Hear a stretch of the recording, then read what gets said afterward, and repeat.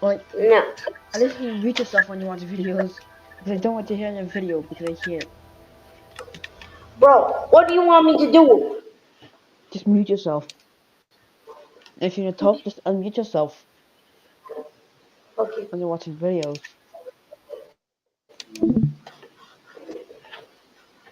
You know I had zero volume, right? It's your fucking microphone. Okay. Wait, so you hear the videos from my Yes, mic? yes. Oh, okay. Alright, welcome to this game mod pack. Press this person play. And it's like 5 billion logs. And I may find out as. Where's this recipe? Did you press golden apple? It's done yet? What? What?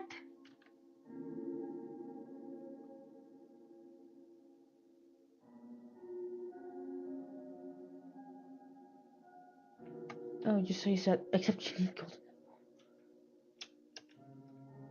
Wait, apotheosis? Holy apotheosis. Oh my, what? The hell infusion? Okay, this is a very ass version of that one mod. So I got that.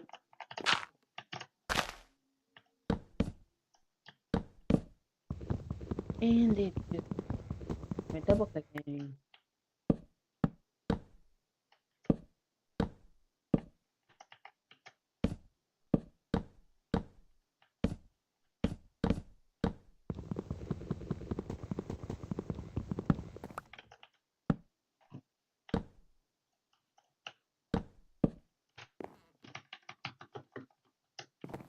Running it. And I got nothing.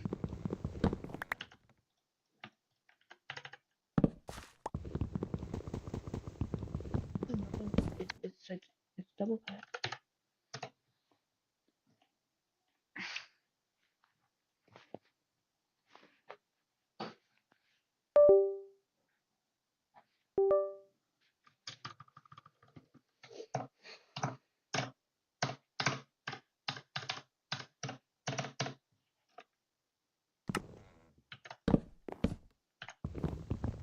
But yeah, double click.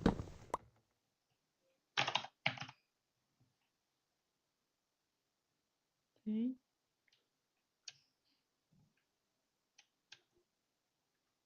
How'd you get Fluix again?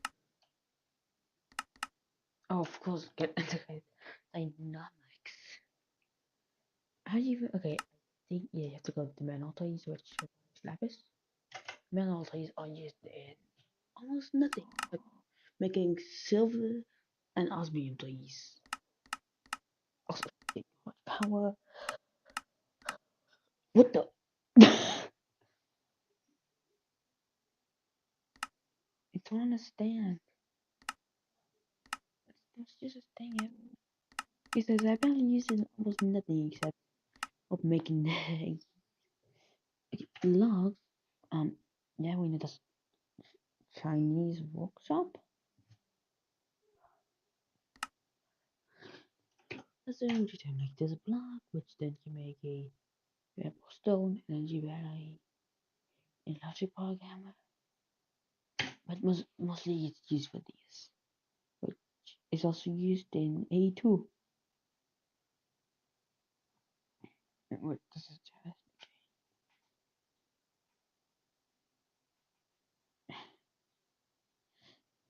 logic cables have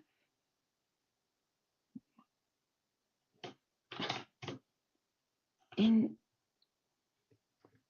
inter integrated dynamics.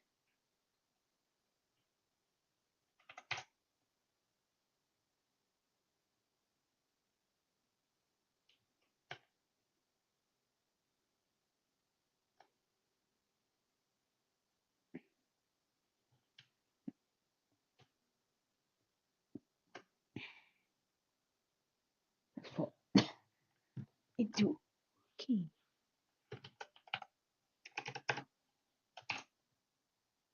There's a terminal line? Right, there's gonna be a terminal. No.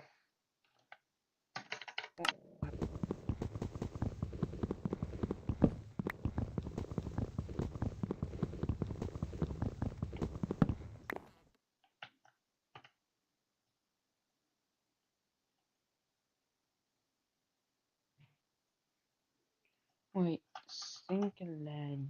Yep. That's what I expected. The other singularity is stuck behind nothing. Okay, why do you need it? Okay.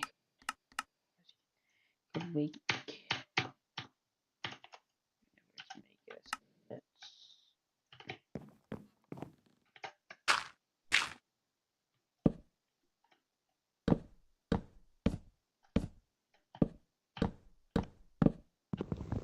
This time, the people also evil.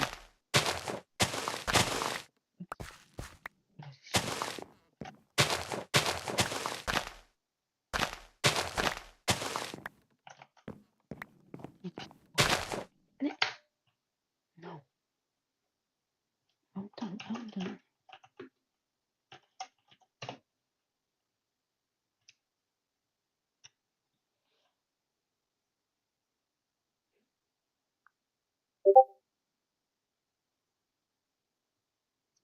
Okay.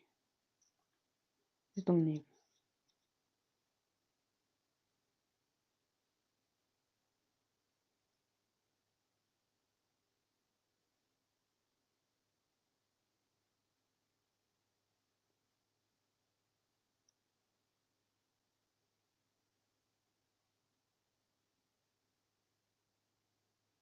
I'm gonna do something.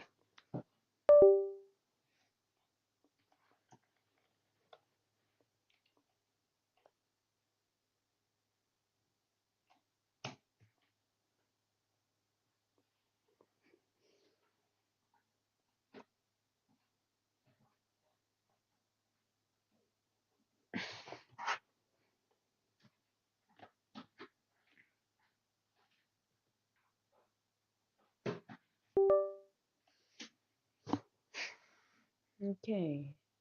So I'm gonna look up I'm gonna look at on a video. I'm gonna focus that anyway.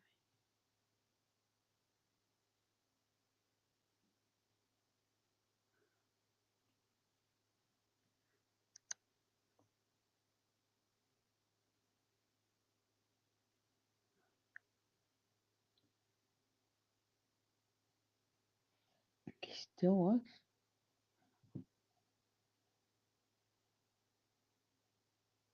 Okay, it's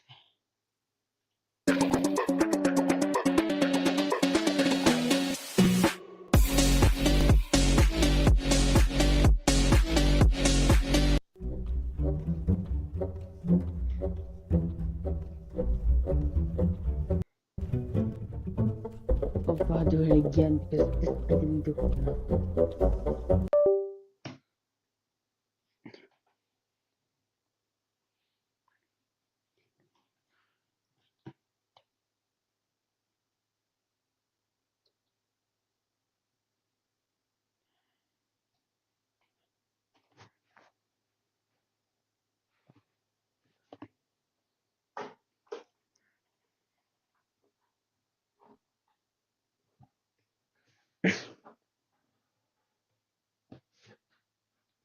Game.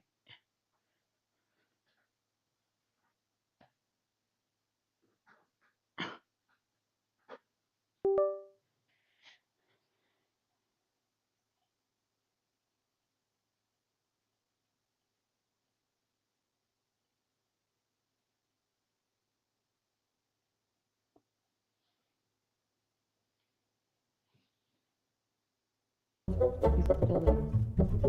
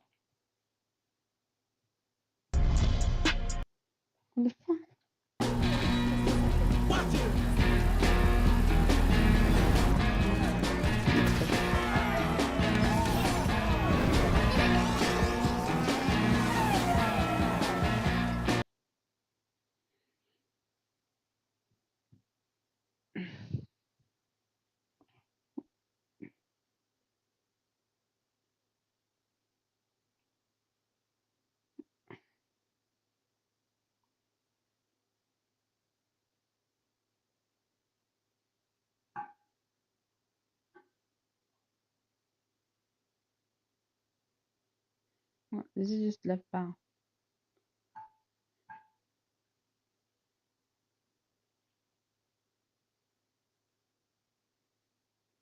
That's the right edition. They only have left bounds.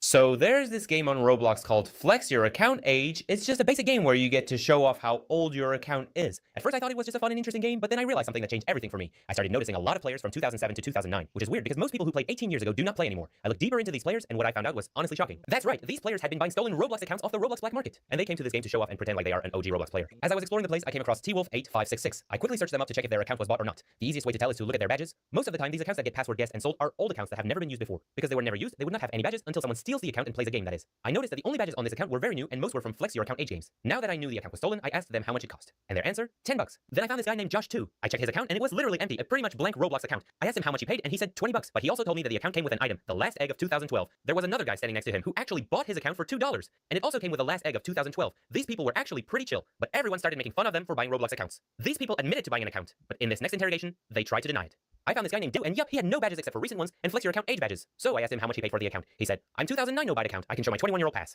This doesn't sound like an adult over the age of 21. This sounds like an 8-year-old that can't spell. I asked him another question. Which games did he used to play back in 2009? He said that he used to play Murder Mystery in 2013. Fun fact, Murder Mystery released in 2014. He even said that he doesn't like modern Murder Mystery and that the old version was better. I told him that according to his inventory, the first game he played was Flex Your Account Age. He replied with, there were no badges. So I searched it up, and badges came out in 2009, well before 2013 when he said he played. I asked him why he doesn't have any welcome badges from any game, and his response, he left the game. Guys, please do not buy old Roblox accounts, or any accounts for that matter. It's against Roblox's terms of service and can get you banned.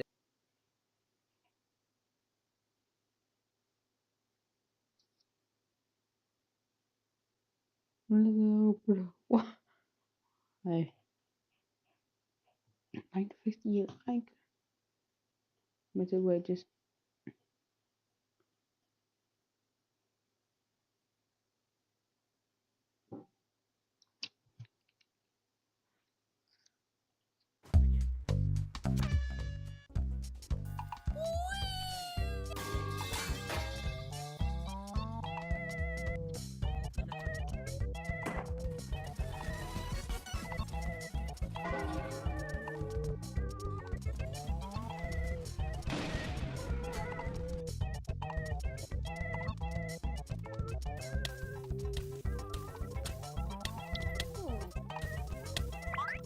Gotcha.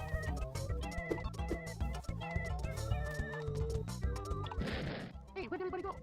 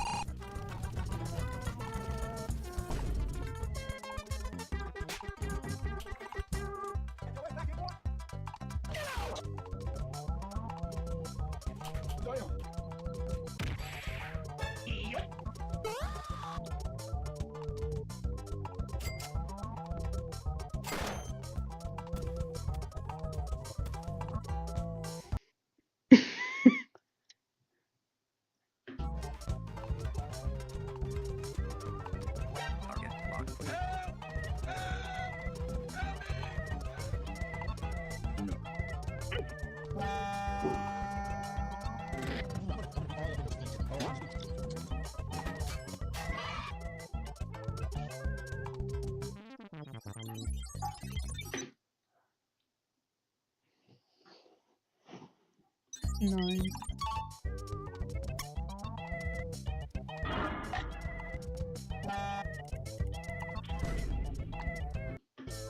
Stupid.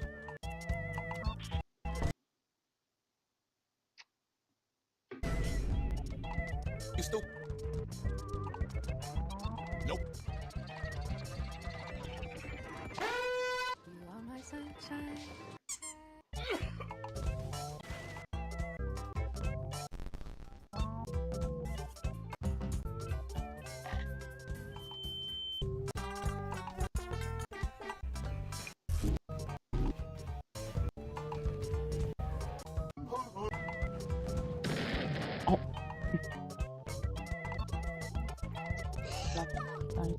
You're short.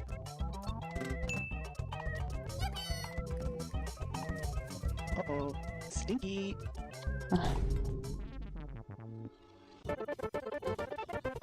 Oh no. Think fast, Charles.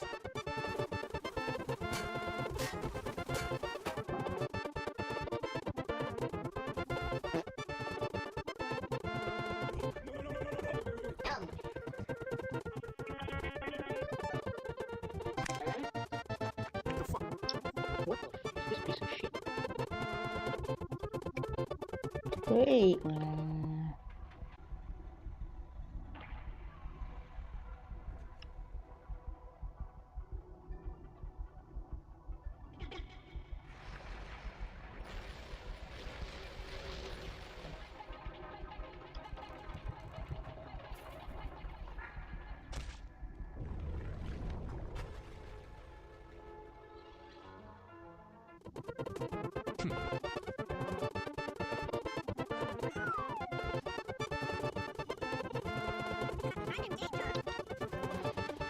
You're too slow.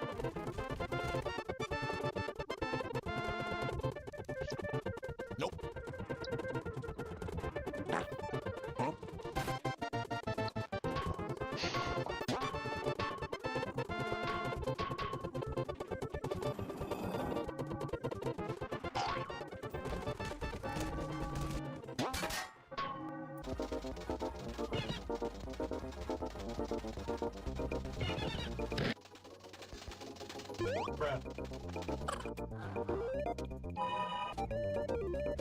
Nuh-uh.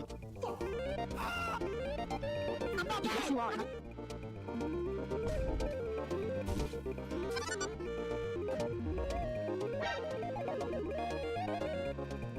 Denied.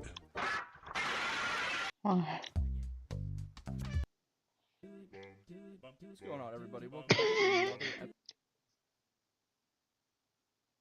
Aliseg, on croit à votre...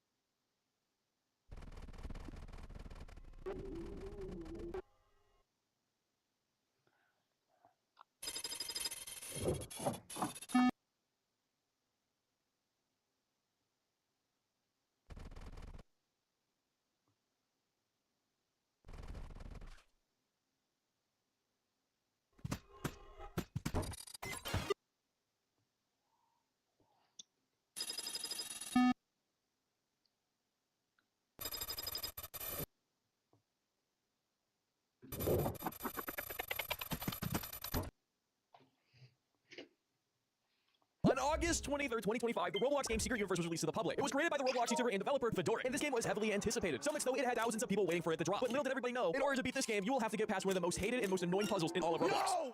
Currently, the game has 111 discoverable secrets, and of those 111, 99 have been discovered. But for the past few weeks, this game has been at a complete standstill because of this symbol right here. What you are looking at right here is called Puffing Around, and this badge has stumped every Roblox puzzle solver inside the Secret Universe. Now, why would a symbol like this be so important to the game? Let me explain. In Secret Universe, every time you unlock a secret, something new happens. If you just start the game, your base plate will be empty, but if you do 10 secrets, 10 new things will appear, ranging from items, structures, to even new realms. On top of that, there are also difficulties within these badges that range from 1 to 999. We are actually talking about Where's Waldo. That's because Where's Waldo is impossible without this symbol right here, Puffing Around. In fact, almost all high-ranking badges are impossible without this one being completed. But what if I told you that Puffing Around isn't actually something that originated from Secret Universe? That's because it's from the game Endless Secrets made by Robbie100. And just like the puzzle in Secret Universe, this puzzle in particular is, well, not liked by anybody. In fact, I would say it's hated by everybody. Not because the puzzle itself is bad, more because the puzzle solution is completely unindicated, making it unfair to the puzzle solver. So let's break this original puzzle down so we can understand what's going on in Secret Universe a little bit better. As you notice right away, these two puzzles look very similar, but the solutions are very different. But in order to solve this puzzle, we need to understand how it works. Every time you step on one of the buttons, a light will appear. However, if you touch grass or go off the path whatsoever, the button will reset. So the only way to solve this is with direction. Now, of course, this stumped a lot of players and led to a lot of them just trying to straight up brute force it. After going unsolved for quite a bit of time, Fedora put the puzzle in one of his videos as a challenge, which motivated a lot of players because if you were able to complete this, well, congratulations, you are now now a part of his team. And of course, 3 weeks after this video dropped, a Roblox user named Adioka solved the puzzle. Now, if you've heard this name before, that's because this is a very prominent puzzle solver. In fact, they are currently trying to solve the hardest puzzle in Roblox called Error Nexus, which is mentioned in one of my previous video essays. Now, if you don't want the solution of the puzzle to be spoiled for you, I'd recommend skipping ahead. But I figure since the game is currently down, I don't think anybody's gonna have a problem. So let's talk about how ridiculous this answer is. If you look at the very top of the image, you will see the word poofs. Now, this is the single most important bit of information in this puzzle because this actually serves as a key. It might not look like it, but this is actually a cipher. More specifically, a flag semaphore cipher. And if you're a normal person that has no idea what the hell that is, well, it is a cipher that sailors use mostly to communicate from ship to ship using flags. To get a better understanding, look at this diagram. As you see, every position of a flag represents a certain letter. And in order to solve this, all we have to do is plug in poofs to the cipher and we will get an answer that looks something like this. Now, you might be wondering how the hell does this actually show the solution to the puzzle? And it's because these characters actually represent a path. And honestly, I have seen a lot of puzzles throughout Roblox in my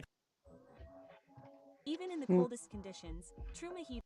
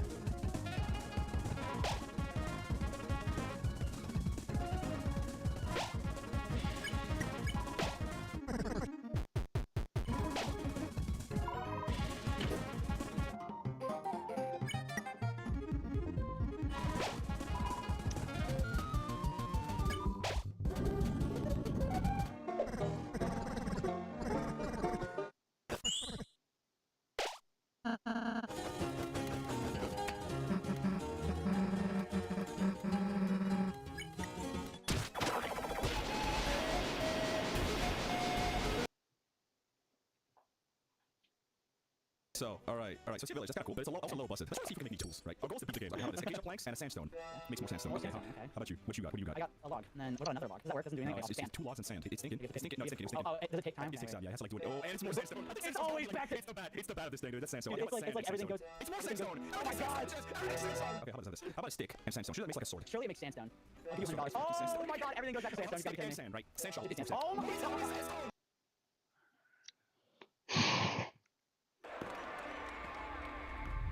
Let's go do something.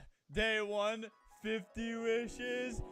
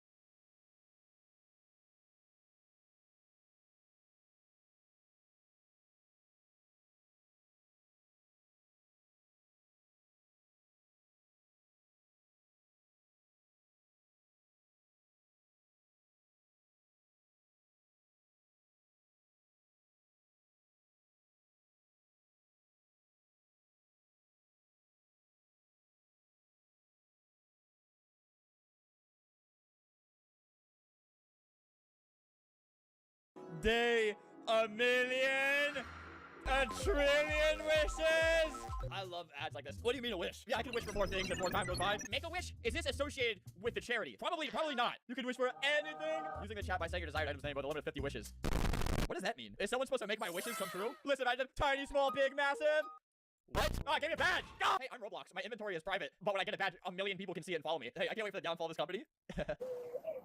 Vote for me for creator of the year on Roblox. I hope for the downfall of this company. You can't say Roblox is bad. Oh, you're not offended. Whatever. All right. Would you like a tutorial on how to play? No. All right, wishes left. I wish I would have a heart attack right now. I said I wish to die. Gorilla, gaming gorilla. Dude, this is like a Fairly Odd Parents. They can't wish for like horrible things, but I wish for a gun. I wish for a pistol. Oh, look, I wish Lanky Box would no. Oh my God, Lanky Box Justin's here. I wish Lanky Box gets deleted. I wish you die a horrible death. I love my parents. I shouldn't say that. I wish your parents smile. I wish for your parents to smile. Okay, why? I'm wishing for things and nothing's happening. I wish your dad died. She said, look, now you're dead. I wish it would rain.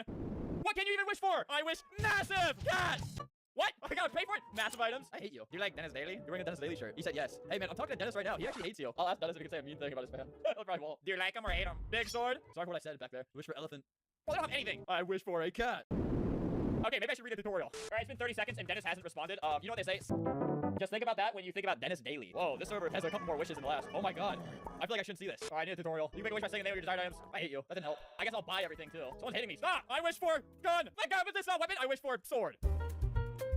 Oh, I don't say wish. That was my problem. Robux. Oh my God. Ultra sword. Massive sword. Can I kill animals? Giant Robux. Oh my God, I'm rich. Massive cat.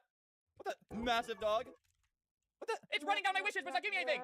1 zillion Robux. Massive Robux. Live and rejoice. It gave you the real bucks. Oh my God, it worked. It gave you real Robux too. Check your.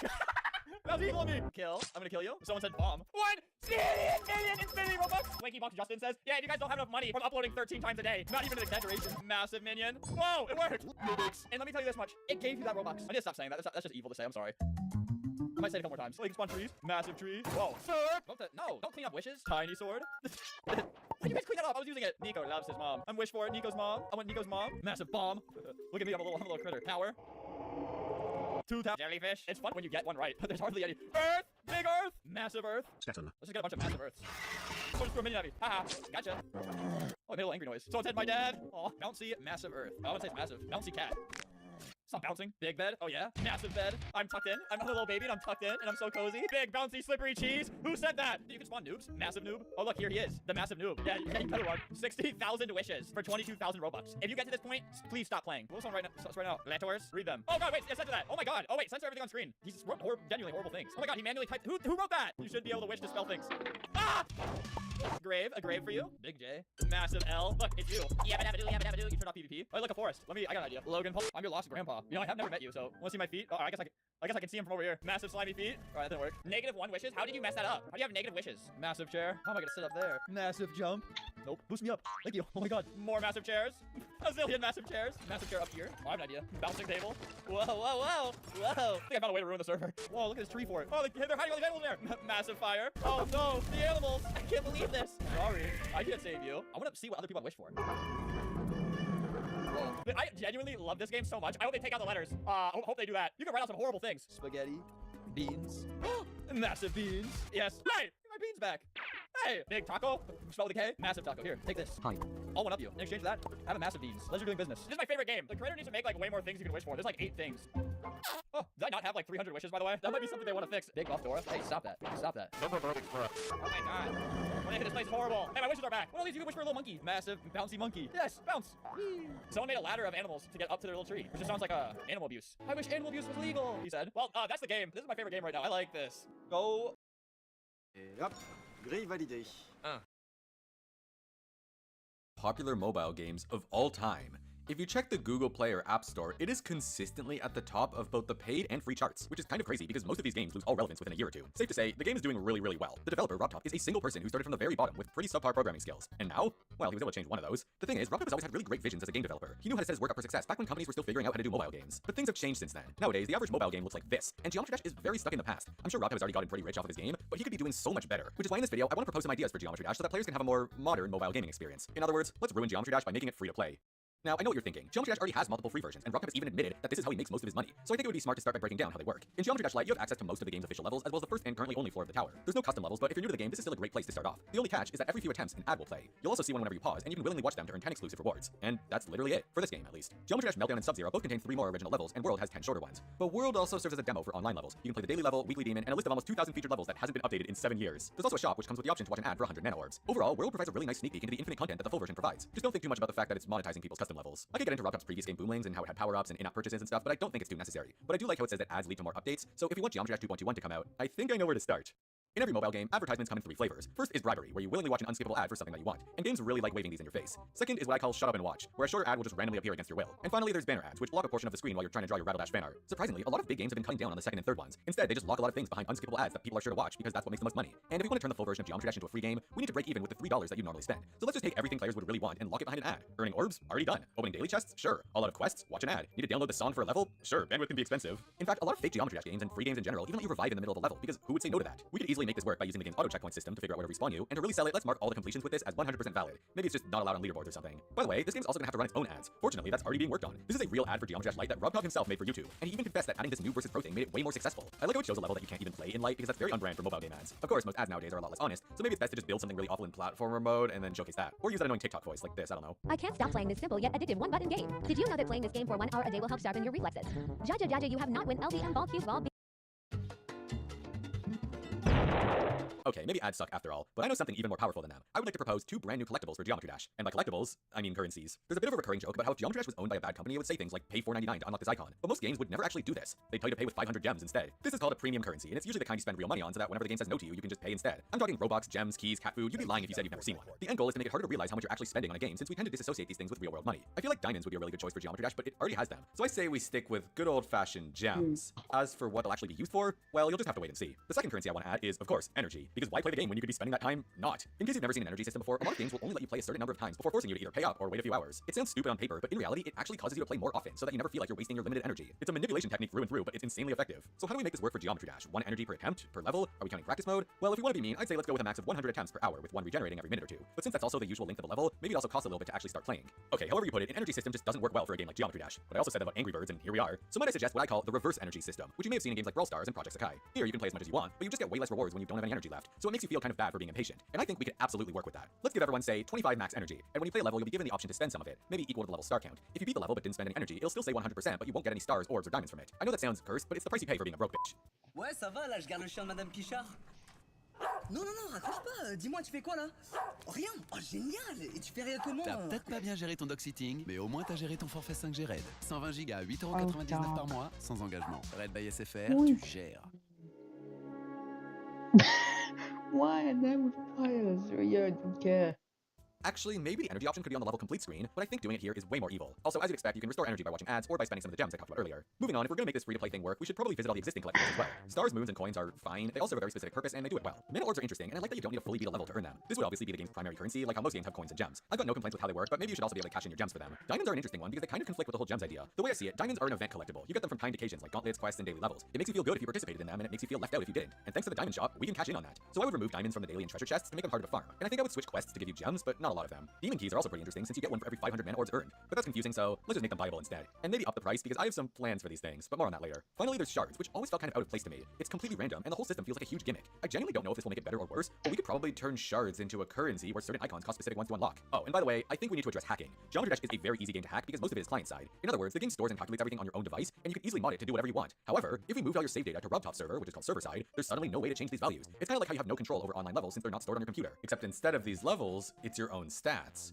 The only problem is that it comes with 2 main drawbacks. First off, it's more expensive, so you need more money. We're working on that. Secondly, players will always need to be connected to the internet to play the game. Good, now they have to watch more ads. Also, this allows us to add things like daily streaks to make them even more addicted.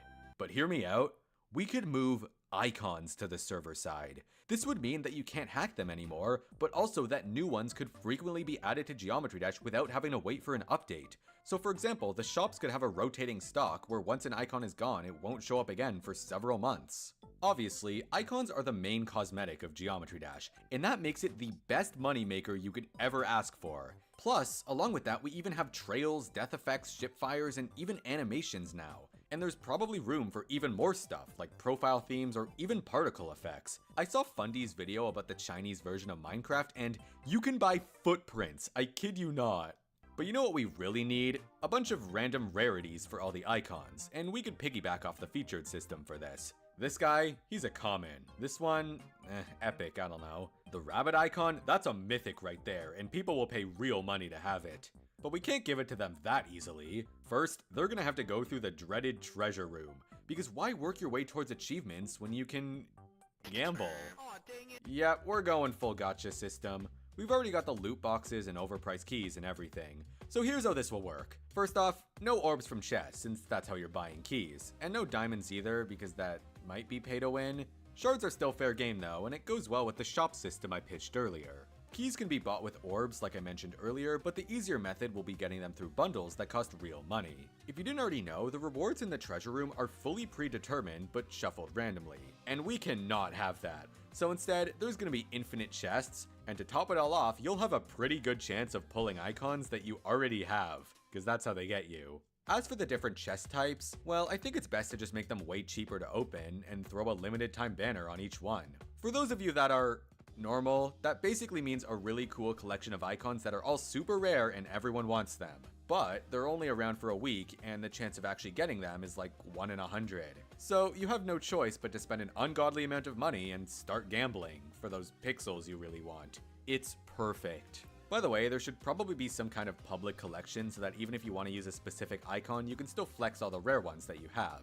It could even be a stat, kind of like creator points. Just anything that adds meaningless value to these things. Now, obviously a lot of players aren't even going to bother with cosmetics, but they're cringe, so any comments they leave are invalid. Really, all we need is a small handful of people who are willing to spend more on Geometry Dash than their personal hygiene. In the gaming industry, these guys are called whales, and they actually make up a ton of a game's total earnings. So if that sounds like you, then congrats on being a statistic, I guess. Go celebrate by taking a shower. Anyways, that's one predatory cosmetic system out of the way, but to a lot of people this feels like gambling, so it would be nice to also have some kind of paid skill-based system. RobTop, you have made this too easy for me. So, the path system in this game already vaguely resembles a battle pass, so it shouldn't be too hard to finish the job. Normally, you pay a bunch of mana orbs to unlock one of 10 paths, which the stars and moons that you collect will contribute to. For every 100 that you collect, you unlock a new icon and inch towards the grand prize at 1,000. If you've never seen a battle pass before, first of all I envy you, but it's basically this with a few key differences. Firstly, it costs real money to unlock. Second, the rewards swap out every month or so. And finally, if you don't reach the end of the pass by the end of the month, sucks to suck, thanks for the money. There's usually also a free pass with boring rewards that's always placed next to the sparkly paid one, showing you what you could be earning. The idea is that if you're a super dedicated player that grinds the game anyways, you might as well pay up to get way more rewards for it. Because if you don't, you'll miss out on all these limited time icons forever and all your friends will make fun of you. It's still a fairly new thing for free-to-play games, but it's been popping up everywhere. Like, why does Subway Surfers have one now? I really like how Geometry Dash has 10 paths to choose from, since we can potentially force players to choose from 10 different battle passes with different rewards. But I don't think anyone actually wants to do that, so maybe they could be reworked as alternating seasons. So December could be the month of the ice path where you get ice shards and winter-themed icons. And then after that comes Blood Month or something. As far as actually progressing through the path goes, honestly, I have zero complaints with the current system. Featured levels are genius because it's literally infinite content for the game. Many people already voluntarily grind these out, but with a battle pass, now they can do it in order to get the Nico Cube, while under the pressure of a 1-month time limit. Getting 1,000 stars honestly isn't that bad, but when you combine it with the energy system I proposed earlier, yeah, good luck. You're gonna be watching a lot of ads to Lisseg. So, the other day I was made aware of a creating tip video by Wabu. I saw a clip of one of the tips in the video, and my curiosity got the best of me, and I watched the entire video, and my god. Many of the so-called tips are actively harmful for new creators, so in this video, I'm going over them and explaining why you should not use them, and what to do instead.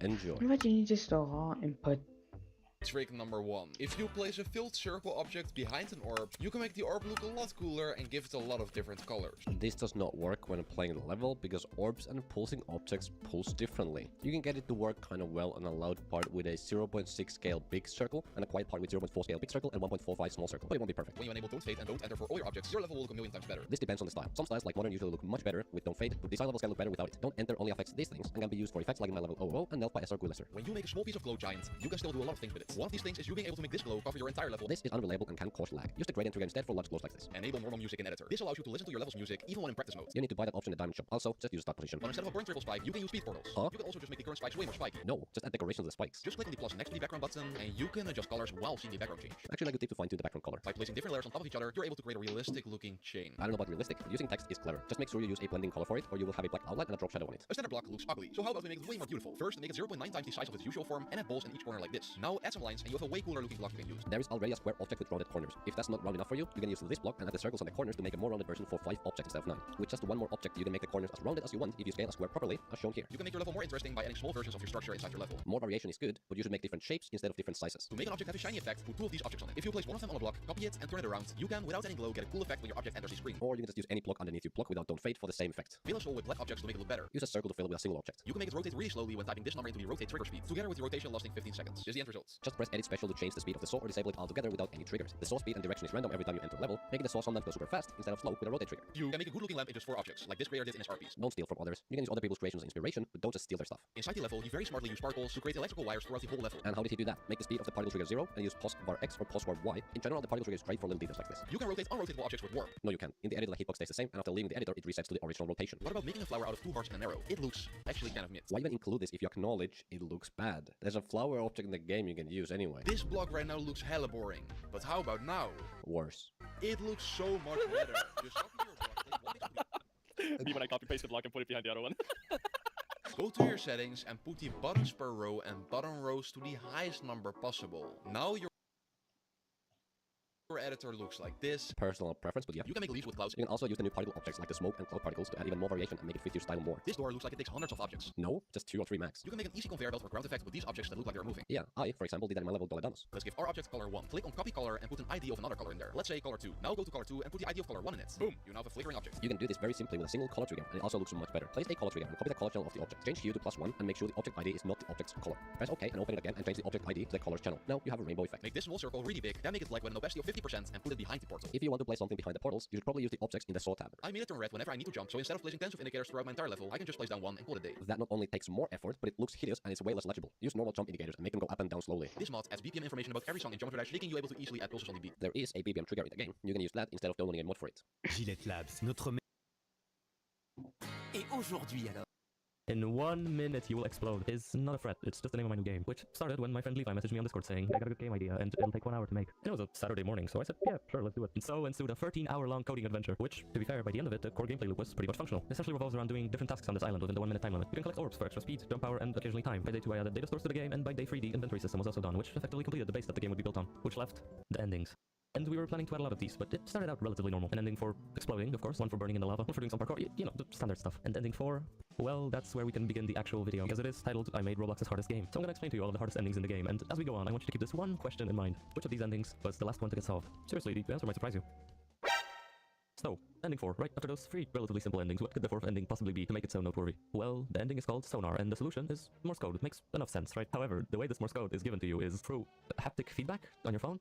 Well, yeah, Roblox allows developers to add vibrations to their games, so for once in their lives, mobile players actually get a huge advantage here. Decoding this Morse code will give you the code haptics with AZ, and when you say it in chat while on the pillar, you get the ending. And the next ending, which I'd like to mention, is cryostasis, which is not particularly difficult, but it's necessary for some later endings to make sense. Basically, there's a metal ball on the map that you can push around. If it touches lava, it melts and turns into a portal, and besides that, it can also be shot out of a cannon, which breaks some rocks. And inside the rocks is a frosty-looking key, so if you grab this key and then jump into the portal that was created, you're able to open this door in the void and put yourself into cryostasis, kind of implying that you're gonna wake up someday. But we'll come back to this later. Next up is God mode. This ending was kind of just added on a whim, but it requires you to know something very specific, which makes it kind of difficult. Most admin modules in Roblox will have a God me command, which essentially gives you invincibility. So if you say God me in the game with any prefix, you get the ending and become invincible. This isn't used for any other endings, however, it can be used to get this ending right here, which, although it may look like one, isn't actually a bug in the game, you just get it for dying to the void. And there's several ways of doing that, so this ending's difficulty can vary. And then we've got Doomsday, which is the first ending that actually requires you to be good at the game. Whenever you shoot the ball out of the cannon, at least one rock will always fall into the lava. And you can use this rock as a platform to push with the lava car, and it's very annoying to do, but if you manage to push the rock into this hole here, you can drive over it and activate the Doomsday ending. And afterwards is an even more skill-based ending with Supersonic. Basically, there's an ending before that I didn't mention called Overshoot, and you can get this ending in 2 different ways. Either you shoot yourself out of the cannon while having higher jump power, or you can use a mechanic that I haven't gone over yet, which is the shrinking machine. To access it, you have to find this button over here, which will open a cave, and this naturally makes you overshoot the island due to decreased gravity from being tiny. So if you combine these 2 methods by being small and having jump power, you get the supersonic ending. And this is actually pretty difficult to do because you have to do the parkour intended for normal size while being tiny. And then we've got Supercalifragilisticexpialidocious, which is the first of the UI endings. On the start screen, you can find a slightly dimmer letter S, which is clickable. And when you press that S, now there's a U, which is slightly dimmer. And if you continue to do this for every letter in the word, a button will eventually appear and just give you the ending. And then Well, then we've got the first ending, which has a difficulty of 7 stars, that being Palm Springs. In the description of it, there's this quote, which is somewhat of a confirmer that the name is in fact a reference to the movie Palm Springs. In the movie, they essentially escape a time loop by blowing up the portal which resets them, and in the game, you basically do the same thing. If you enter the portal and blow up at the same time, you get sent to the place with the badge. But I didn't really expect anyone to infer the solution from the movie plot, and rather that it would just get found by pure accident, which...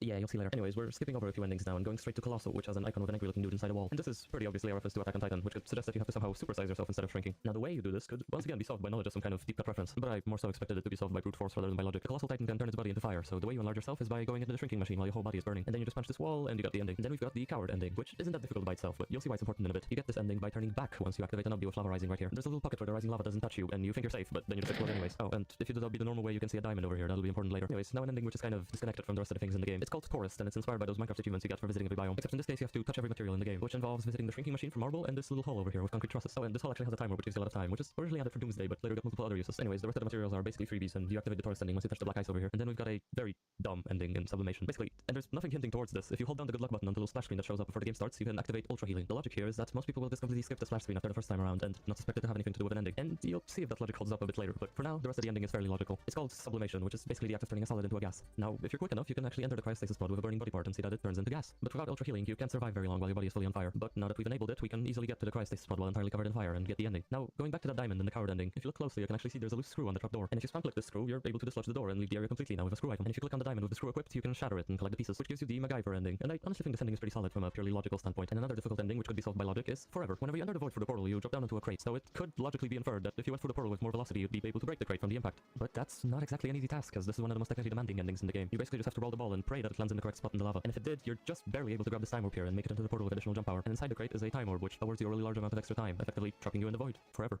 And then we have probably my favorite ending in the game, in Reincarnated. You know how I said cryostasis kind of implies that you wake up someday? Well, if you wait for 2 minutes on its ending screen, it'll actually fade out and reveal a future version of the room you were in. You open the door and...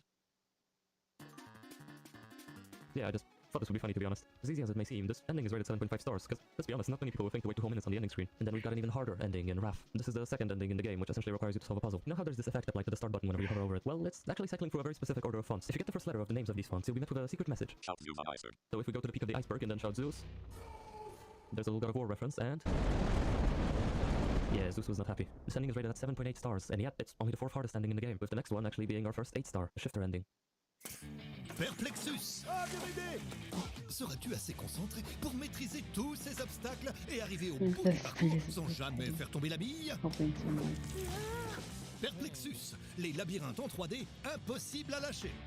Ils ont décidé de promouvoir Pierre alors que je fais 3 fois plus de ventes que lui. Mais Pierre, il a fait une grande école. Oui, mais moi j'ai 10 ans d'expérience. Il n'a pas de grande école. Avec Indeed, rencontrer un employeur qui valorise les compétences, pas juste les diplômes. Ok, mais t'as pas sorti la poubelle. T'as qu'à demander à Pierre.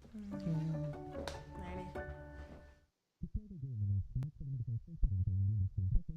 And now there's only a few important endings left, with the next one being called... it's a fairly simple ending. Jumping into the volcano at the center of the map will launch you really high up into the sky, and you can see some cracks in the dock here with a portal below it. So if you launch yourself from the volcano and land on the dock, you can crash through and get the ending. But you might also notice a strange area that your body parts seem to fall into after clicking through the lava. This is actually just the area from a significantly easier ending called Overworld, and you get there by lighting another portal here with a burning body part. And if you know about the Ultra Healing switch, you are able to survive falling through the lava and get the Overworld ending a different way. But we'll come back to this. For now, the rainbow ending. Not that rainbow though, this one's a little bit different. You see, I neglected to mention 2 fairly easy endings from earlier. You're able to push the cannonball into the quicksand and enter a portal which turns you into a, well, Sandman. And since glass is just melted sand, you're able to do the same while on fire to become a Glassman. However, if you've been playing Roblox for a while, you might know that the glass material has some strange properties. It makes any see-through object disappear when looking through it, as small as the transparency might be. And visible from the quicksand, there's 2 seemingly inconspicuous signs, one warning you about quicksand and one informing you about golden clovers. But if you look at these signs through glass... yeah, so let's say Roy G. Biv right before we get the Glassman ending, and we get teleported into a black room with a door, which is actually the room for an earlier ending, literally just called Ending. You access this ending through a hidden button in the endings menu, but you're unable to move, so you can't walk over to the door. However, doing it the Glassman way, you are able to move. So if you just enter the code from the clover sign over here, there we go. And this is rated 7.9 stars, not quite as high as the Shifter, but still a very difficult to find ending. The rest of the endings between this one and the final ending are fairly insignificant, so last but not least is the subspace bubble ending. Another Minecraft reference, this time being the achievement you get for traveling a certain distance using nether portals. And I think you already know where this is going. We activate Ultra Healing, light a body part on fire, open the cave of the shrinking machine, collect the time warp here, light the nether portal on the iceberg, collect an insane amount of speed, go into the shrinking machine, use the volcano and launch into the dock, fall through the lava since we have Ultra Healing, and quickly run over to the nether portal. Oh, and this is not easy at all. You just barely make it to the portal in time. An earlier version of this ending actually had you jump up the stairs, which meant it was basically impossible. But even still, this ending is the only one with a rating over 9 stars, having a whopping 9.2 difficulty. So, with all that being said, I ask you again. Subspace bubbles.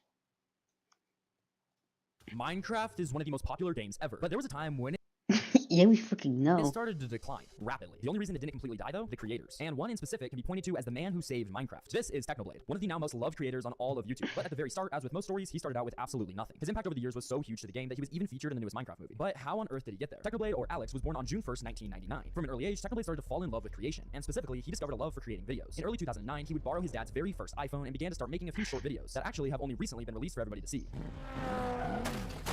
Alongside his growing passion for making videos, he also spent a ton of his early life fencing. Yeah, before he was a Minecraft PvP legend, he actually fenced in real life. It wasn't until a few months later that he uploaded his first ever video onto a YouTube channel called Studio Lore. It was a pretty simple video with not much to it, just some Roblox gameplay. Despite it truthfully not being the best video ever, a 13-year-old Technoblade seemed determined to continue uploading videos, and he actually would go on to switch his content from Roblox over to a couple TF2 videos, showing just how good he was at pretty much every single video game that he touched. Once upon a time, there was a pyro with a simple dream of becoming the greatest pyro there ever was. However, that didn't last for very long because he didn't see much success at all with TF2 content, only gaining about 50 subscribers before he stopped uploading entirely on that channel. It was at this point that Technoblade wasn't exactly sure what he wanted to do going forward. He knew he'd eventually probably have to get a job like most people do, but after spending so much of his life growing up playing video games, it didn't seem like there was really anything else in the world. So clearly I needed to figure something out. But I mean, what kind of job was I going to get? All I did all day was play video games and make jokes. So one day I'm sitting there watching YouTube and there's this dude that's just like playing video games and making jokes, and I'm like, wait a minute, he's getting paid for this. I could do that. Thankfully, a little game called Minecraft was starting to grow in popularity, and Technoblade and his brother decided to check it out for themselves. They immediately fell in love with Minecraft and started uploading on a new YouTube channel called Derp Squad. Welcome to another episode of the Derp Squad! Yeah! He quickly realized that his brother wasn't quite as serious about it as he might have been. It almost looked like Technoblade had no other choice than to try again on a brand new channel and actually make this whole YouTube dream into a reality. And in October of 2013, he'd officially upload his first ever video on the now famous channel, Technoblade. Very close game. Watch to see who will win this epic battle between the player and the owner. Bum, bum, bum. A lot of his early content revolved mainly around PvP, because he was incredibly good at it, like on the same level as most professional players. It was especially crazy how skilled he was for someone so young. He quickly realized that if he joined smaller servers, he'd be able to truly showcase his skill for the public to see. Viewers on YouTube would finally be able to see just how much better than everyone else Technoblade really was in Minecraft. I mostly spent my time on small faction PvP servers, which I joined and then completely take over within a few months. I mean, I ruled those servers with an iron fist. His reputation in the scene began to grow, and people were starting to notice him. The few people watching his videos at the time also realized that he was funny, and Technoblade was so good at the game, he even had to jokingly respond to allegations about him cheating. I've been being accused of autoclicker a lot recently, so I figured I'd record myself clicking in real life to show you guys that I'm completely legit. Here we go. Alright, so let's see how fast I clicked. Alright, that is 732 times per second. As you can see, I just clicked that. But after a while, it seemed like smaller servers weren't quite as entertaining for him as they once were. So Technoblade turned to two of the biggest servers at the time, Mineplex and Hypixel. Mineplex at this point was actually bigger than Hypixel, but a big reason for that was because Captain Sparkles played on it. And Technoblade knew that at this time, competition for his content would be absolutely awful for his channel's growth. So Techno decided to take a big risk, picking Hypixel, which at the time was not the place to be to grow a new channel. But Techno did it anyway in full send. On Hypixel, Technoblade spent a ton of time playing Hunger Games, quickly becoming one of the best players on YouTube at the time. His skills and personality seemed to help his channel grow, but it wasn't nearly as effective as he would have hoped. After a little while of posting videos on Hypixel pretty consistently, he had only reached 300 subscribers. But as I'm sure you know, that wasn't nearly enough for Technoblade, who saw the potential that Minecraft and specifically Hypixel had. So he had no choice but to keep going. Oh crap, no, my bow disappeared. I can't select a kit. No!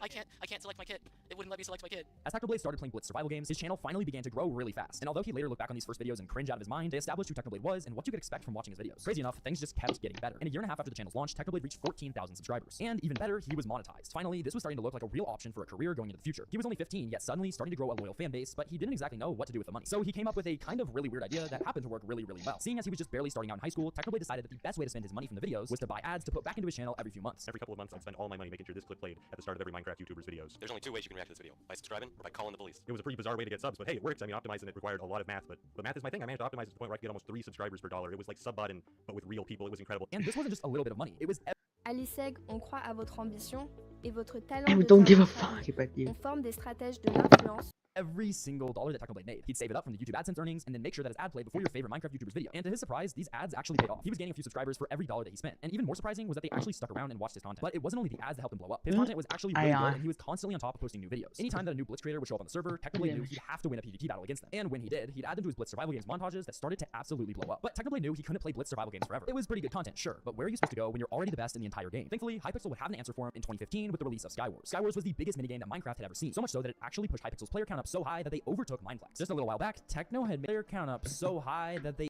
overtook Mineplex. Just a little while back, Techno had made that risky decision to pick the less popular server, and now, to say the least, it had paid off. Techno started grinding out Skywars videos. Apparently not, they're both pretty buzzkills. Or at least this one is like, kill you first because of it. Get out of here. You ain't defeating me, dude. It ain't happening. I got all of that gear. And despite his obvious skills, there wasn't really a way for him to show exactly how good he was, and Technoblade always wanted to be the best. But that problem would soon have a solution. As Skywars' popularity grew, a ranked mode was added to the game. Technoblade knew that this was his chance to prove himself, and he quickly found himself scaling up the leaderboard. He would also go around jokingly flexing his rank, hoping to get more fans and become the most popular player. You see, one time my classmate told me their little brother watched Skywars on YouTube, and I was like, oh my god, they might watch me. Ask them who their favorite Skywars YouTuber is. And they came back the next day and said, he said it was, I think, Acidic Blitz. Technoblade's wins weren't attributed to him being the best player on a PvP level, but more so his ability to deeply understand the game and strategize around it. So after 2 years of playing, earning himself the YouTube rank, and managing to graduate high school all at the same time, it seemed also Technoblade getting success would never people end. He had over egged up 100,000 subscribers now, but about once again, burning Technoblade took an eggs. interesting route to get more. He knew that a long-lasting career required him to keep growing consistently on YouTube, so he decided to do some research. Technoblade quickly realized that live streaming was the new best thing. It was practically a cheat code to get more subscribers. Every day, Technoblade would start to stream for over 5 hours, and this would be where he actually beat hardcore Minecraft with a steering wheel. Thank you.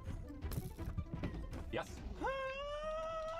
We beat the game! His growth at this time was almost overwhelming to him as he jumped from 150 to 350,000 subscribers in only a few months. It was almost like he had figured out how to beat YouTube. In fact, he was doing so well that he decided to take a gap year before starting college to see if he could keep the momentum going. However, as you might expect, all good things must come to an end. Live streaming seemed to stop working as well as it once was. The algorithm had changed and not in Technoblade's favor. However, he wasn't one to get discouraged by something like this and just decided to shift his focus yet again. Even better, Technoblade's sense of humor was finally really starting to shine through in his videos, and his subscribers were becoming more loyal by the day. So, once again, a new minigame was released to Hypixel, this time the infamous Bed Wars. And with it, Technoblade started playing it and making tons of videos. Yet again, his subscribers skyrocketed. After a few months of posting Bed Wars videos, he'd grown so focused on making content and being the absolute best player on the server that he somehow actually managed to win 349 games in a row. Suddenly, Technoblade realized something. The world record at the time was only 350, so it was clear he was going to be able to crush it. But he wanted more than just to barely beat it. So he gathered the best players around and decided to make Bed Wars history. He started winning again and again. He absolutely crushed the record and was now on his way to 1,000 wins in a row. What's more, they swept past that goal, playing in the middle of the night to avoid hackers, and they actually managed to get an unthinkable number of wins, 1,400. But tragically, Minecraft's popularity would soon begin to fall off, and this is where our story really gets interesting. After what seemed like forever, Technoblade realized that whenever he would upload a video, he'd actually lose subscribers. It was concerning to him to say the least, especially when you factor in his newfound lack of motivation. He was busy with college, and suddenly his intense classwork was interrupting his posting schedule on YouTube. So he had to slow down his uploading to just one video per month. It seemed like Minecraft's popularity was officially on the decline into the ground. But then PewDiePie entered the scene. With his views hitting tens of millions of views per upload, Minecraft was starting to slowly revive, and with it, there was a lot of new fans desperate for content. On top of that, Hypixel released Skyblock, and Technoblade, the king of capitalizing on new minigames, suddenly had a brand new game to become the best at. In a nutshell, Hypixel Skyblock is exactly like regular Skyblock. The only minor difference being that instead of carefully using your minimal items, you immediately get access to a separate multiplayer world with an infinite amount of every conceivable resource, and then you spend all your time in that world instead of the sky.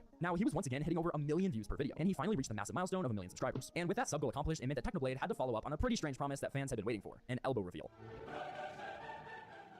So, with all the success that seemed almost unstoppable at the time, Technoblade took some time and came to the difficult decision to drop out of college. I mean, why on earth would he stay in college after he basically saved Minecraft and was absolutely crushing it on his channel? As he was continuing to grind out Skyblock, one of the most massive Minecraft events would begin, Minecraft Monday hosted by Keemstar. No one knew what to make of it. People worried that it wouldn't be taken seriously because there'd never really been a competitive Minecraft scene before. But when huge creators like Captain Sparkles, Ant Venom, and Technoblade himself joined, fans got pretty excited to say the least to watch this event. There was just one slight issue though. Technoblade was too good. Every time he won, the creators of the game would even add a plus to his pay rank. Go for it.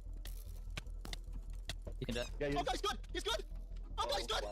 He was dominating everybody so hard that they literally changed the game's entire format in hopes of making the competition more fair for other players. And yet, that wasn't even the biggest problem that they faced with Minecraft Monday. Built on a server with barely any security, they started to deal with hacking, DDoS attacks, and more. Even worse, Technoblade's fans started to ask him to quit because creators like Call Me Carson and XQC started stirring up unnecessary drama on his team. And Technoblade actually listened. It seemed like Minecraft Mondays were over just 14 weeks after they started, but that wasn't exactly the case. You see, even if Keemstar's event was over, suddenly all these YouTubers had to go somewhere to play, and they just so happened to end up over on Hypixel. With so many huge Minecraft YouTubers and James Charles around, they decided to have their own finale. And probably not surprising at this point, but Technoblade managed to secure 3rd place. With Minecraft Mondays officially ended, he joined 2 pretty well-known SMPs. First was the Earth SMP, and soon after followed the massive Dream SMP. This was where Technoblade would make some of his best friendships, but there would also be one enemy that would stand in his way in a $100,000 duel. But before we get to that, Technoblade's desire to be the best meant that he still had to keep grinding Skyblock on the side. And what better way to do that than the Great Potato War? Competing against I'm a Squid Kid, Technoblade would spend literally over 600 hours farming potatoes day in and day out on Hypixel Skyblock. This Potato War rivalry with Squid Kid went deep, but Technoblade was always one step ahead of his competition. This is war, there's no holding back. I know that, and Squid knows that. The only difference is that I'm 20 steps ahead. He's playing Skyblock while I'm playing Death Note. As he claimed the victory, Technoblade made sure Squid Kid would remember to never challenge him again. Once I won the war, there was nothing left to do except celebrate my victory with grace and humility. Oh my gosh! He's doing a little emote on me! Oh my, not like this, come on! Was this necessary? Watch me dance, Squid Kid, you lose! You lose the war! His victory meant a temporary NPC existed in the server called Potato Game. Even better, it gave something called a Potato Talisman, allowing Skyblock minions to farm 5% faster. And for Technoblade, he even got a potato crown inscribed with a quote from The Art of War. But finally, after the Potato War had ended, the rivalry between him and Dream had reached a peak, and MrBeast himself offered up $100,000 to the winner of a PvP duel. Many people assumed that Dream would easily be the winner, as the community thought that Technoblade's success was more due to his humor than actual skill. However, that was soon proven to not be the case. Technoblade managed to secure the victory against Dream and win the money from MrBeast himself. 227 BCE, King Zhang once escaped from his assassin by circling behind a pillar. I replicate this mid-fight and heal to full health. Fast forward a bit, Dream donates an arrow to me before we begin the final exchange.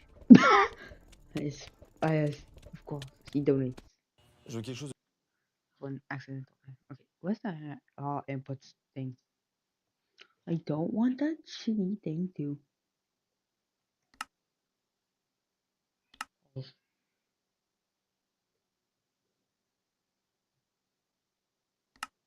Oh god. Polygon trying to.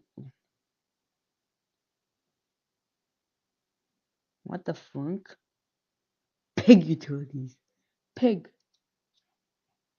Where's the raw? Cool. Patreon?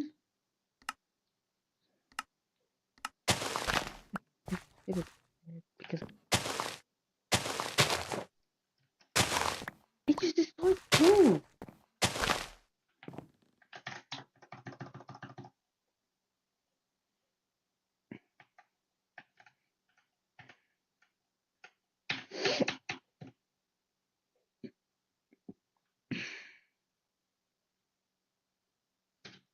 You need to know how to use this. Yeah, don't. No. What the fuck? I need donuts? Wait, to get one, I need an thing. Switch this thing up. Okay, apparently I need nickel, quartz. How would you could.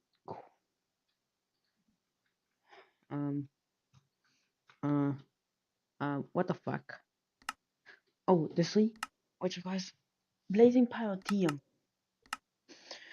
Pyrotium requires sulfur. Sulfur requires grinding nerac. Okay, it's kinda easy. Not that easy, just kinda easy. That's it. Also, where's that block of charcoal? Thermal, tiny progression mechanism, and just get on. Free rods. We have singularities and we have quantum.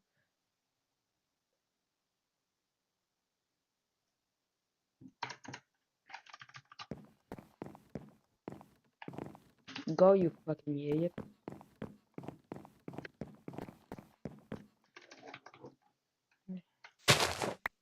Tiny progression. Wait, where's that? Explorations. Oh, Marco just fucking called it explorations.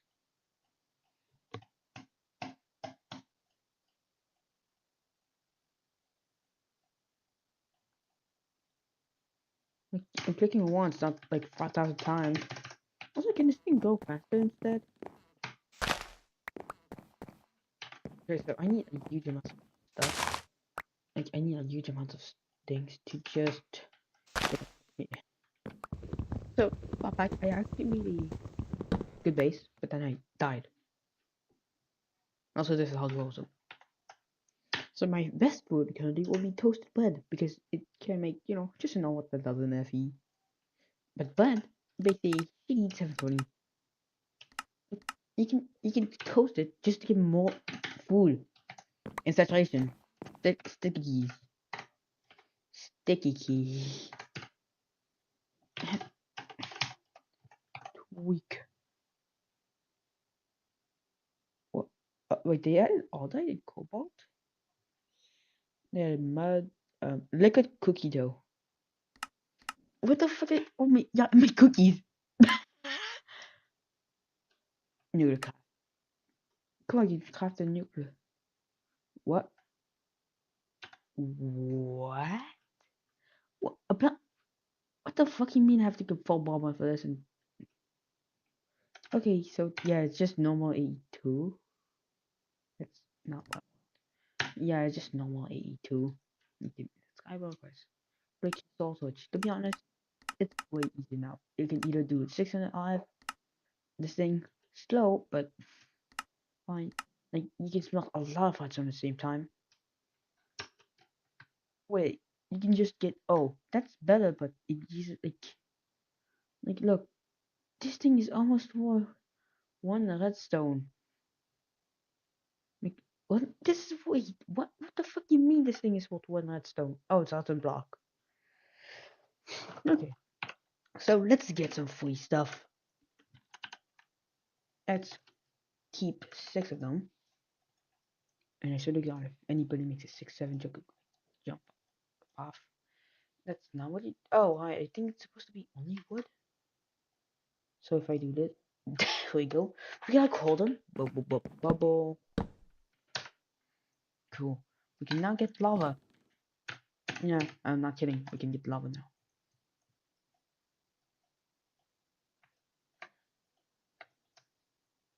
So we get some dying.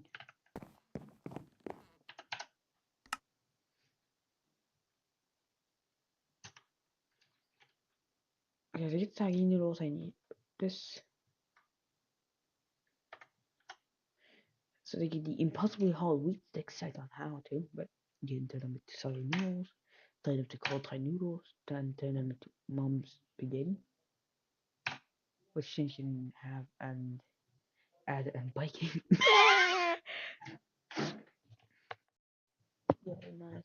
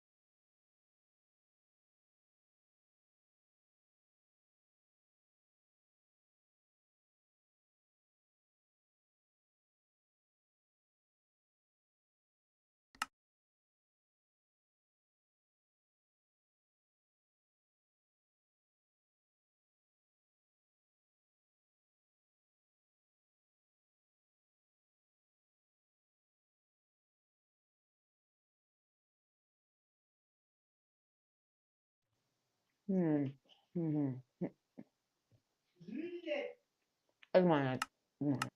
apparently that's not the delicious now. So look at this.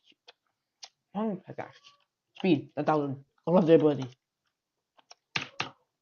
I want the pickaxe. Welcome to ASU Gaming. And today's episode we're starting Death Factory 4. Except I have a shitty mouse in it, except I die instantly. Not really instantly dying. That's fucking what I do. But I can instantly die. Or actually make things. And that is a 36 iron. Also, one focus button. I didn't heal, but my method of healing are either garbage or garbage.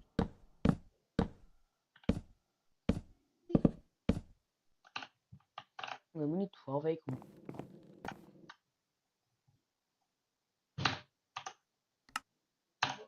I find acorns can make. I'm gonna save that for eating. Yeah, this is manual gaming. Oh, I gotta cut some shit. So first off, we make slabs. Then we make whatever this thing is. Hold it. Wait, is that cooking? Okay, let's search farming. Actually, let's go to the age of farming. We have this. See, that's good. Cinnamon cane.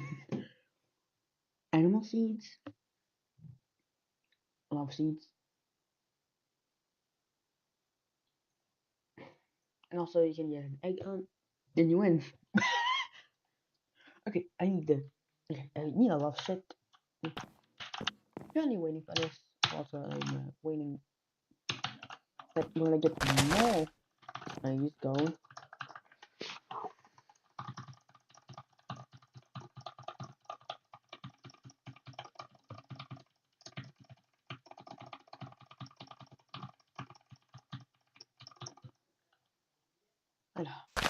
I really wish. Yeah, there we go. So that's what I want. More dirt.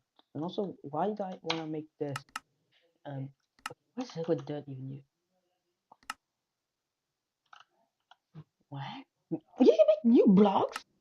Okay, but I'm here for like the uses of it. And also, okay, so you can make molten clay, which then get cast into garbage, or terracotta, or bricks. But I don't need bricks right now. And also, the shit. Toughness 0.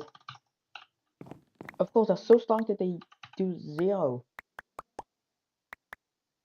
Yeah, I think you heard that, like. Okay, let's go. We got my first better reason. Good. Yeah, this is the progression safety. Get better reason. Your shitty dirt toy. Which require a lot of gaming. Which I want to use this. You know, having these family is just garbage. So let's make it slightly further. Also, light will be an issue for the early game. Very early game, to be honest. Only a very early game because later I'll have core saplings, which those shit. Log. Yeah, the first thing you have to rid of is just log.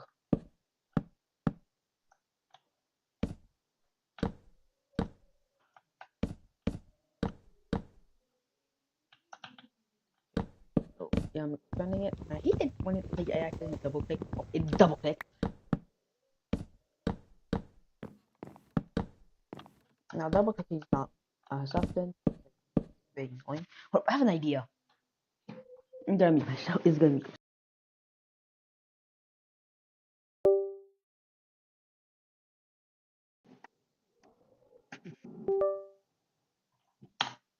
I think yeah, you guys can hear me. It's okay. Except it does nothing. I have a better idea, which will I'll place it back at the same spot. But yeah, I don't hear. Oh wait, Minecraft.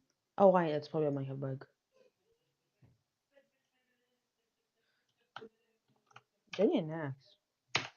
And you know, it's that Stinkers construct this fucking mod because that's like I think it's construct is actually useful in this mod pack because if you don't have it, then how the hell are you supposed to get most of the trees? Because yeah. Yes, melting stuff. Yeah, that's the best thing. Stone. I mean, cobblestone. Yep, that's last speed. Honest, but and that's also last speed for. Yeah, look, saplings. Which fine clay. Okay. Yeah, amber, copper amber. And if you try to use it, you can only get copper dust or get copper ingot. If you get molten copper, you can make a sapling, which costs 1 full sapling. Yeah, that's why you need it.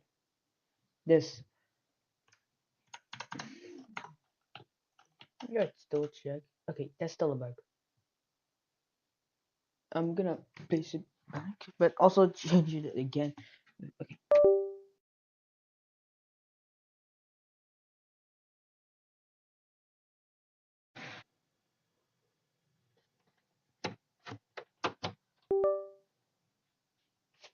There's a lot of dust.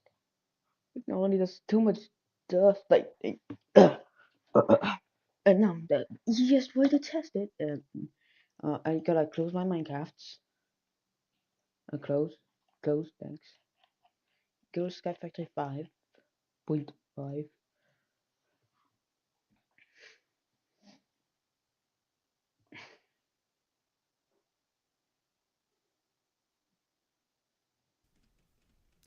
Mike, the boy. Wait, what?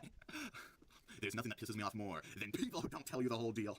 We got John Mantle, Sham, Tenna, the Malice. What's Ribic doing there? Me! But Pizza Arena, I want to show that I'm serious. That what the fuck? You know, we still got that cowboy program. Noel, I saw you kissing Chris. I am very homophobic. Marvelous. Mike, rebuild the set. Rebuild my bits. The knife, which makes with blacking the knife. I think this one might be my favorite. I don't even need to say anything. It's a real mystery, man. Who the fuck is that? Just call your parents, will you not? Where did that even originate? Something about Susie Bastard. This zone is for Biden. I must have the eyesight of an 80-year-old man because this one looks lower quality than all the rest. Alright, no more tricks. The hell's your deal? And it's lost too. It's always lost. I didn't even notice this the first time I was selecting it because, you know, I was so distracted by the other brain up, but no, it's lost. I don't get it.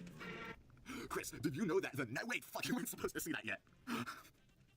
I think this really is the peak of using the Mario Galaxy meme format to accidentally spoil something. Like, that's just what makes it so good.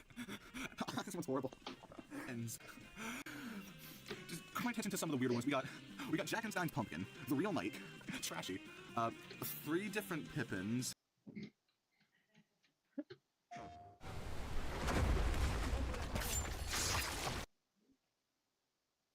Alright guys, usually I'll make a video talking about No, a Roblox video avatar that weird. helps you cheat in games, whether I'm sliding around or being invisible. And today I thought I was gonna bring you the most pay-to-lose glitched avatar. But actually, I figured out a way to make it pay-to-win. But first I'll show you how horrible this avatar is on normal game. Let's go to a game like Baddies. So here I am. As you can see, I have a very long leg. Alright, let's see what happens if I just simply jump. Whoa! Crash into the building! Uh-oh. Not the types of buildings I should be crashing into. No, but every single time you jump, it just it just sends you into orbit. Whoa!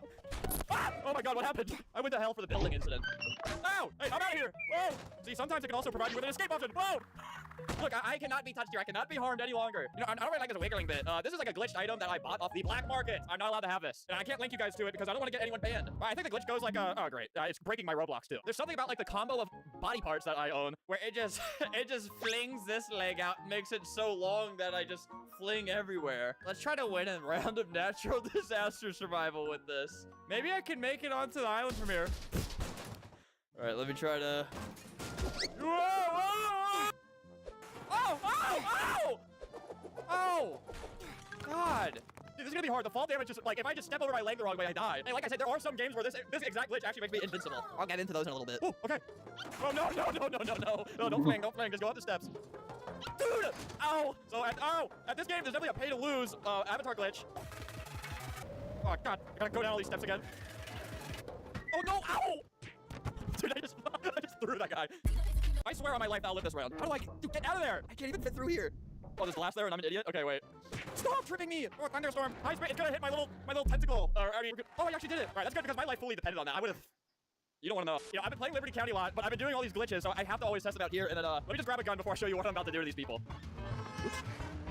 Uh-oh. Oh, no, not already. Dude, the gun store's on fire. I need a gun out of here. I don't care what happens to me. I need that gun. Ah! Uh-oh. Well, maybe they won't see me. They're gonna kick me out if they see my avatar. All right, let me just get... Ooh. All right, now with this glitch, what I can do that makes it very special is, it pretty much turns me into Spider-Man. I mean, I can just... I can just climb up walls somehow and then pick off all these fools. Look at this guy. Kaboom!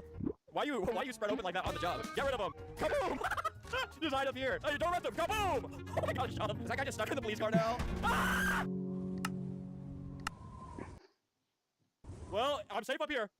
Haha, your car's on fire. Haha, you can't get banned! You didn't even talk to me first. I could've got up there from natural causes. All right, a little bit of a predicament. I can't get a gun because they'll see me. Officer, there's a bad crime up north. Go there immediately. Yeah, good boy. Good boy. Go up there. All right. Uh-oh. Right, you can just bully these cops and they won't do anything. Look at this. They'll just get mad if they see you doing a glitch. What the hell on my car? Nah, not letting you go. Uh-oh, crap. Okay, wait, this is bad. Yes, fall into my trap. Come on, let me up. Oh, come on, we can get up. God damn it. Get up, get up, get up, get up. Oh, I'm out of stamina. Come on. Ah! I gotta get back in this. I gotta get back in here. Ah! Who is this? Yo, that was sick. I don't know if it was you. Officer, look. Officer, this guy says he has a glitch. Arrest him. And he has a gun out. God, this guy's brain is running so slow. Do I need to involve staff? Yes. Oh, I can't get this guy banned. Don't shoot my car, you dumbass. Sorry, don't include that. The jig is up. It was me the whole time. Oh, you can't hit me. I just killed the president. How? Call EMS. Uh-oh. What seems to be the problem? You're being banned for staff REM, so I wasn't even do the glitches? I'll leave and I'll rejoin. Oh, great. They really did ban me. All right, before I could even spawn, I've been put in cuffs. Change the avatar. Why? It's a birth defect, you bigot. It's unrealistic. I have this condition in real life. All right, thanks. So be insulting me now. That's not an insult. You are being bigoted. I'm very unshapely. Okay, Chris Mack, I'm looking you up on the internet, and I'm going to kill you in real life, because that's your real first and last name. I have your full name. Great. These two ladies are going the wrong way. She realized. Well, she realized. Nope. Is this even possible for me? Whoa, whoa, whoa, whoa! You know what it never was? That's serious. All right, maybe I can hop to on the side of it. God, keep getting stuck. Ah! Okay, so maybe I can cheat by flinging over there or something. All I need is to fling myself over this thing and touch the checkpoint. Whoa! Oh, no, no! No! I'm not count. That should count. I landed right on it. All I gotta do. No, stop getting stuck. I just want to reach out and grab those checkpoints. I'm so close. Whoa! What music is playing? All right, maybe this is motivating me. This is my song. This is my song. No! Oh! Oh, I touched it. I touched it. Yes! Dude, I'm actually making it through these. My long leg is just touching these, and I'm getting through. Come on, steady, steady. No! Oh, I somehow still got it. All right. Dude, why am I stuck in hell now? Where am I? It made me go back. No! No, it didn't make me go back. I was doing good. Well, guys, sometimes you just can't make this work. All right, I give up. It's just... It's the hard way. My university is burning 20 minutes into New Year. See, 2021 is already getting better. How clean can Japan really be? The gutters. You think that's impressive? America is so clean that we have people living in the gutter. How your mum looks at you after the cashier said there's a discount for couples. You posted this thinking it would be relatable. You're alone on this one, bro. Being kissed while you're asleep is one of the most purest forms of love. Unless you're in prison. Why don't killers hide the bodies in cemeteries? How do you know they don't? They should have more upvotes. Would you survive in real life Skyrim? I'm surviving real life Pakistan. Skyrim sounds easy. Do you have dragons in Pakistan? If you could permanently change the price of something to $1, what would it be? It costs nothing to be nice. Womp womp. Now it costs $1. Remember how breathing air was free? You're gonna make air cost money? I'm deaf. Legit need subtitles. Hi deaf. I'm dad. Yeah, sweet joke. You heard it before? Being 28. 2019. I'm not ready for a relationship. 1819. I have 4 kids. 1019. It was a good life. Thrice I had berries and once a pair. 2024. If I start from now until 2050, I might buy a house. Might. How it started versus how it's going. And so a truck driver is born. Cancel culture PSA. What up, twin? Just build my dam, bro. Put the sticks in the river. I claim no negative energy. As if Annabelle is going to be scrolling in the comments saying, alright, you good. You kind of build it and manifested that. Serena Williams crypt walked for the culture, then went home to this guy. I was going to say, what's wrong with marrying a Discord mod? But then I looked him up and he literally founded Reddit. Planes were invented in 1903. Trains were invented in 1804. Babies before 1804. Here comes the plague. I was just trying to switch my iPhone battery. You must take a bite out of the forbidden ravioli. What country is not nearly as bad as the media portrays it to be? Antarctica. The media makes out that it's very cold over there, but the situation is improving. Bro, her room looks good and feels safe. Waking up 12 hours later in a Hello Kitty bathtub and you're missing a kidney. Or she's giving you a Hello Kitty kidney. Hospital in a horror movie versus hospital in my country. What about hospital in my country? Boat, land. No one in this world is satisfied. Wow, that's so deep. You know what's even deeper? There's also the potential for food for whoever is the strongest. I wish I was a cow eating grass in a field. No rent, no job, no college, just moo. Fun and games until 5 reasons why you should never trust artists. That's it. I'm drawing you pregnant. You are in a shelter with the last 5 remaining humans. What would be the worst way to start a conversation? For my defense, I honestly thought these were fake nuclear codes. The creator of Nutella, Francesco Ravella, has died on Valentine's Day at the age of 97. No, I wanted to ask him why the N is black. The 40-year-old Kenyan man claims he is Elon Musk's son, Elon Dusk. Renovating the house, I decided to put this on the wall before it's boarded up so I can give the next person who renovates the house a heart attack. You should put a 1984 hide and seek champion t-shirt on it. Imagine missing a payment on a Tesla, and it drives itself back to the dealership. Imagine dead old people in their Teslas just arriving places. That will happen in the near future. Fun fact, Wendy Goon's channel used to be called Wendy Goon because he would give out daily prizes to those who would guess which time he gooned that day. How X, Y, and Z felt after leaving the alphabet and joining mathematics. Then you realize D is just A, bricked up. What? Ostriches raised in captivity sometimes become attracted to humans. Imagine being a person who found out this the hard way. My university is burning 20 minutes into New Year. See, 2021 is already getting better. You can stop the trolley at any time, but doing so would disrupt the trolley service, causing the company to lose profits. It would be unfair to those that died to stop it now. Giraffes have 7 cervical vertebrae, just like you humans. What do you mean, you humans? Nothing. I meant we humans. 500k chiropractic mega crack compilation. I tried on my brother and I still miss him. This is such a bad product. You might have temporary control over your tot, but you're just going to make it stronger. What's worse than an uncontrollable baby who has never missed leg day and could kill you with one kick? Who is this woman? She isn't doing anything. Should I hit her? Average early 20th century man coming home from the coal mine to his wife. This page has been static since I woke up, and it's starting to get on my nerves. I grew up in Brazil. We have our results 2 hours after the polls close. I grew up in Russia. We have our results long before the polls even open. Choose one mask to wear, and you gain all of the abilities from the character who wears it. Just to be sure, if I pick Batman's mask, do I become rich? No, you become an orphan. Friend posted this on Instagram. But you guys will enjoy it. Before and after. In only 6 weeks of drinking, Robert lost $500. Would have been funnier to say he lost 500 pounds. I know Amazon drivers be like, damn, this house again. I work on an ambulance. The thought is the same. Gamers collecting skins and serial killers. There's no similarity between us and the gamers. Oh, there is. They're not serious in either fields. Damn, I bet she gets sold, the cousins. Why is 69 afraid of 70? Because they once had a fight in 71. Sorry guys. 70 is rumored cannibal, but no one can prove who's 78. Today, I got a package from Duolingo. I know where you live now. Remembering when I tried to help my friend and her boyfriend out in an argument and he said, I know neurodivergent isn't chiming in. 9 out of 10 doctors recommend for children to drink water instead of soda. That one doctor lives in Flint, Michigan. The 10th doctor, Dr. Pepper. When you tell a joke, but someone says it louder and everyone laughs. When you tell a joke, but someone says it louder and everyone laughs. I don't know how to describe it. Come on, get him. Who wants to leave without paying? If you can explain this picture, you're a philosopher. The lesson here is that responsible people go to the gym and work out on treadmills and cycles instead of riding a bike down a road full of cars like an arrogant, attention-seeking a-hole. God, I hate cyclists. Your helmets make you look gay. Screw you. Why do so many murderers bury victims in their own backyards? Not everyone has the trunk space or gas money to drive outside into the middle of nowhere to dump bodies. Check your privilege. We're all doing the best we can out here. Turns out if you treat the deed like a rhythm game, it gets way more fun, like immediately. Rhythm guy, how was the deed? The partner, it was great. The rhythm guy. Off topic, is it Batman's or Batman? Common misconception. A group of Batman is called an orphanage. Have you ever avoided taking an ambulance because you could not afford it? The ambulance is not your taxi to the hospital. What in the goddamn hell is it then? An ambulance is like a pizza delivery. If they're late, the delivery ends up cold and free because you're not alive. Why would the Grim Reaper need a scythe if he can kill people just by touching them? Because he is the Grim Reaper and he needs a scythe to reap. Otherwise, he would be known as the Grim Toucher, and that might get him on a list. Mr. Beast says he wants to recreate the Hunger Games in real life, with the winner taking home $1 million. There are at least 3 books on why this is a bad idea. Give me a hard username. My name is Juan. 1,000 pounds. One more bite. What's the longest you've gone without wearing any clothes? About 9 months. 22 years now. Why do people give me such strange looks in public? How healthy or unhealthy is Panda Express? I'm talking about food items such as white rice, super greens, and broccoli beef. It can't be all that bad for you. It's so healthy. Me and my buddies love sharing one nice big serving of rice. We blindfold ourselves and use our tongues to explore the rice itself. It's like a maze, and if you accidentally rub against a friend's tongue, that's okay. We're all here to feast. Men of Reddit, how would you feel if your girl just grabbed you by the waist, lifted you up, and pushed you against the wall and gave you a kiss? I'd take my schizophrenia pills and cry myself to sleep. You're allowed to spray a man with Raid if he's under 5'11". Does this mean we can use elephant rifles on girls more than 200 pounds? Here we go. I mean, she started it. When our generation is old, we will still keep subconsciously be trying to keep our electronics from getting wet, even if everything is waterproof. This guy thinks that there will be water in the future. They're never gonna make a toaster waterproof. I don't care. Life hack. When cutting bagels, put your finger in the stabilization hole to keep it steady. Works only 10 times though. 11 times if you're brave enough. An extra feminine day. Put your farts in the bag. This is a robbery. You can sell farts in the bag. People can sell bath water. Definitely that. Everyone you meet is fighting a battle you know nothing about. Be kind. I once saw you punch a Girl Scout because she didn't have any Thin Mints. Exactly. That was my battle, so be kind. If the Phillies don't make the playoffs this season, I'll do whatever the top comment says. Let a homeless guy get you pregnant. Liked by author. Did she do this? Wow, 400,000 likes on an Instagram comment. Woman goes viral after upgrading her face and getting BBLs. She just needs to add those red swells. You might be indirectly responsible for someone's death and not even know it. Oh, I hope it wasn't that guy I stabbed. Or that guy I ran over. Why is Hermione trying to seduce Hagrid? I don't know. Why veterans aren't afraid of terrorists. If you live in Chicago, it's actually smart if you enroll into the military and get deployed, because the chances of your survival actually doubles. I love how Pikachu is so happy. He has the power to literally end everyone in the hot spring. And now why would Pikachu do that? Voice chat. All the male gamers and a girl gamer who said something in voice chat. Bro, I'm a male with a high-pitched voice, and people have literally asked if they can screw me. Wasn't this person in their house? Literally America. They would have been fine if they were polar bears. What piece of pop culture has ruined your first name? My name is Karen. Do you really have to ask? Do you see the manager? Joke's on them. I'm there to take a dump in the urinal. Lucid dreaming music. I dreamed about passing my test. I woke up the next day and passed my HIV test. Thank you. It's like 10 degrees outside. In Fahrenheit or Celsius.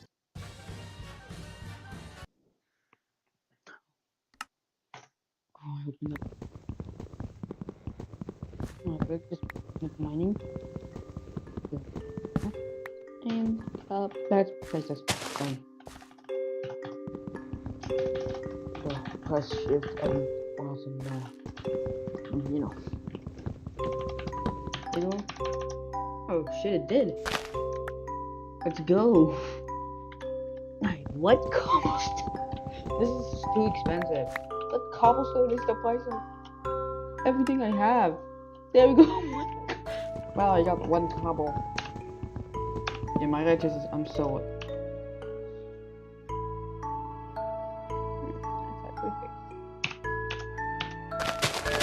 More wood. If I need more.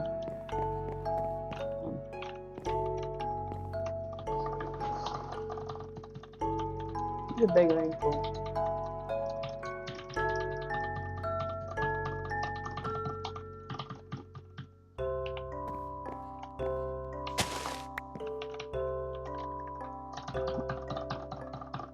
I'm dying. I'm starting to die of hunger. God, what do I do to not die of my idiot self? Oh, for example, okay, cool. I fixed it.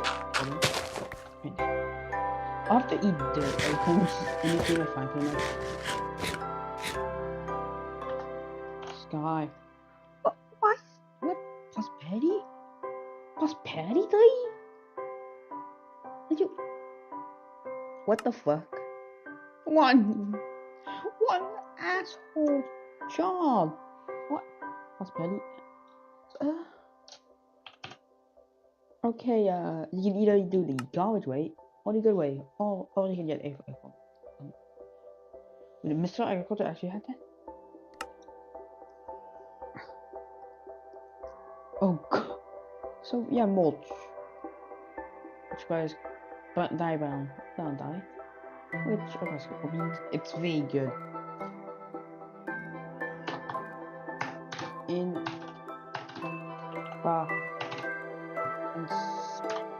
Inspiration. So we have a collector. Give us a double. Pipes. Pipes? Hobby. Get it? Get it? Why can you do this shit? I love it. So, yeah, that's a lot of new items, including mulch. Which starts from garbage to this jet. Which guys, blue slime and wind dust. Non-pacifist. Even the where's the pacifist way? Like really, where the fuck did you get it? Well, there's glass doors.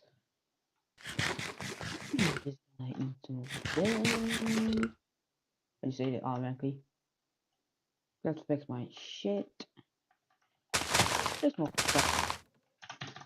Go and more. And let's actually.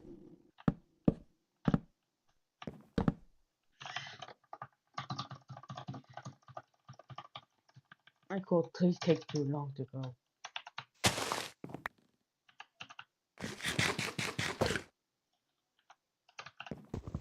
But it's late. Yeah, it needed one cobble. There we go, we got one cobble. Now you can make a sword. Make it into mossy stones. Get lava for free. Which it's actually kinda nice. But yeah. How? Can I even take the bucket of lava?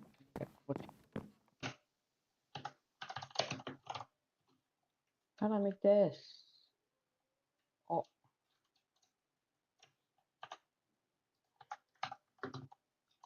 I need a clay bucket. I need a clay bucket. Okay, cool. I need clay, which was this, which yeah, I need clay right now. Yeah, clay is very useful right now because I just found out that it's used in almost it's literally used for a cobble generator. So I'll need a sand because like more. Okay, cool. My table and that's minus. I also need to fix this. Pretty much like no. I'll try to 100% this. I know that takes a while. I want to speed on A2, getting A2, so that I can at least not surf for 5 hours just to get one set of squats. Fix this again. Don't cook that only good after you get better stuff.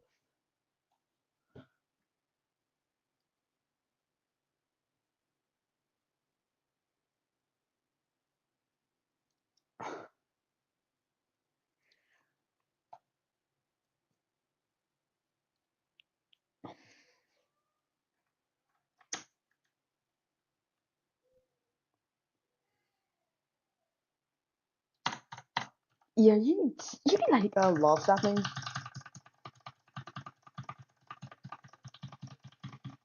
Power saplings. Yeah, they'll use this. No, you just make a cobble tenor and you win. No, that's it.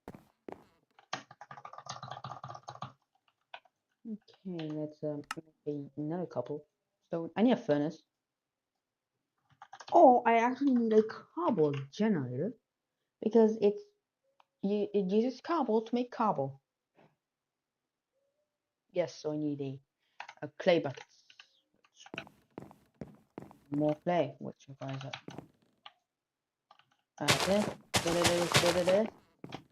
Actually, not a lot because it's deeper. Yeah, I need more wood, I need more cobble. Do another cobble, and now I can eat this one acorn. They're game for managing food because you can use the mine thing to get a lot of hungry very fast. But it also gives a lot of food. You really know what you're doing. Okay, cool. It's like I'll use 7 and 9. Well, fast looking, fast crafting method, like preparing for cook. Wait, it's pretty much way fast. Okay, cool. Oh wait, how did I? Oh, did I have to get the furnace and I have to do some like everything just to get one furnace. Well, looks like the better the thing I have to do is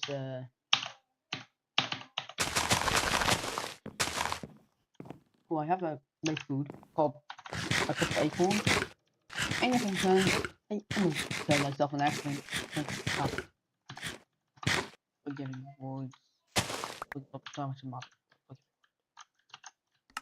Okay, cool. I actually need like one.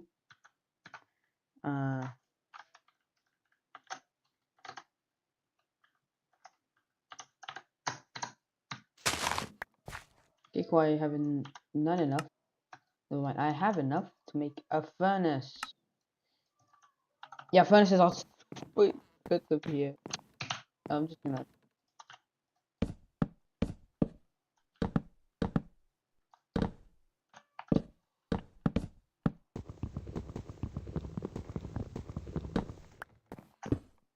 Alright, so let's cook some acorns.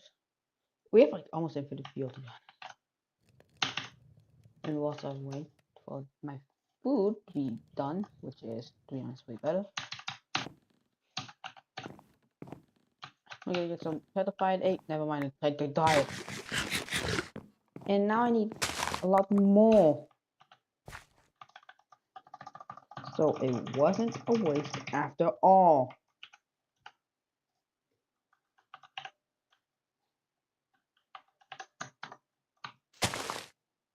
Yeah, I'm now talking about like getting more cobble now.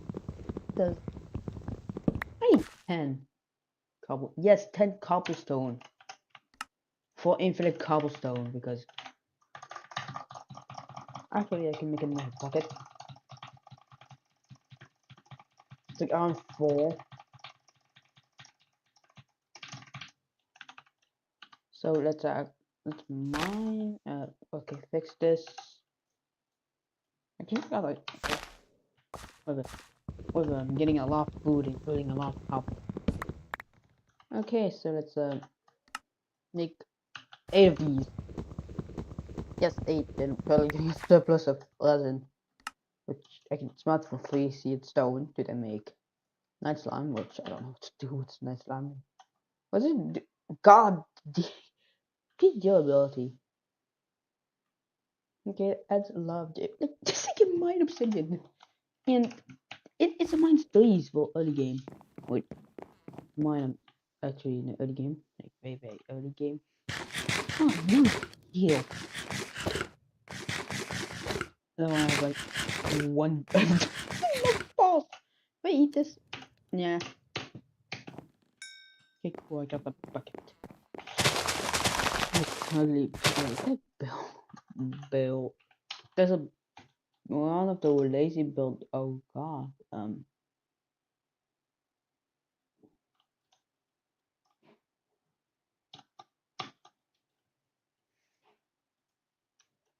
That's the chest builder, which can make very good chest. I'll pick up yours. That's good.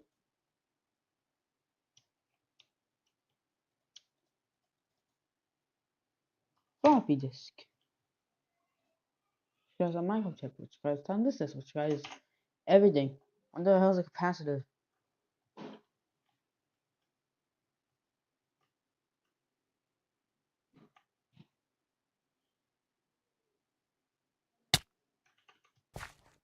Oh, fuck the thing! I was standing still and took damage. Yeah, I took damage from a tree. Okay, we need storage.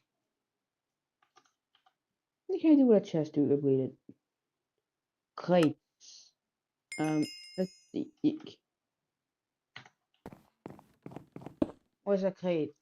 Oh, just those one item. That's bad. That's good. It's not bad, but very good because it can now store everything I want in one little bit.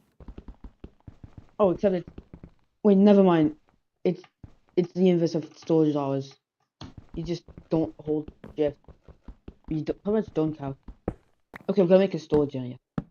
Currently, a very garbage storage area, and I have to not forget that in day 10 mobs will start spawning, which is bad because shit. So I have nothing. So let's make a couple dollars.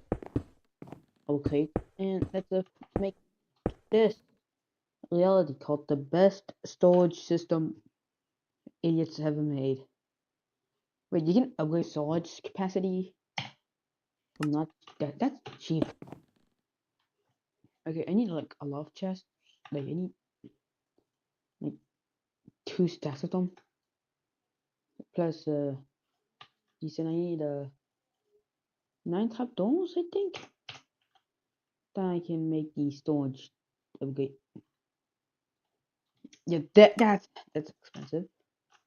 Nintendo 64. You can set 2. Okay. How I take out an upgrade? Don't. Just don't. Cool. Work.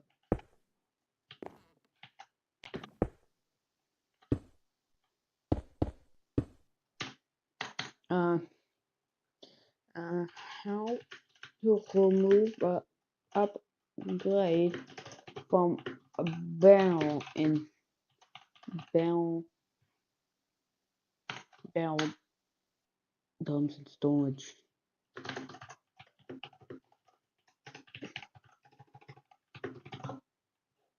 I click on a wooden crate.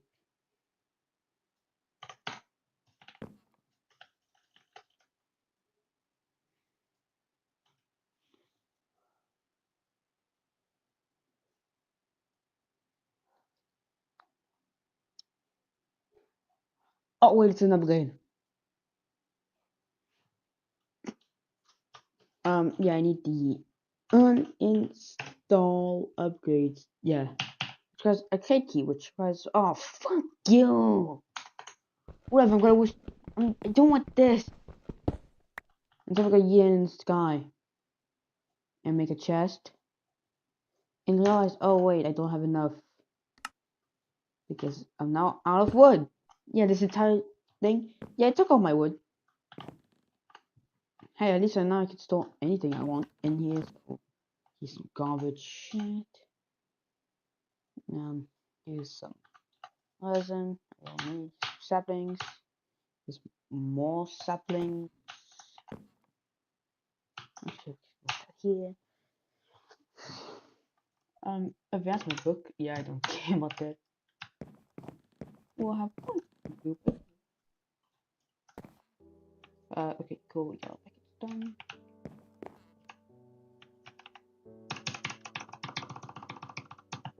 Yeah, I think it might help me. Okay, I need to petrify the resin again because it is a mask. Like 10 of it just so that I can have enough copper. Now I need sand. Fuck. I'll be go here with more. Well, you can make a lot of more. Porcelain, just yeah, bone meal for you 4. Yeah, that does. This is normal. Gas.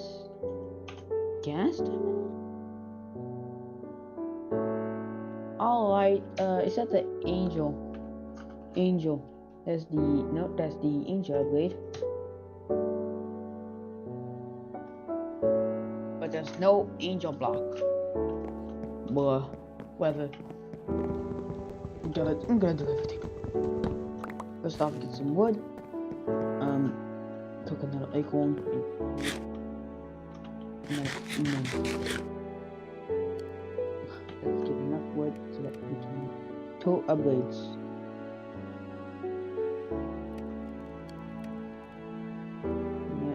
Pressure plates.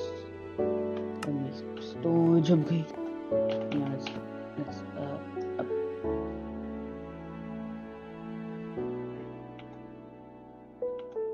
Cool, we have good storage and we have a couple wood so we'll just have one chest here.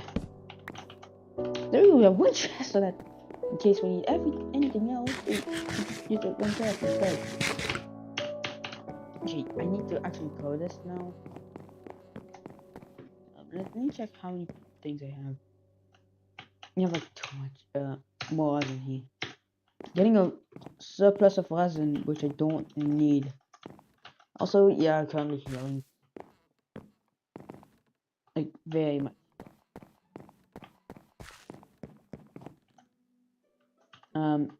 Yeah. It's a do.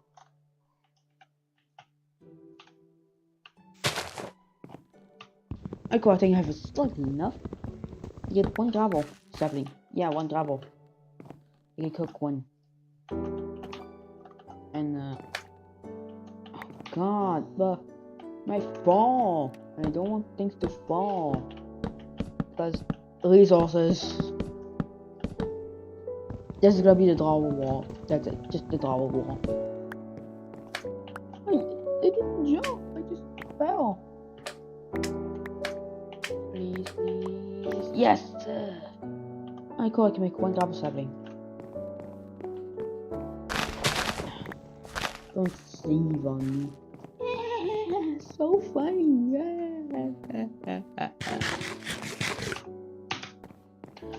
Here's more resin and here's more saplings that I don't need. Yeah, this is very good because I know if I put them here, it'll just clog up just if it's like 2 things. Also, why? Why is that clock? Time wood. Because of Twilight Forest? What the fuck? What the fuck is this?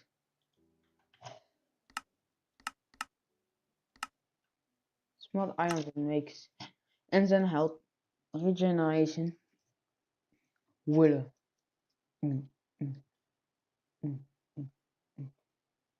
Night vision, sweet. Fuck you. And that's it. Just stick users.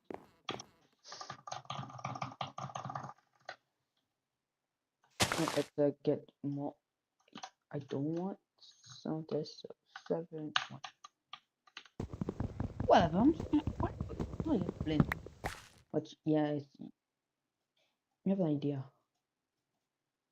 Okay, what if I start thinkers? Yes, thinkers right now. Okay, builder. I need to make a cutting table and make this cutting table. Wait, cutting station. So now if I do this, okay. I didn't expect to make it so fast. Okay, now we have storage. No. Alright, so in the age of enhancements, we have this. And yo-yo. Okay, so you can get more storage and better crafting.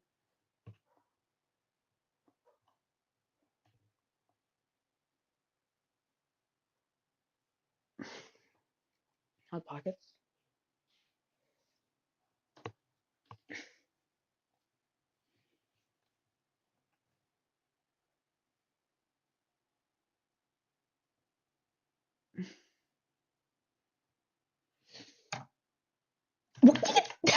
Yeah, of course I want to make it unbreakable. I'm just gonna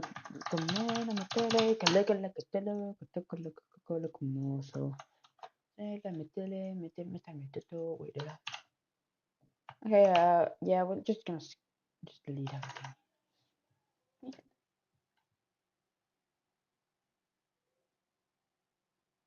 Let's start digging.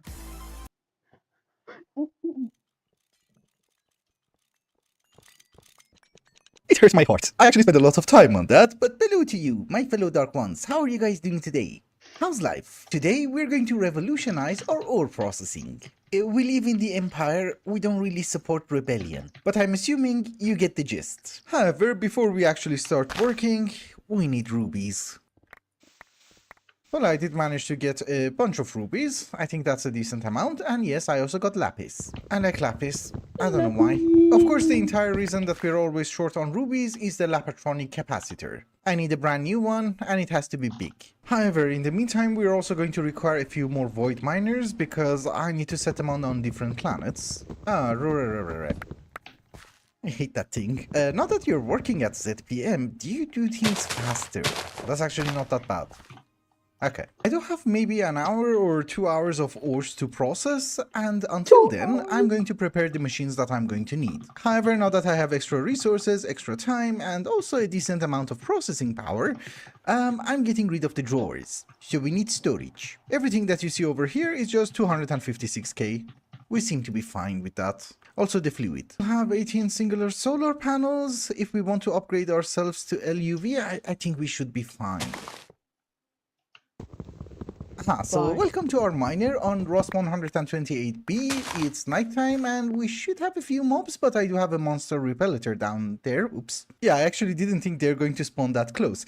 Anyways, this is titanium plated reinforced stone, right? Originally I made like 1,000 of them in order to make an IC2 reactor in order to get lutetium, but then I changed my mind, so these were redundant. We have our void miner inside, I will show you in a moment, but the reason that we have a superstructure is that there are going to be meteors, like that one. I should probably just take my rocket away. But yeah, if we chunk load it, there are going to be tons of meteors, and I'm scared if something would hit the miner. Maybe we should also cover this side as well, a bit. I think they will just fall straight down, but you can't be too sure. Actually, let's just cover everything. I'm too scared. And I do have plenty of them, so don't you worry. But oh boy, if you misplace them, life is gonna be painful. I have not done the ore processing yet. I just thought that maybe we should get some of the ores before we would be able to process them. Anyways, here's how it's going to work. I have 2 more sets for another planet as well. But currently we have our Nakoda reactor, which does have a conveyor belt, so it can retract the Tiberium rods from the ender chest. And this process is really not automated at this very moment. There is a monster repellator somewhere down there. I don't know. We also have a super output bus so that I can filter out the ores, and these are the blacklisted ones. They don't give us anything special. And for the moment, we're using neon. I just brought some with myself, but there's going to be an ender tank which will output to the hatch. Why are we using neon? Well, because of this guy. I don't really think you're supposed to read that, but it's barium, titanium, europium, etc. Well, this doesn't really show up when you're mining, but the void miner can pick it up. It does give you europium dust, which is amazing. Once you centrifuge it, you will get more europium, titanium, potassium, sulfur, boron, argon, and neon. So actually that's one of the main reasons that we're here, other than the fact that we're going to get more tiberium, a ton of fluorine, and I have been hoping for enriched naquada. Well, we are also getting a ton of sphalerite, which I needed for indium, if you guys remember. So this takes care of Ross 128BA, then we will go to Titan. After I have checked all the ores, make sure that we have everything. Our garbage base at Titan also seems to be working fine. We are operational and we're getting all the ores. And yeah, Ross 128BA is also working. That's good. I never had that much of a chance with miners. Actually, before I left, it ran into a maintenance problem. It's chunk loaded, right? Yeah, this planet is actually quite nice because we will get infused gold. Most importantly, the reason that we're here is monazite, but we're also going to get rubies and also osmium. I just looked for a planet or moon which will give me monazite as well as other goodies. This one seems to be the best one. So the only thing to do is just to go to the Everglades, I suppose. Where are we landing? Ah, good spot. Over here, even though we're not going to have any meteors, we still have the reinforced stone, just to be able to keep everything standard and also get rid of the titanium. But still, it's the same setup and we're getting all kinds of garbage. I know for a fact that this one doesn't require any filtering. Also, why is everything burning? I don't get this, but this is going to be a very laggy dimension. let's go home. Hello, Piggy. Okay, my fellow lords and ladies of darkness, it has been a while later, and I haven't left this basement. It has been a horrible nightmare, but I have been trying to rework our ore processing. At first glance, it doesn't look much different, I know. But some of the machines are working at LUV, some of them are working at ZPM, because we have something called Runite, and it's a ZPM recipe. Just one ore. We have a multi-block washer, we have a multi-block chemical bath, yes, both of them are the same structure. We have more centrifuges, we have our power reserve, our sifter, we now have a multi-block hammer, which is also hooked up to our applied energistic system, for making the long Tiberium rods. I also obviously have a dehydrator, the coil doesn't really matter on this one, but I thought red looks nice. And we have more electrolyzers. That's the progress I did manage to do so far. I need to improve this way better. You're not really supposed to understand the cabling. The cabling is for me. Red is the main network, sub-network, sub-to-sub-network, you know, weird things. But this is the rate that we're currently getting the ores because we are using neon. And this is the rate that we're processing everything, which is not that bad. I blame Runite. I always get a backlog because of that. Yeah. It's this guy over here. Maybe I should have a maceration tower dedicated to Runite. The issue is that I think I need Runite. Anyways, the process itself is not very important. We have already done this like 3 times. But what is important is that we need to start working on duplicating a gas. And that gas is called Krypton. We're going to use UU matter in order to replicate it, and it's going to make our void miners go incredibly fast. Also, I'm tired of Runite. Just void it. For now. Yeah, for some reason it creates a backlog which I don't really enjoy. So, the data orb goes inside the scanner. Here is my Krypton. It will take... What?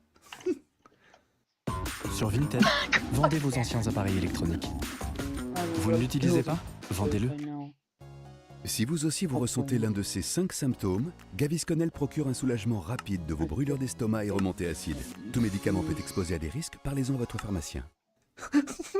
Okay, it will take an hour. Well, we are going to need some time in order to make some mass fabricators. These are LUV, and the way that they work is that the higher tier you go, the less amps it's going to use. For example, if you use the LV one, you need 8 amps of LV. For high voltage, it's 2 amps. For EV, it's 1 amp.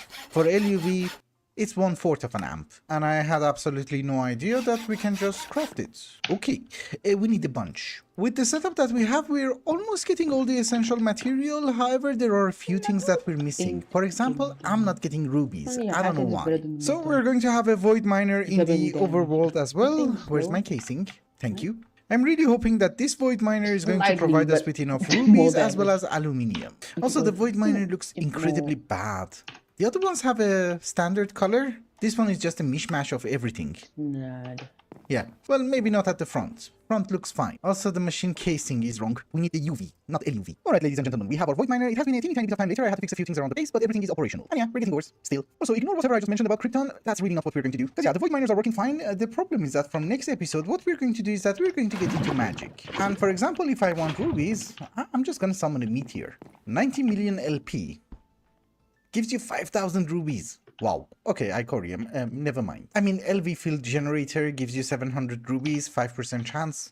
Not the worst. So even though void miners are good enough in order to give us a consistent supply of resources, our main method is going to be the meteor. And I shall not forget about the obsidian. So yeah, we are going to do UU matter, but it's just that we're going to do that a bit later.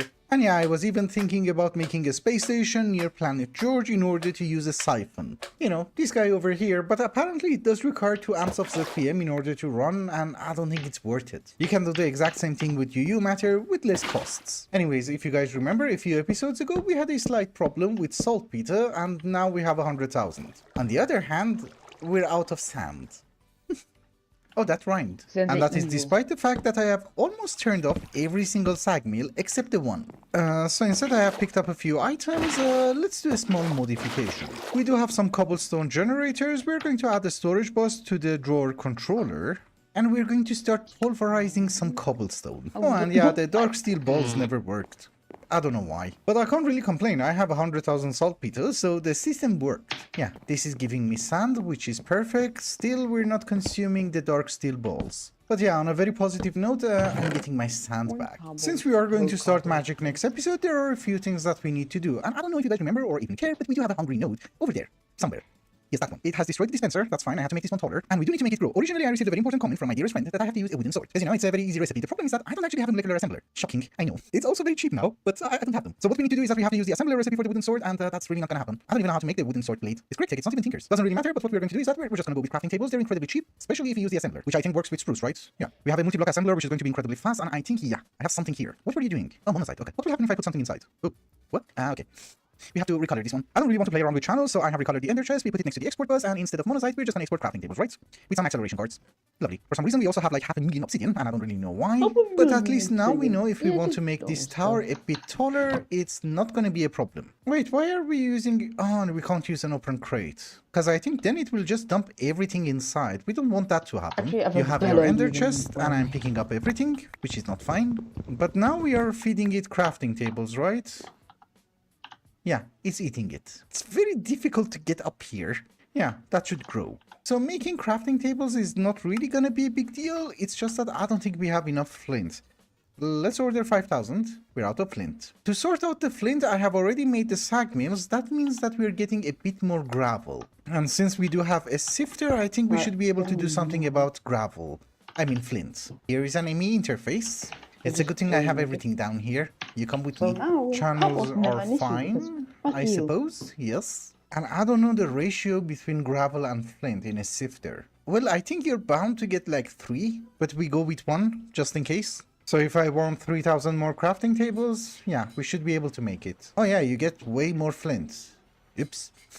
It's okay. Alright, ladies and gentlemen, that takes care of our crafting tables, and our hungry node is growing once more. Another very small project that I want to take care of is mana. So we do have like 3 endo flames, and over the past 1000 hours, that's the total amount of mana that I did manage to bank. I was also trying Rosa Arcana. Unfortunately, in this version, it doesn't really work with dropped experience. You have to stand on it. There are a bunch of generating flora from Botania with dropped experience. You have to stand on it. There are a bunch of generating flora from Botania, and no, we don't have Shulk Minot because there are no shulkers, and all of them are a bit complicated to automate. So it doesn't really matter which one we pick. We're going to pick Thermolilies, because it's cheaper to craft. So that's going to be our first one. The way that this guy works is that you give it a bucket of lava, it will generate mana for 45 seconds, and it's a lot of mana. It's actually quite decent. Anyways, it will produce mana for 45 seconds, and then it will have a cooldown of 5 minutes in this version. So now if I give it lava, it's just gonna consume it and do nothing. So that's our method of generating mana. We're going to have a few of them. However, the main problem is that we don't have any lava. I'm assuming there are like millions of ways to get lava in this mod pack.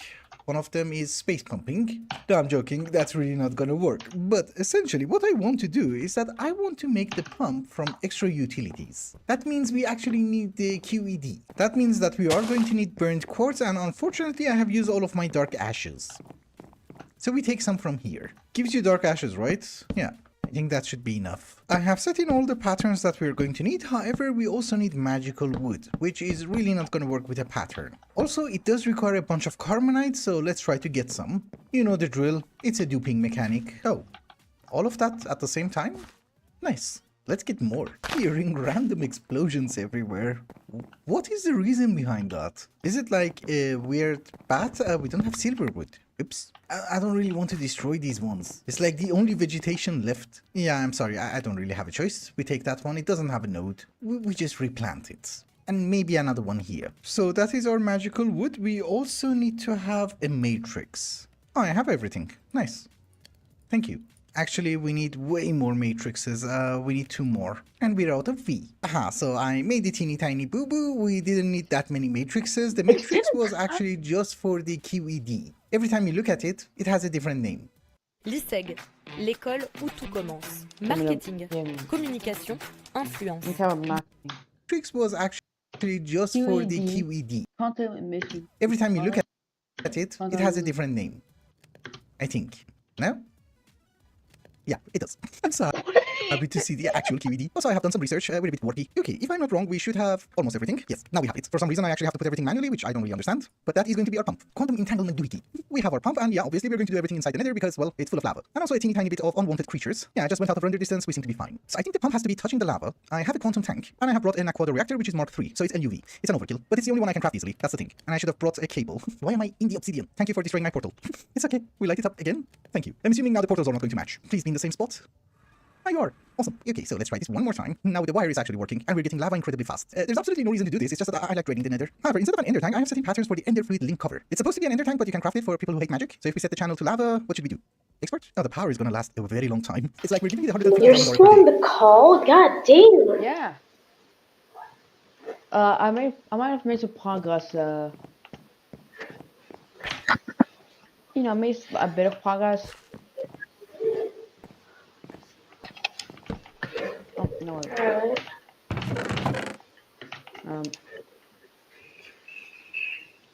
Yeah, I'm gonna destroy all these crates. I'm just gonna commit movement because they look ugly. Okay, let's place something. Actually, there's nothing under the. I take one. I'm taking all the wood. Cobble. Place all these down. Place the crates down.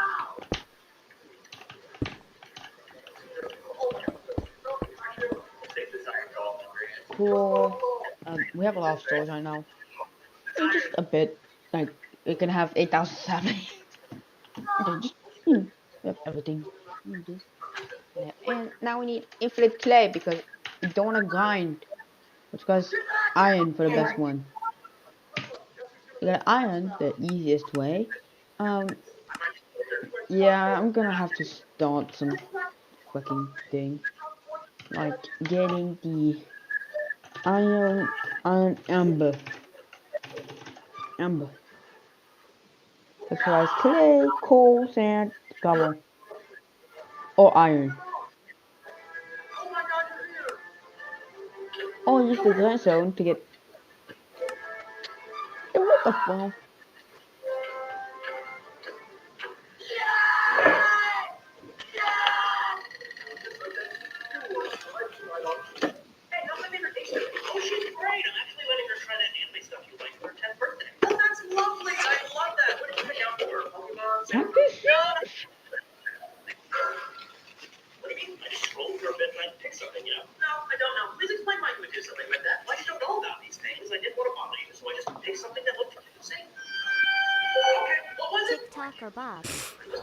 Тектоник.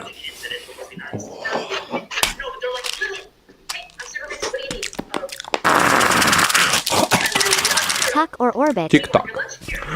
Ooh, yeah.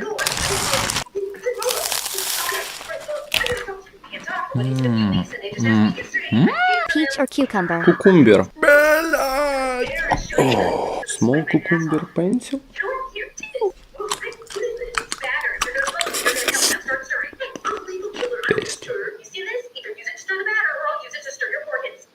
Tasty. TikTok. Dude, is this a cushion pick?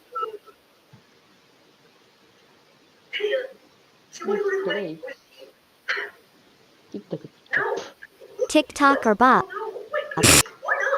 TikTok or Bob. Тектоник. I need more clay. Tuck or orbit. Тик-так. Ooh, yeah.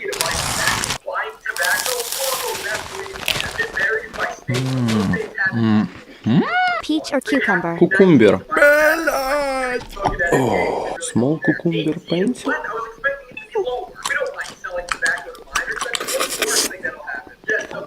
Tasty.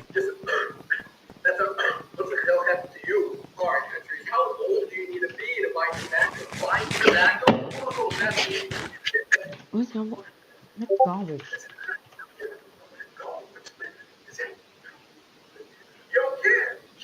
Holy shit, bro. Since what, like freshman year? Where have you been? No, prison. TikTok or Bob. Tectonic. TikTok or Bob. TikTok or TikTok or Bob. TikTok or Bob. Tectonic.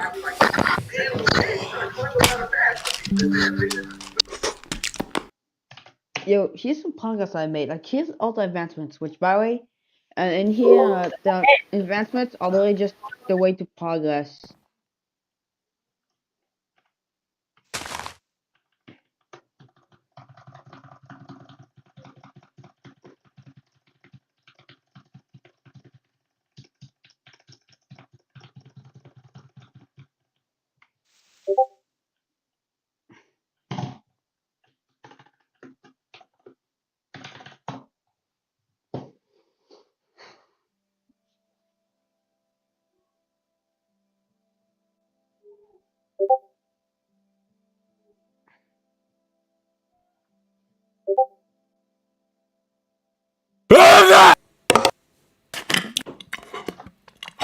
Hey, hey,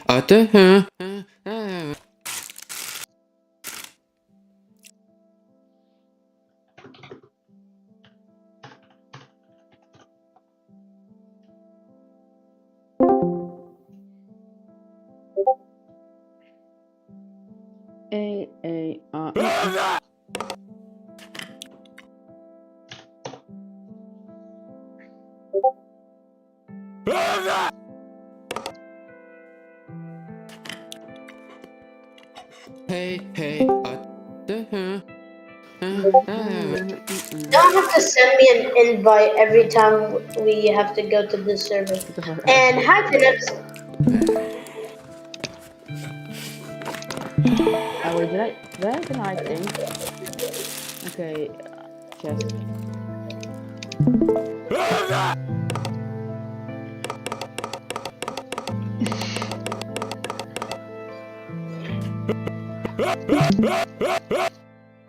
I'm gonna continue some gaming skills. Like forgetting I broke my fucking crook. Alright, let's get some clay.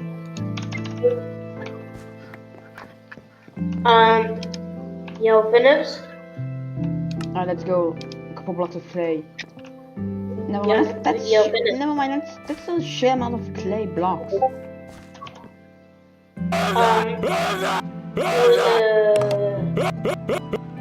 I just wanted to ask as a question.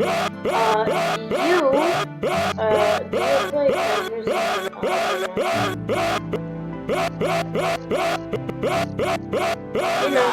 new game?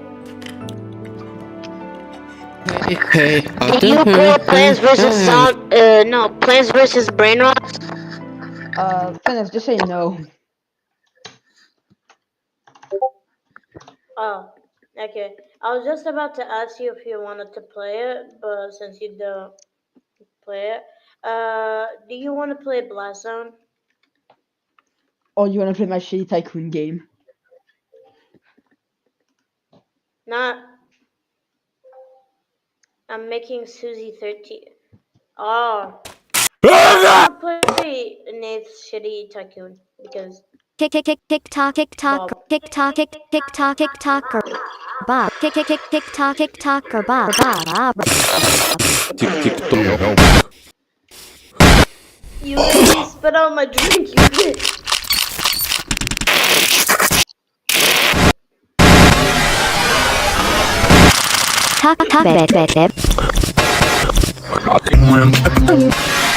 Yeah. Peach or cucumber.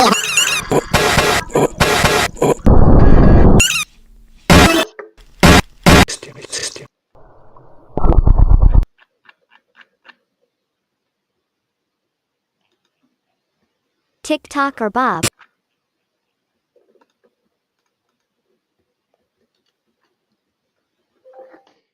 Yo, Phillips, do you know TikTok this one? or Bob. Bob.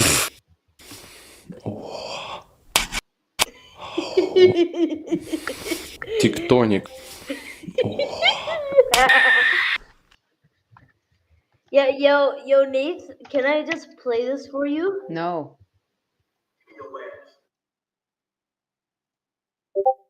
TikTok or Bob. Guys, open a link. Guys, open a YouTube link. Tectonic. TikTok or Bob? Bob. Tectonic.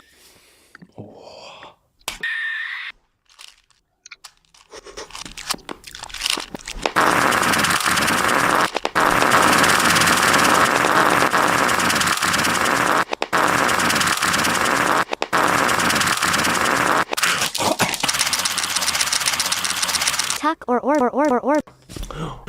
Ooh, yeah. Hey. Ooh.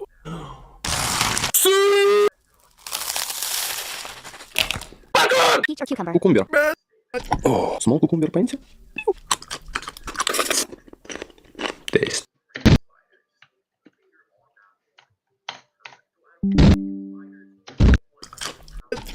Oh, small cucumber paint.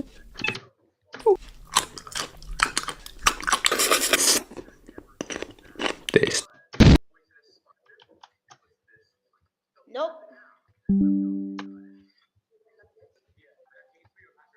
Stop watching YouTube shorts. Fuck you.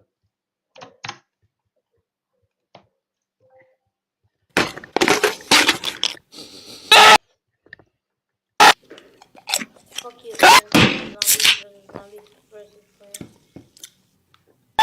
Pizza?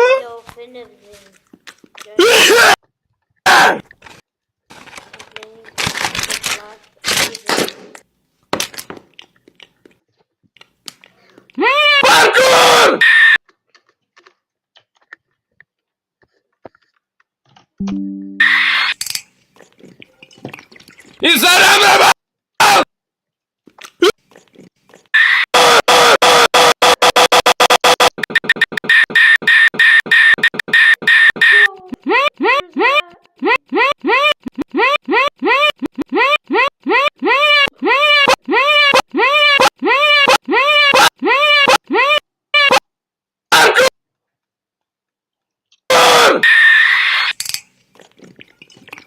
Is that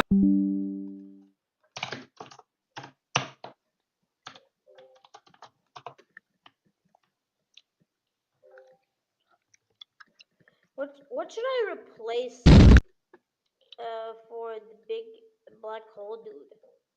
The pulse bomb? Like yeah, the plasma ball. What should I replace it with?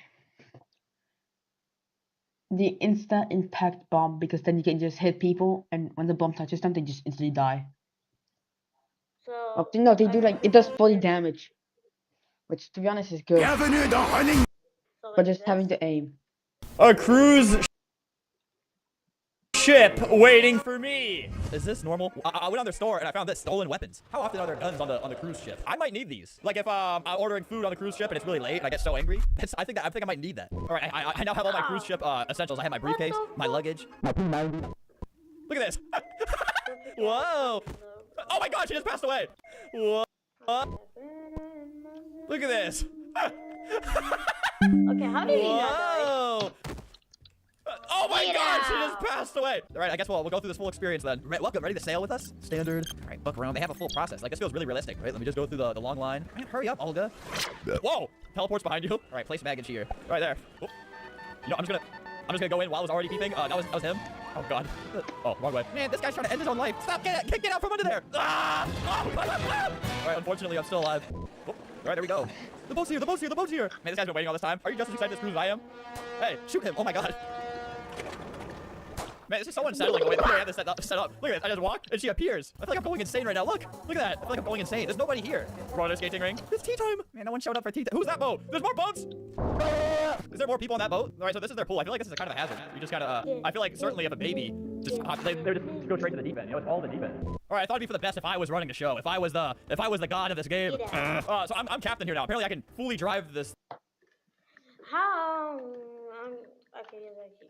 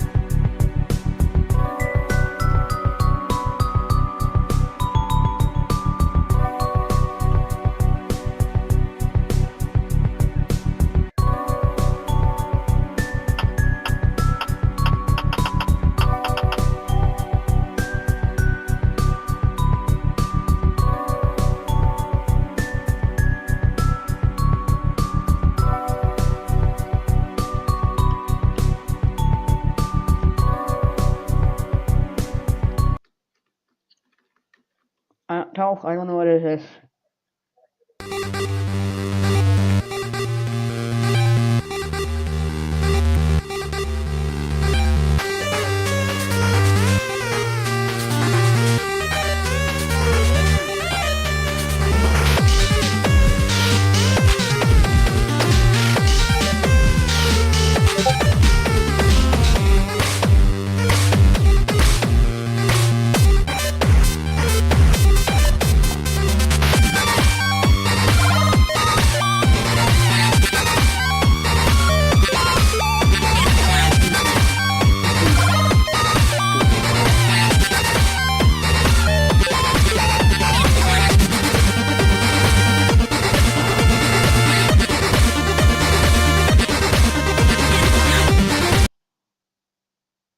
What did we do?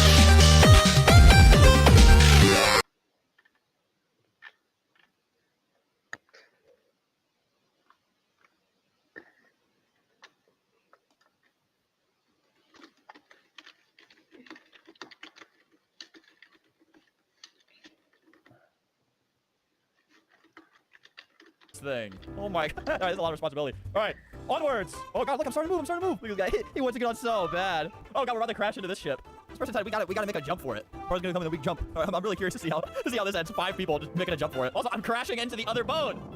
Oh, she made it! Look, this is fine. As long as you don't skip the jump, they're fine. The engine room has been spotted leaking gas. Go there to fix the issue now. Nope. Whoa, whoa, whoa, look at the boat go. I want to turn this thing around and crash into the original island. Ooh, you better take a seat. We're crashing. Oh no! I hope one of them comes up to the captain's room and just sees this little egghead. just piloting everyone into their deaths. All right, I want to crash into the monorail. What a moment I'm creating. This guy, little fella. Uh-oh, you be careful. Why are you walking? Oh no! This is not how I wanted him to go. Now I have to. You be careful. Why are you walking?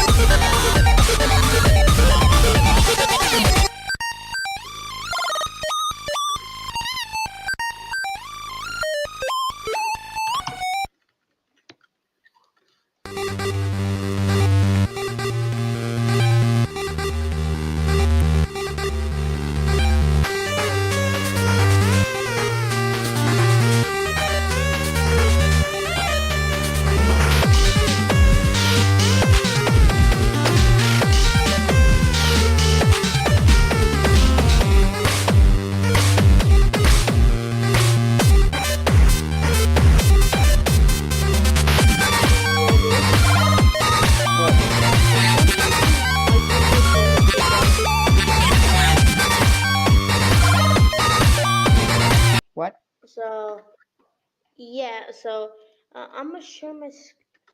Oh yeah, you see my screen. Yeah. So you see this little icon? No. Oh yes, I see it, but I don't know what the fuck that is. This is basically Yahoo. So if I search up anything like time, see, it's signed up with Yahoo. Okay, but do I care? So how do I change it back? No fucking no, just Google.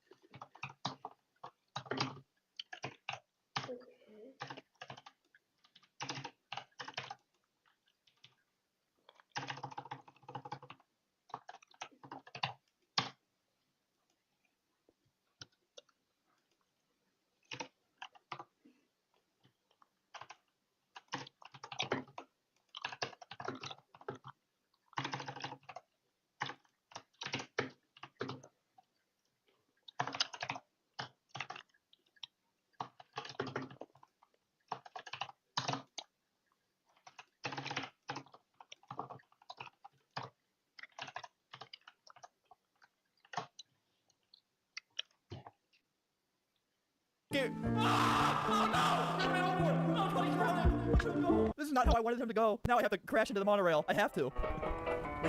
Crash. Boom. I got stuck. I got stuck for a second. Hey, t'as vu? Ils vont nous mettre le perchoir. Oh là là. Oh man, how the times have. One must solve them. Of me. Here's my face reveal. Oh my god. I think there's supposed to be text right here, but I think I have gone blind. So, girl has died. This is a rest in peace video. Please comment something and like to show your respects. She is now going up to heaven because she is dead and she was good, so she went to heaven.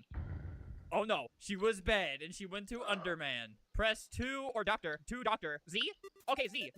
Name the fallen human. I'm going to name him after Sand himself. Sand. Is this name? Yeah, I am playing Underman, idiot. Ew, what's happening? I have died like that woman. Me, the woman. Okay, so this game's pretty cool. You can walk to the left sometimes, or sometimes if you're really feeling insane, you can go this way. Oh, wait, I see. This is Pathesis. I thought that was gonna... But why would I go away from the flowers? Okay, so I am in a hole. Oh, in the sands. Okay, I think I'm in a cave. Ow! Howdy. I'm Flowey. Flowey the flower. I'm going to step on it and kill it. You're new to the Underman. Aren't ya? Golly, you must be so confused. Someone ought to... Skip! Ready? Here we go. Oh, well, I just died. That is your soul! The very culmination of your being. The soul starts out weak, so I gotta move it around to get blood pumping. Okay, I understand. What's LV stand for? Louis Vuitton, boy! You ain't seen this, boy! Love. My 3 favorite things in life: not putting in any work, having no consequences for my actions, and getting handouts and taking my anger out on people. You gotta, I don't want to break.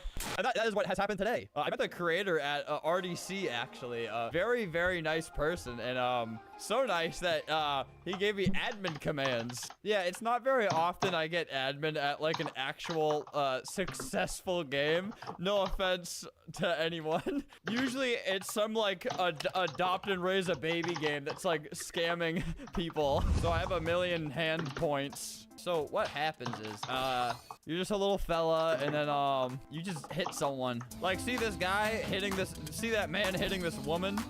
They allow that here. Look at this. Ugh. Is this something supposed to happen? Whoa! Oh yeah, this is the train hand. Boom. I can, people get so mad here too. Spawn 1 million trains, 1 million, billion, 1 million trains.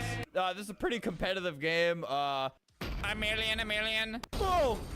A wave, infinite trains hitting your grandmother. Wow.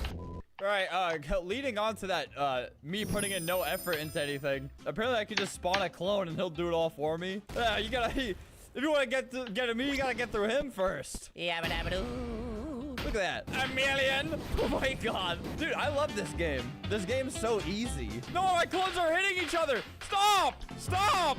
You're only hitting each other. You're not hitting anybody. A million, million. These people have worked for probably like tens of hundreds of hours to get to here. If I could clone myself, I would, and I would just lock them in my basement and make them work for me. Dude, that's probably what LankyBox does. The way they're able to put out 30 videos every single day is getting people who look like them and forcing them into labor all day. That's why they didn't give LankyBox the Video Star Year of the Award, because they would have had to give out like 30 trophies to all the paid actors they have. Oh man, you're gonna kill all my clones. Stop. Youch! Hacker! Dude, every single game. Please have to get admin, please. I don't think there's ever been a time where someone just randomly gave someone admin. Man, this is what goes on inside my brain. A bunch of clones of me punching each other. No, my clones! Stop! I couldn't see him between all my clones. This is like, you know, all these people work so hard to get to their point, and guys, stop ending your own life. That's not a good reflection of me. I will do anything. Hey dude, if you give me a lot of money, I'll make you admin. I'm sure the creator of the game, who I met in person, would love to hear me say that. God, why did I just say that? He could probably check my chat logs and see that I'm telling people that I'll give them admin if they pay me 100 Robux. He said okay. Oh my god, I can actually scam them. Let me friend you. All right. Dude, this is awesome. All right, I'm about to make some money today. 100 Robux. Hey, man, you just saved yourself from getting scammed. That's good. No! What'd they do to me? Did they... no, this can't be happening. If I scammed that kid for 1,000 Robux or 100 Robux, this would have been bumped up to 8,000. I don't know, man. Every drop matters. Every drop in the bucket matters. Pour son travail, ses loisirs et être accompagné au quotidien, Jeanne a pu trouver des infos et des contacts sur le site monparcourshandicap.gouv.fr. Aide, emploi. My 3 favorite things in life: not putting in any work, having no consequences for my actions, and getting handouts and taking my anger out on people. You gotta, I don't want to break. And that is what has happened today. I met the creator at RDC, actually. Very, very nice person. And so nice that he gave me admin commands. Yeah, it's not very often I get admin at like an actual successful game. No offense to anyone. Usually it's some like adopt and raise a baby game that's like scamming people. So I have 1 million hand points. So what happens is, you're just a little fella, and then you just hit someone. Like, see this guy hitting this? See that man hitting this woman? They allow that here. Look at this. Ugh. Is this something supposed to happen? Whoa! Oh man, this is the train hand. Boom! I can people get so mad here too. Spawn 1 million trains, 1 million, billion, 1 million trains. This is a pretty competitive game. 1 million. Whoa! A wave. Infinite trains hitting your grandmother. Wow. Right, leading on to that, me putting in no effort into anything. Apparently I could just spawn a clone and he'll do it all for me. You gotta, if you want to get to me, you gotta get through him first. Look at that. 1 million. Oh my god. Dude, I love this game. This game's so easy. No, my clones are hitting each other. Stop. You're only hitting each other. You're not hitting anybody. 1 million, billion. These people have worked for probably like tens of hundreds of hours to get to here. If I could clone myself, I would, and I would just lock them in my basement and make them work for me. Dude, that's probably what LankyBox does. The way they're able to put out 30 videos every single day is getting people who look like them and forcing them into labor all day. That's why they didn't give LankyBox the Video Star Year of the Award, because they would have had to give out like 30 trophies to all the paid actors they have. Oh man, you're gonna kill all my clones. Stop. Youch! Hacker! Dude, every single game. please, how to get admin, please, please, please. I don't think there's ever been a time where someone just randomly gave someone admin. Man, this is what goes on inside my brain. A bunch of clones of me punching each other. No, my clones! Stop! They're I couldn't see him between all my clones. This is like, you know, all these people work so hard to get to their point, and guys, stop ending your own life. That's not a good reflection of me. I will do anything. Hey, dude, if you give me a lot of money, I'll make you admin. I'm sure the creator of the game, who I met in person, would love to hear me say that. God, why did I just say that? He could probably check my chat logs and see that I'm telling people that I'll give them admin if they pay me 100 Robux. He said okay. Oh my God, I can actually scam them. Let me friend you. All right. Dude, this is awesome. All right, I'm about to make some money today. 100 Robux. Hey, man, you just saved yourself from getting scammed. That's good. No! What'd they do to me? Did they prevent... no, this can't be happening. If I scammed that kid for 1,000 Robux or 100 Robux, this would have been bumped up to 8,000. I don't know, man. Every drop matters. Every drop in the bucket matters. Right.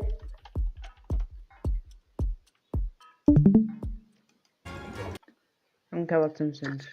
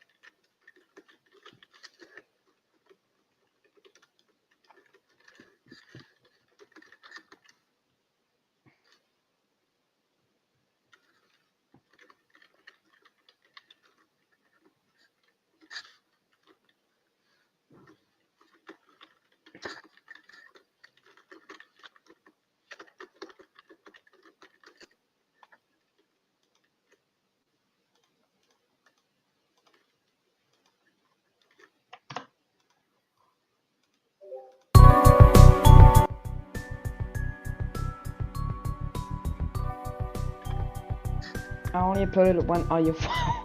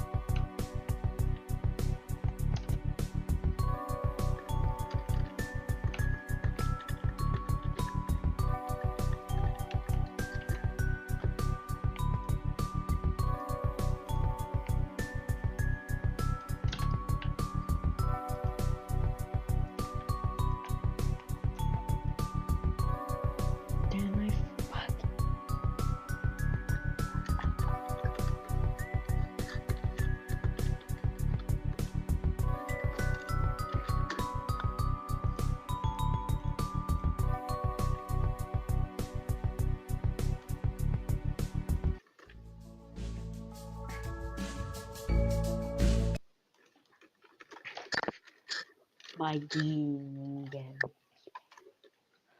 SpongeBob SquarePants.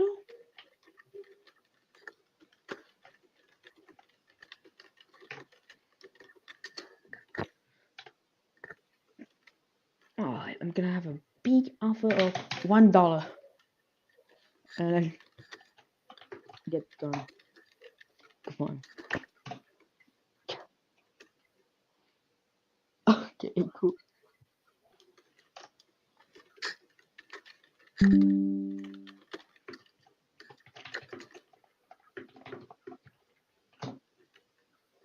Yeah, it might make the pistol cost $1.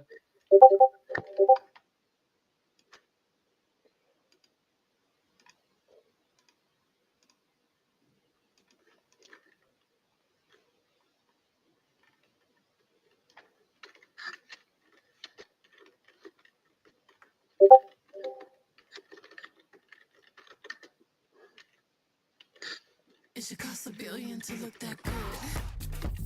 Million gold. 1 million. Parfum de Rabanne. This is a plant. Plants are amazing because they have an ability that most animals don't. If we remove a piece, let's just say a chunk of leaf tissue, and we put it on the right growth media with the right hormones, we can grow into an entirely new plant with very little effort. And it'll be identical in every way that matters to the original plant. In other words, a clone. As such, it'll have the same genes, same growth habit, same delicious fruit, or that same staggeringly high caffeine content. Some plants don't even need special growth media. Just lop a branch off and stick that bugger in the ground. Or maybe water first and then the ground. On the other hand, as you know, if you tried that with a human, at most you'll end up with a few cells that you can keep alive, and probably some legal trouble when people find out where you got that thumb from. And the old stick a piece in the ground method definitely doesn't work, and is even more likely to attract attention, one way or the other. However, that's not to say that cloning animals is impossible, it's just way harder. And while it may be a staple of science fiction, it is anything but. These days, you can pretty casually have your pets cloned, and there are multiple companies that offer it as an everyday service, albeit a crazy expensive one. But what if a world leader wanted to pull a Cleon from the Foundation series, and make younger copies of themselves to rule when they die?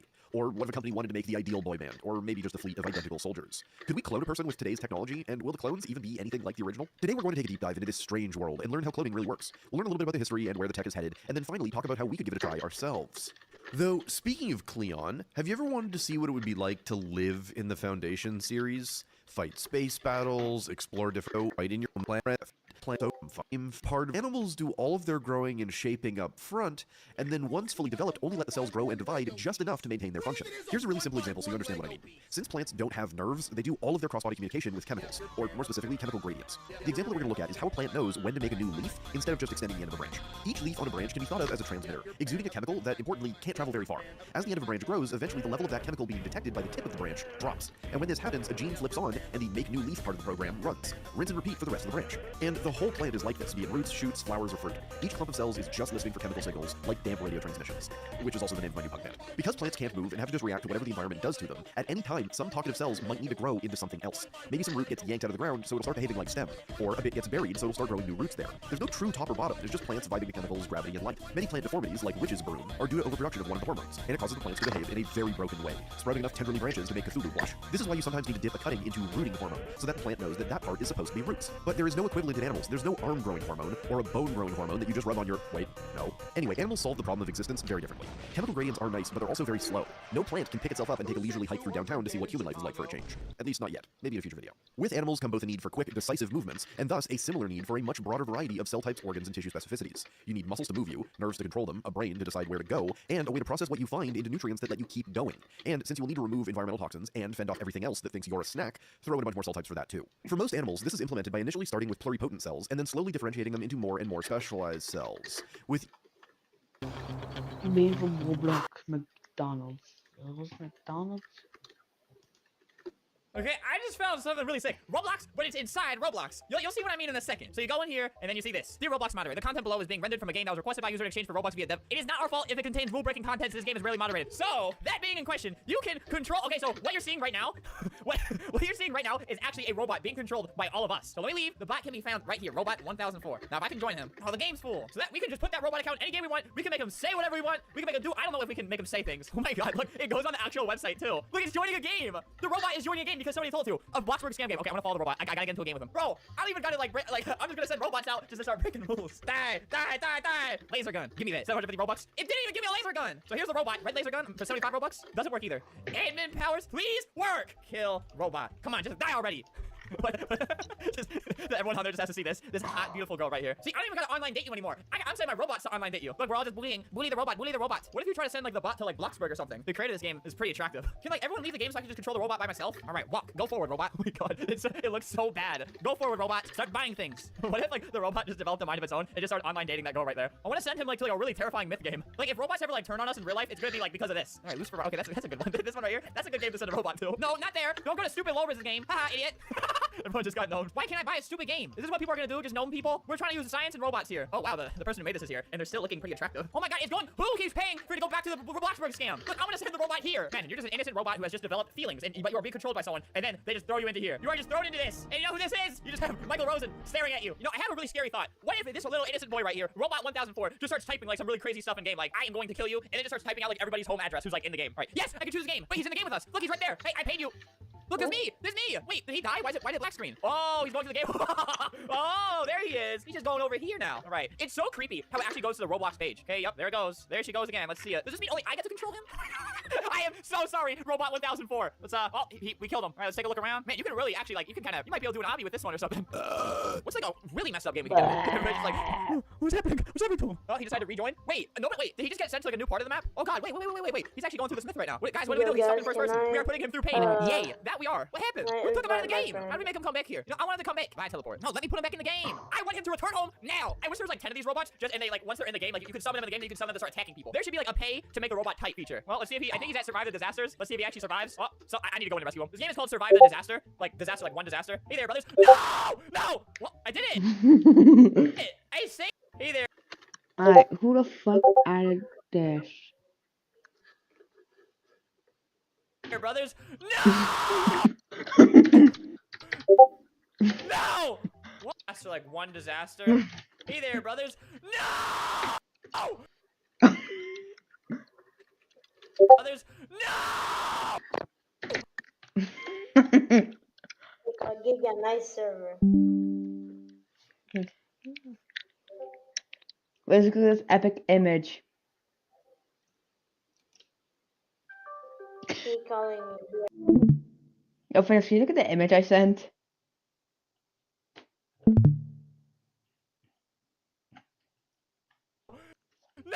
No! Well, I did it! I saved him! I literally just shoved that guy into space! You're gonna have to get through me first, Buster! No!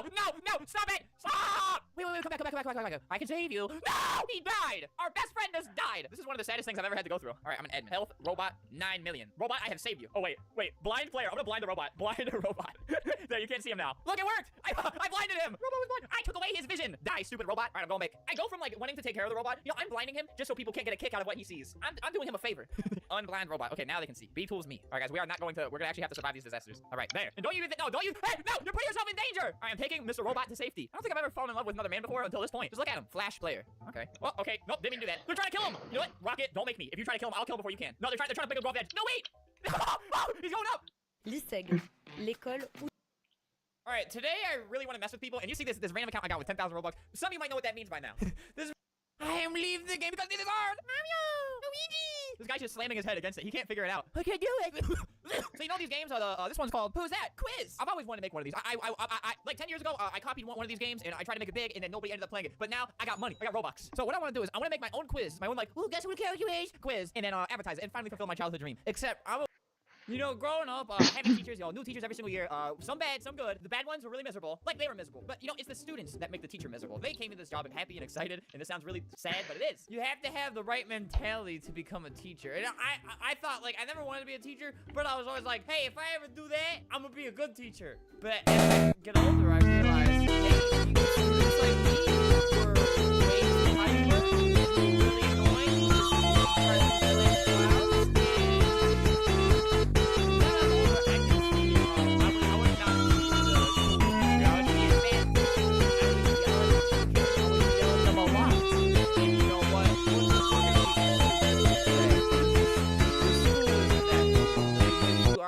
I'm a girl, I'm gonna go to the bathroom. Gotta go pee-pees. Uh-oh! No! Somebody help! Okay, you know, that's just one error with the school, though. That's just an error. I'm gonna come back, I'm gonna be better. I'm not gonna make that mistake. See, I'm gonna use the other toilet. All right, let's just get on this one real quick. See, I did, oh god, okay, well, for some reason, put me on the other toilet. That toilet is bad too, but is that toilet bad? Oh, wait, let me fix something real quick. The bad thing can't happen twice. It is only a bad thing that happened once. All right, so I have used the toilet. Uh-oh, I'm not doing it. I think something bad has happened to the other toilets. All right, point is, you know, some things in the school, they do hurt you and they do kill you. That's just preparing you for life. You never know what toilet is infected. So yeah, some of the toilets, they do give you diseases, and that's good. All right, let me unlock these doors real quick. You'll see why I can't have these doors completely open to the public, because we have a drawing drawing board. They can actually draw, and I don't really want that to get in the wrong hands. People are evil, and they'll draw mean things. This is the Boys and Girls High School, by the way, because if you title something Boys and Girls, a lot more people play it. I've been through this a million times. So what I'm gonna do is I'm gonna advertise the school, and I'm gonna finally get the teacher experience I've always wanted. So yeah, like I said, we got a drawing board. I really just have to be kind of careful with this one. So 2 + 2 = Then if they get it wrong, maybe I can give them a frowny face on their test. Maybe I can write that I'm going to kill them entire family. But I won't write that. I can also make it red if there's any question wrong. Almost as if the whiteboard is just bleeding. Hey, and there's in the back and not pay attention? Give it a sec. Sit in the back, you get attack. Right, advertise on the computer. I'm using 30,000 Robux this time because I feel like, why would people want to play a school game?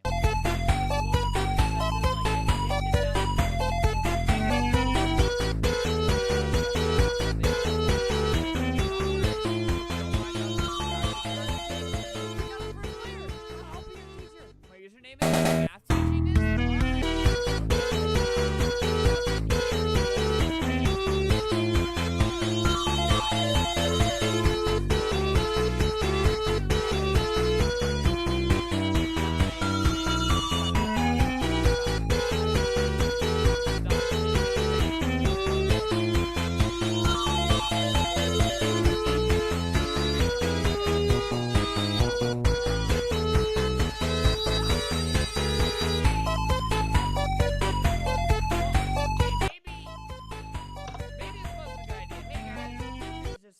right now. That's the most disgusting kid I've ever seen. Alright, so we got a little bit of adjustments to make because it's really easy to just accidentally step in this seat right here, so I'm gonna push that over there. You know, I'm gonna just have one seat that kind of gets you. Alright, we're gonna update that because too many people are dying. Alright, just shut that server down. Maybe they'll rejoin. If they're good students, they will.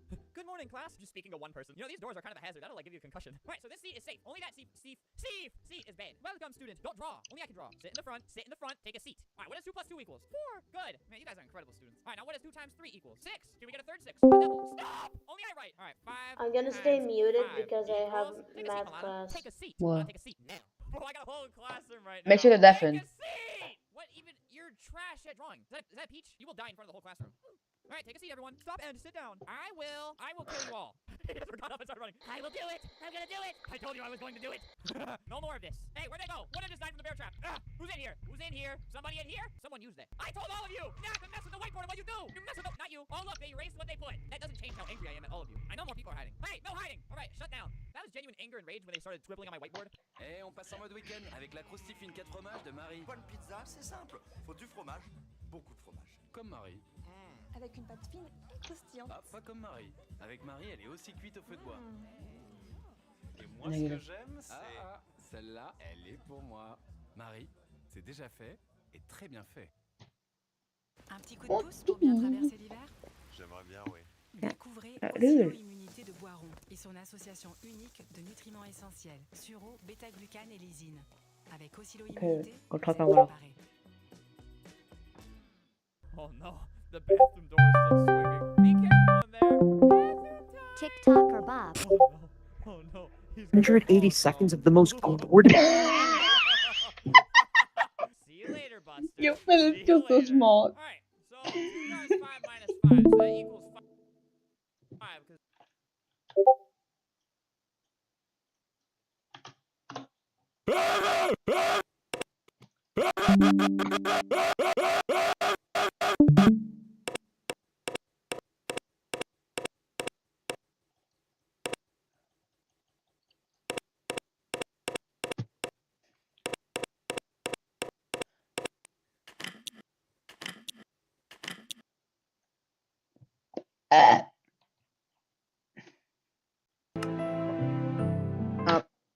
Dạ, ý định là gì vậy? À, về phòng trong. Điện. Or TikTok or Bob.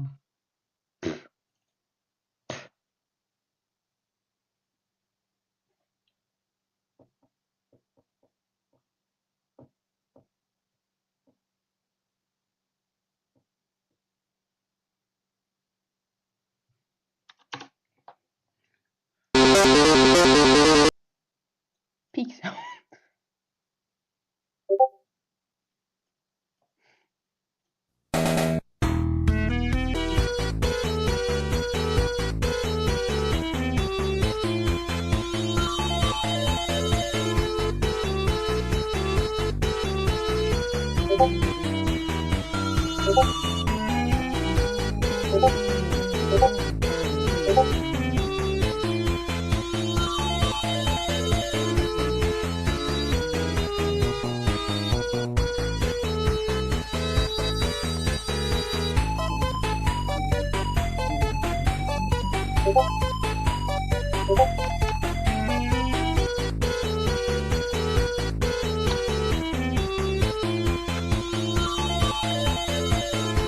Let's open.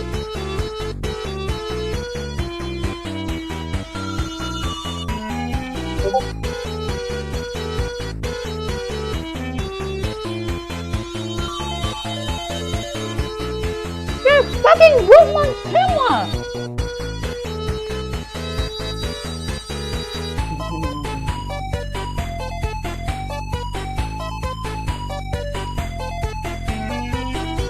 No. But fuck you.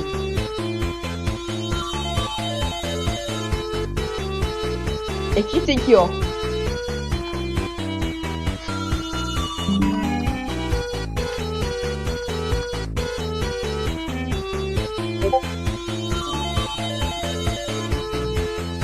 Motherfucker.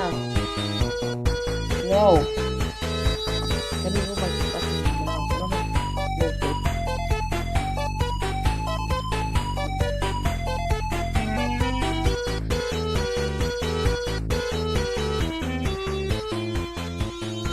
Oh, fuck you, Roblox Studios. I'm walking with my shitty mouth.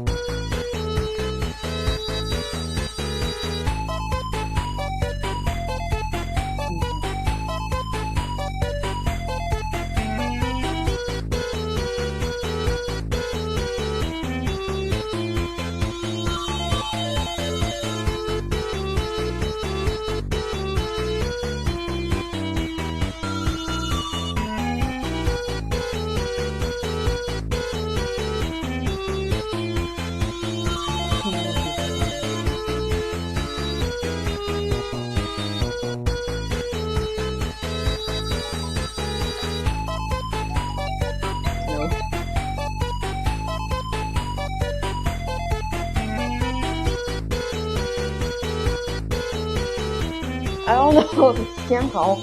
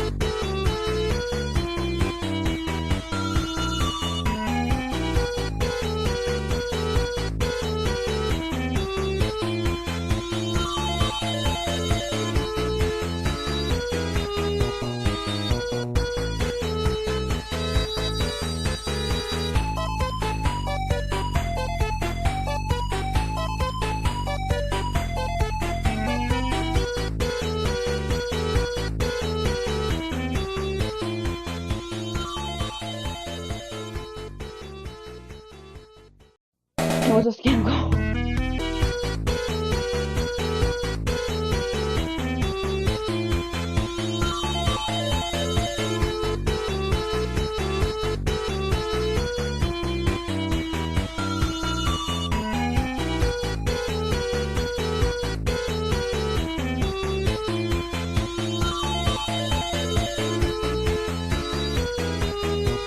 Oh, I fucking fell.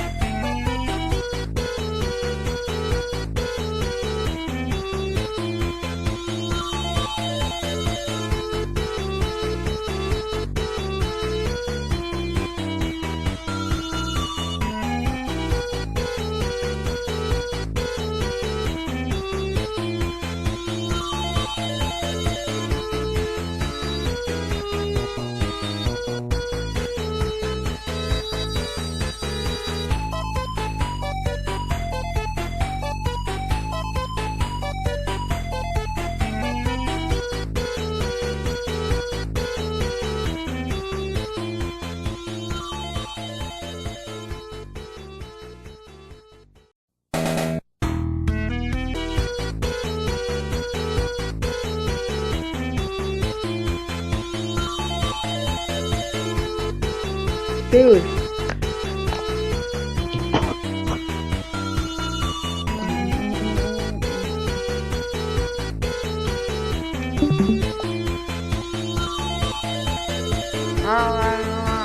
Don't live in Minecraft.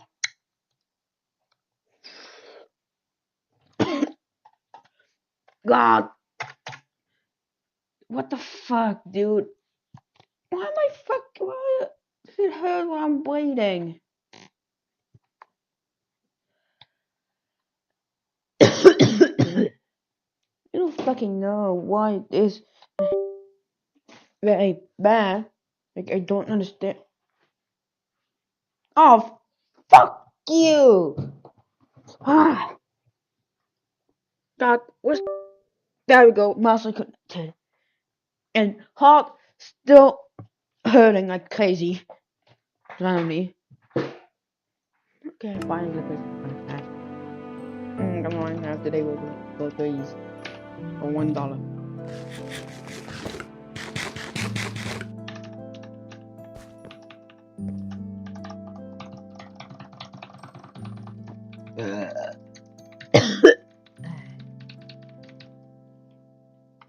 Potato chips.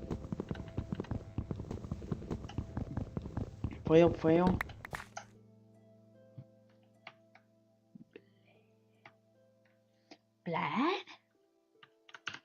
Blood.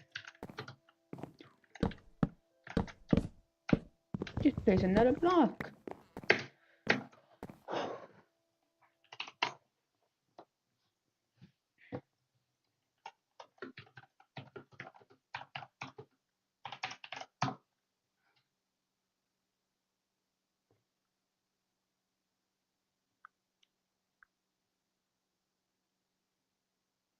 Hey, what the fuck is just playing, dude?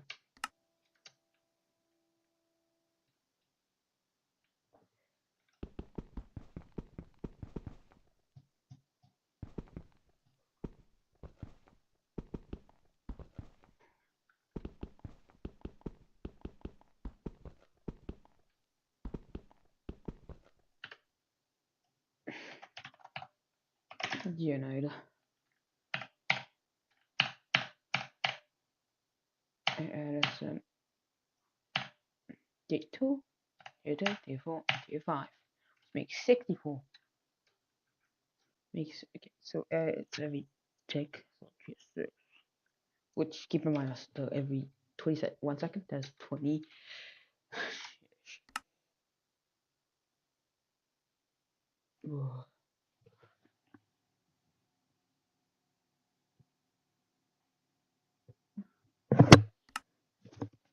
Ah, my fucking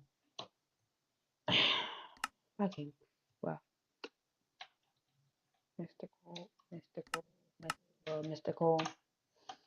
I don't know what to do.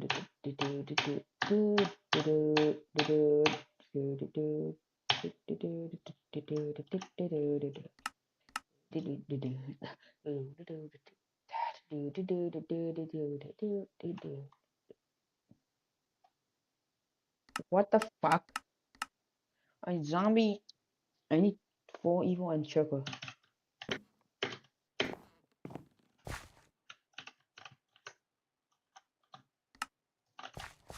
I can't probably have a lot of plate cook. Let's do that. Let's start cooking it.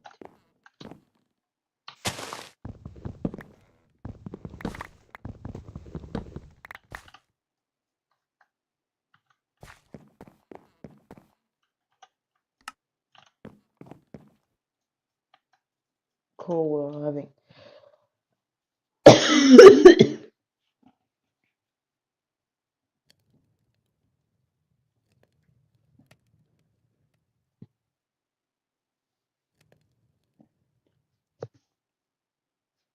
Jingle, jingle, jingle, jingle, jingle, jingle, jingle on it.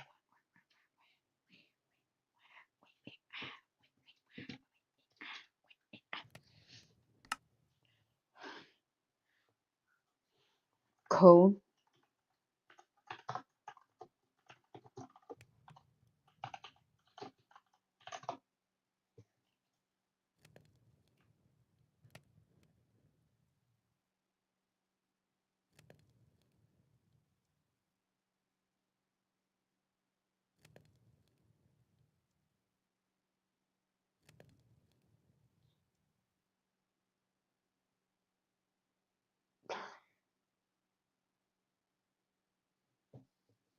Let's be a Sterling generator.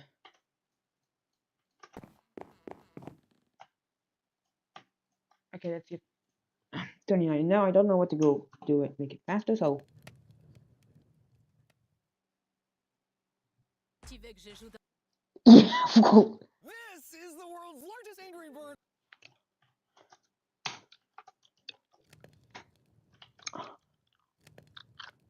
Level.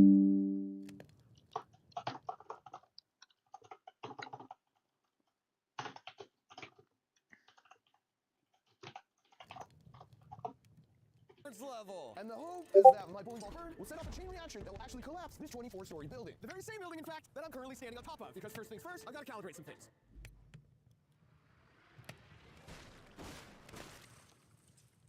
We all know there's loads of engineering that goes into constructing a building. Dang it. We all know there's loads of engineering that goes into constructing a building. But there's loads of engineering that goes into destroying buildings as well. Whether it's silos, giant stadiums, humongous buildings, or radio towers, there are really clever ways to get something to fall down exactly how you want it to fall down. And today, I'm going to reveal the engineering secrets of how the pros do exactly that. But first, it's important to point out that now this hotel is being demolished, there's absolutely no reason I can't do this. Or this. Or this. Or even this. Savage. Truth be told, most of the hotel looks like this, because for the past year, this place has been gutted to salvage everything they could, in addition to making it safer for the demolition. But for the last 40 years, it looks something more like this. Tens of thousands of people have come here to attend conferences or spend the night as hotel guests. It's even been used for marriages and been in a couple famous movies. So here was the pool before, and here it is now. Or this is what the entrance used to look like, but here's what it looks like now. But alas, all good things must come to an end, so I decided to do my part to help by ending anything I could find.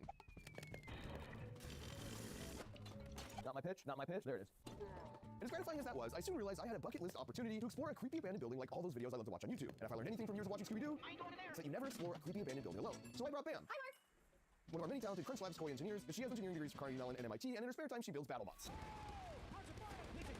So I knew she could keep me safe. Welcome to the creepy hotel. Let's go. Before we let our engineering brains get too technical with this stuff, figure the potential energy. Crazy. We picked up some of the highlights we were going to have to hit on our tour of destruction. The best part about it being an old abandoned building is you're allowed to do things like this. Things like this. Get help. Really stuck on. With that little bit of foreshadowing out of the way, we hit the road. Look at the dust. Starting with the banquet hall, an elegant eating and meeting room space that can hold up to 10,000 people, yet now only has 2. Whoa. Okay, this is creepy. Unless we weren't the only occupants. If I was a ghost, this would definitely be the room I would occupy. Hang tight on the sledgehammer because Yeah. I'm so scared of it. Okay. But ultimately, this floor felt a little less spooky. Whoa. And there's still a piano. And a little more bougie. And we kept on finding destroyed remnants of the elegant past. Whoa, no diving? This is a swimming pool. What? Including this gorgeous swimming pool. This must have been a beautiful pool. The tile work looks impeccable. And this elegant ball. This must have been one of the ballrooms. Look at the chandelier. But ultimately, all nice things Keep going down. must come to an end, and we were here to speed things up.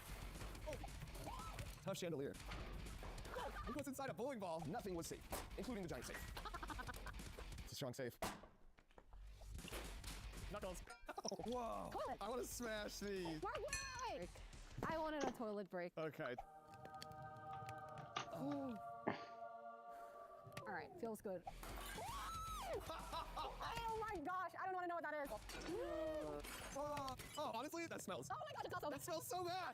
With this floor suddenly becoming inexplicably pungent, we moved on to 4-3, hoping it would smell a little better. When it comes to toilets, Bam, this is an embarrassment of wealth. We realized the sudden influx of toilets is because this was probably the floor where the hotel actually started. You see all the bathtubs? So like this was a door. You came in here, there's some kind of cabinet. Bed was probably here, and then the next one over was the mirror of that, right? Door came in here. That's the bathroom. You can see the tiles in the bathroom. So this was the hotel floor. That's where all the toilets are coming from, Bam. What kind of mirrors are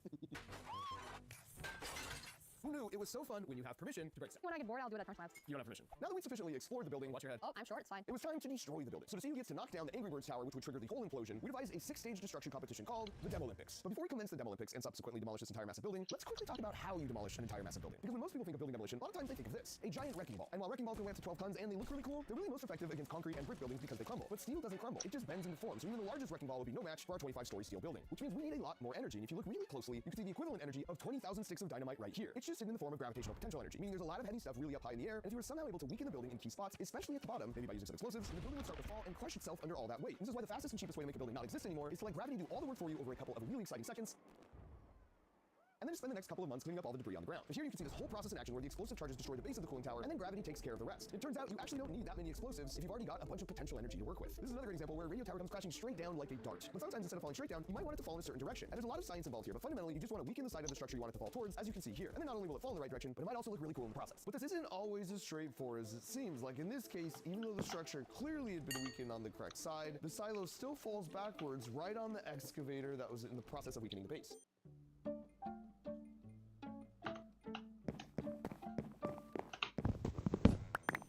For our building, the plan was to start by pre-weakening some of the structural walls, and then use an 8-foot drill to bore a bunch of holes you could place 2006 of dynamite into on the critical 2 lower floors. But you also place an additional 1,500 sticks of dynamite throughout the rest of the structure to ensure it doesn't all stick together and just roll over like this. Then at the moment of detonation, the dynamite's triggered with a milliseconds delay starting from the bottom up and from the sides inwards. And this means this only costs you you 3,500 sticks of dynamite to unlock access to the equivalent of 20,000 sticks of dynamite stored as gravitational potential energy. So the building crushes itself into a relatively small rubble pile that's much cheaper and easier to clean up afterwards. Now that we know what it takes to bring down a building of this size, Bam and I are going to face off in the world's first Demolympics to see who gets the honor of bringing the building down. Starting with Event 1, the hatchet throw. And unfortunately for Bam, turns out I'm really good at throwing hatchets.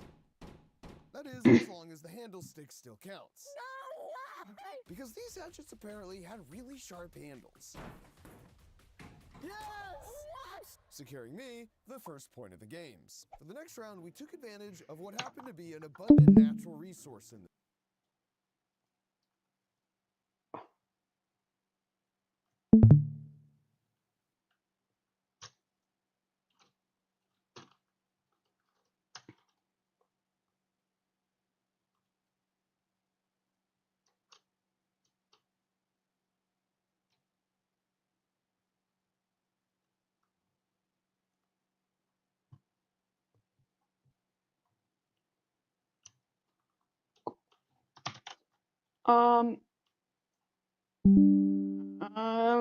Corn, is it important? Crafting octopus sugarcane. Yeah, Corn, is this what do I need to do this? Oh.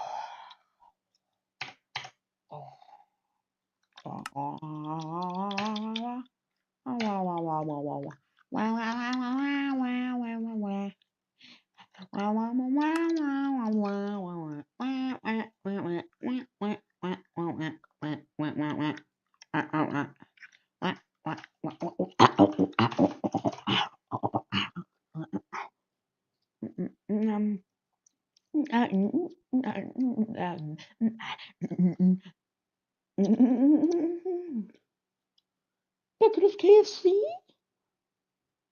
Yes. KFC. Cheeseburger.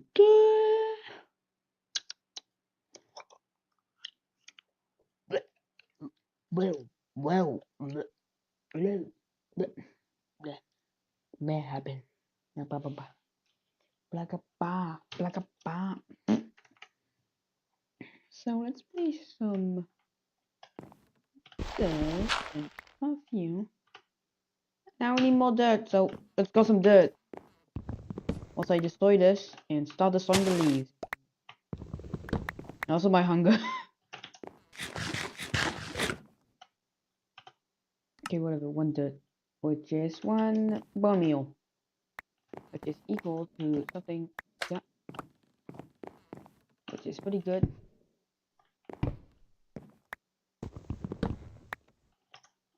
When you need an upgrade.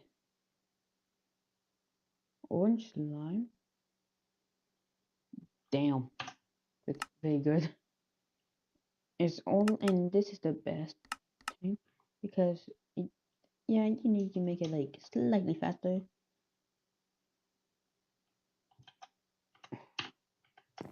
Really? What the fuck is this? What? Ruim met uit. I'm only here for the photo style. Let's go. Okay, yeah, I'm a bit, might have too much resin. I just stole this entire thinging. Oh, fucking 3!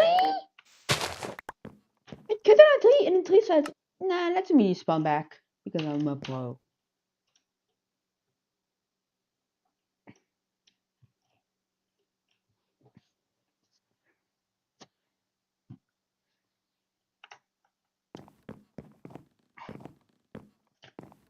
We need a lot of this.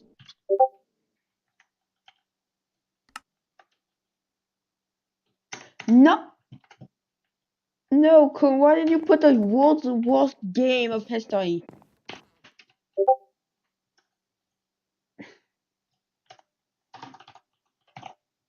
No, I don't want feral essence. I want bone meal. You can get bone meal from Gabba.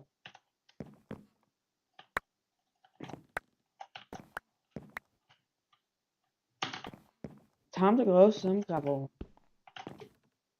Because apparently gravel. But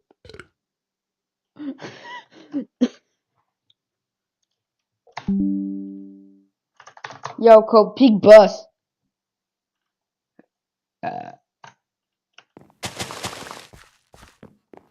No.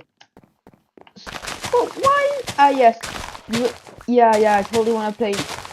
I'm gonna have fun in UGC.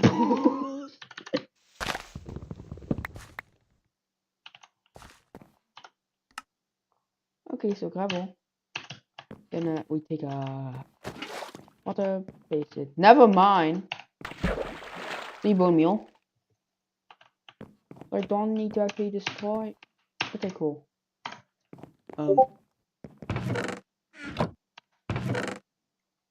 Just this.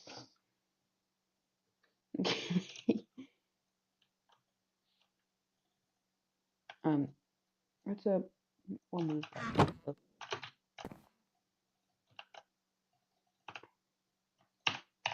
Analyzing and clearing. Cool, I'm out of space, but shit.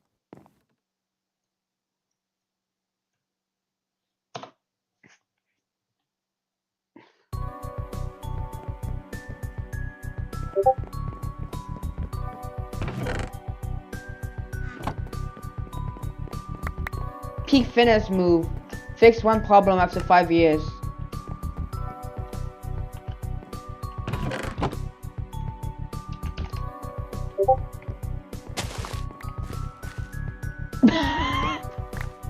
Let's go. Free.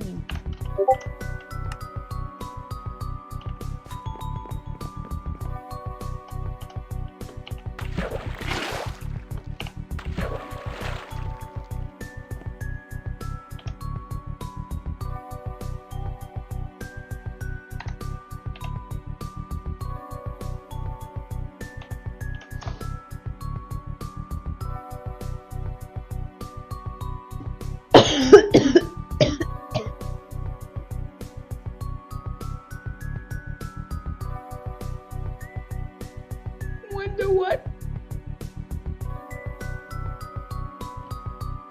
Let's see. Shared with me. Cool, we have nothing.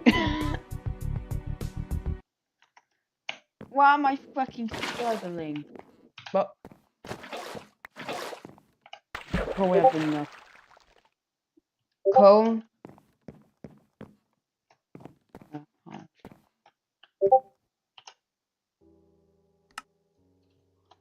What would Roblox?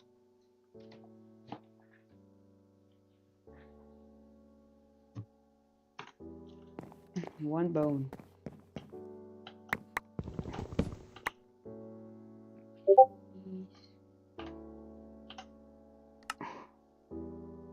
You have more mud? No, I'm currently struggling with my fucking health. Well, pretty much it's just that my fucking heart hurts. I don't know why. I can't understand. Yeah, let's make my fucking inside. Don't make my fucking heart. Yes, why my fucking chest.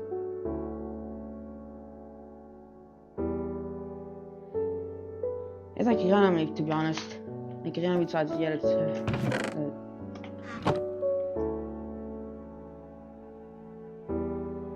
went you well.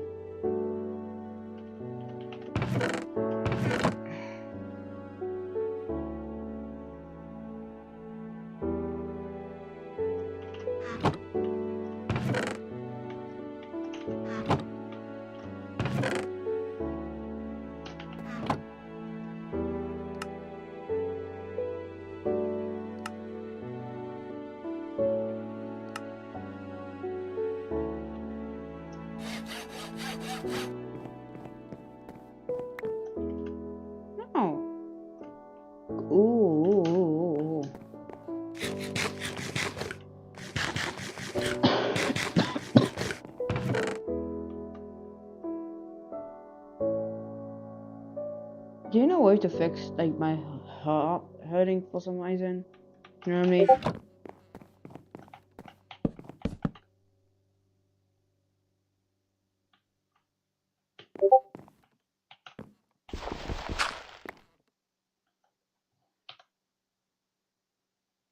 I did search it before.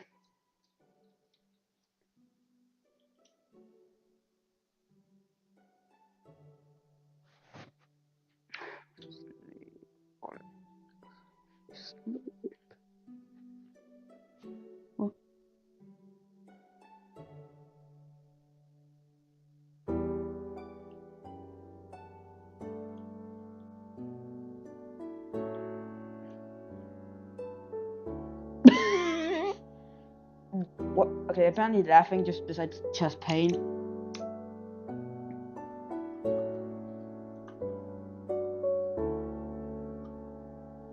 I don't know why laughing besides chest pain.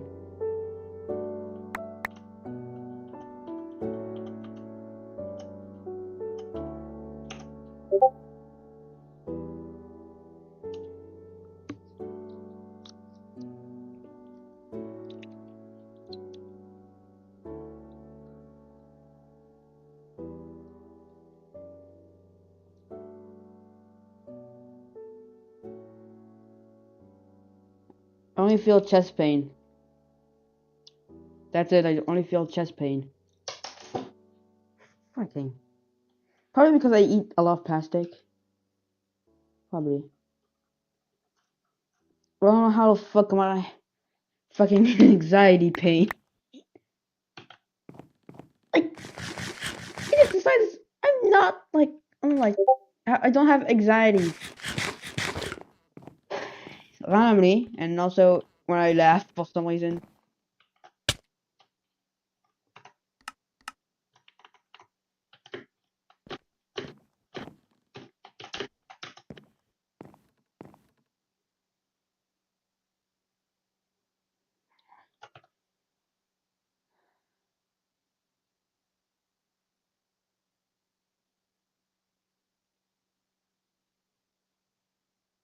Okay, what the fuck you mean? I need to call a suicide helpline or local mental health service. It just feels like I don't know. I don't know how to fucking rate it.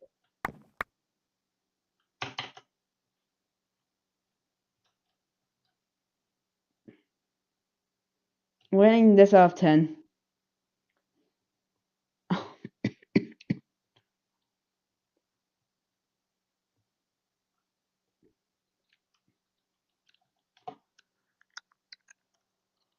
TikTok or Bob. TikTok, TikTok, TikTok, TikTok, TikTok, TikTok, TikTok, TikTok or Bob.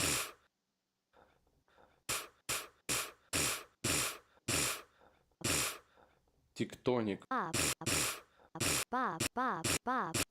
Тектоник.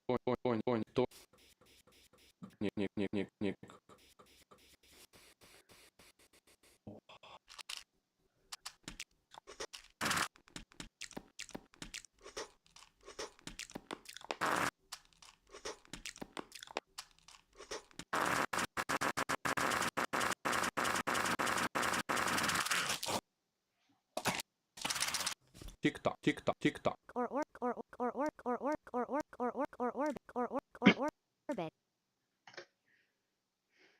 TikTok.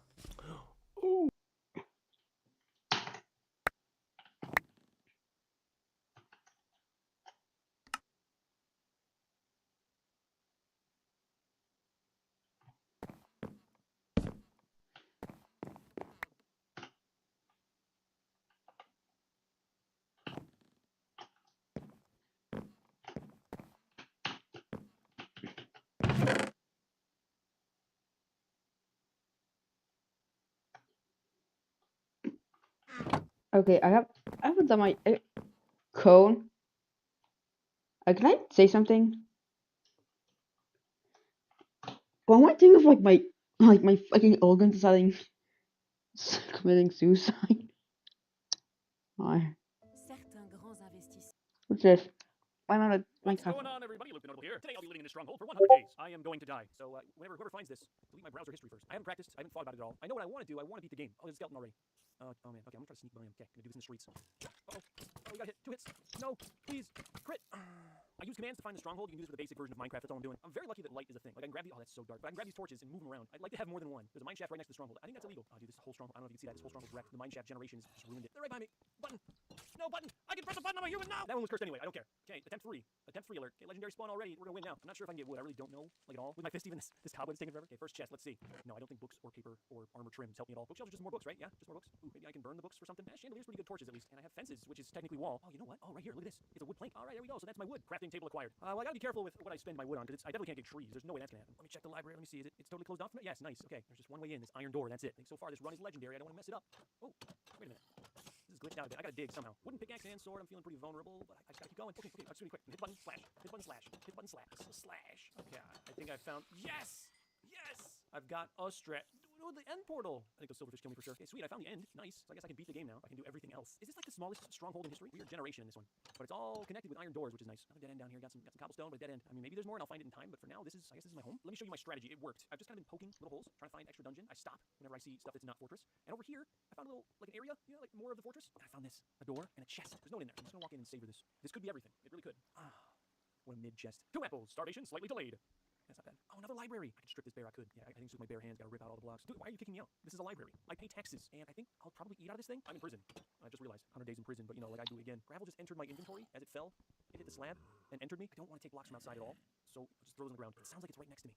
Oh, got him. Yes. Okay, perfect. I can eat you. What even is this room? I'm trying to wrap my head around why this would be here. Found those zombies and the creepers by listening. Maybe in the meantime I build something out of this. Oh, I'd like you to know, just for the sake of it, I'm not going to destroy this cobblestone in deep slate because I can't. It's like invincible to me. I would actually love a little bit of stone. Oh, I can make a stone axe. Maybe a furnace. I could probably start getting torches together. Oh, I kind of feel the ticklings of starvation. I'm on my last apple. Maybe I save that apple. Yeah. At this point, it's special. I don't think I'm getting another one. Okay, that's it right there.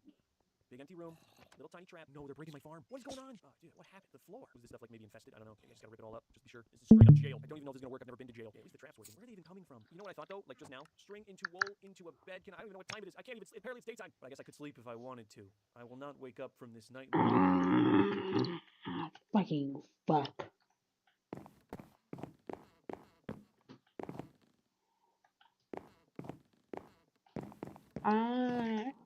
One, three.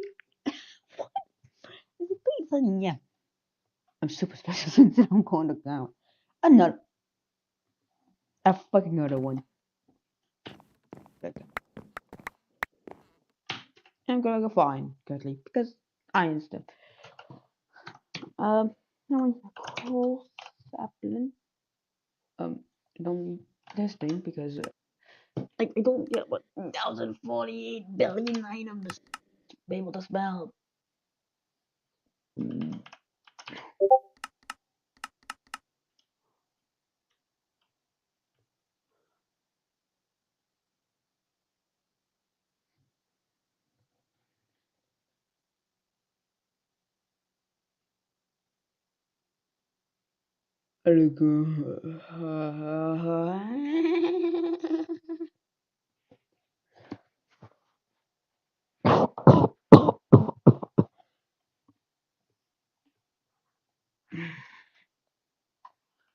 Iron skin.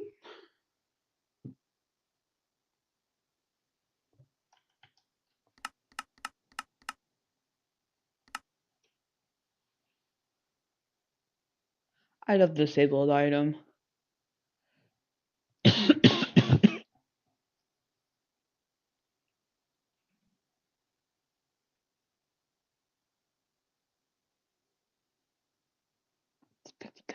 Oh yeah.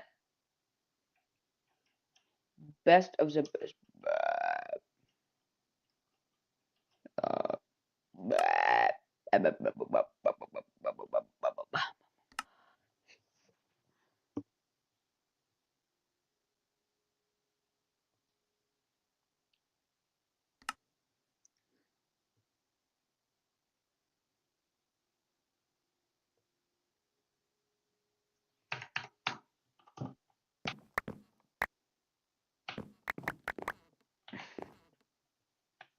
Who have Infinity Giga Master World?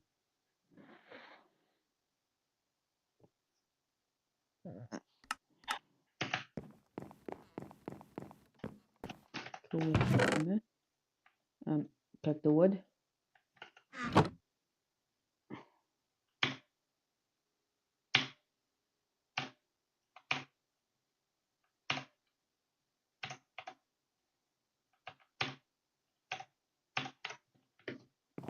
I got like 4,000. I mean, that's a lot.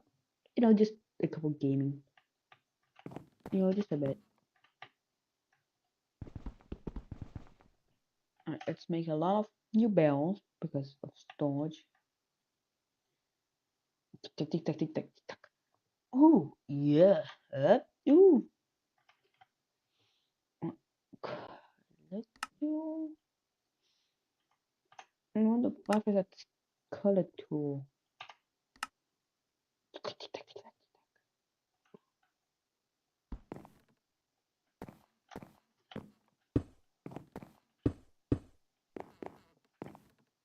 Oh wait, it's the wrong side.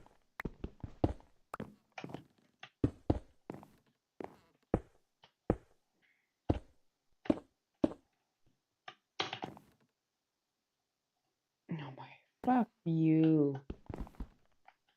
I gotta do something. Change. Yeah. Delete these two plates. Two them here.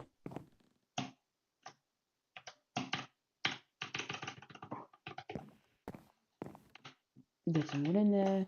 Leaves. Acorns.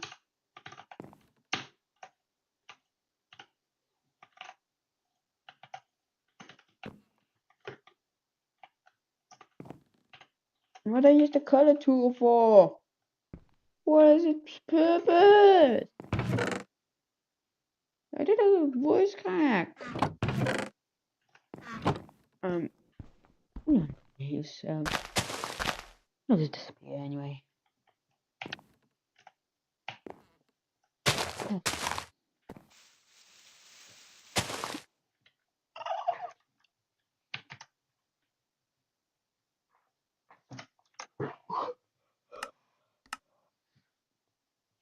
God.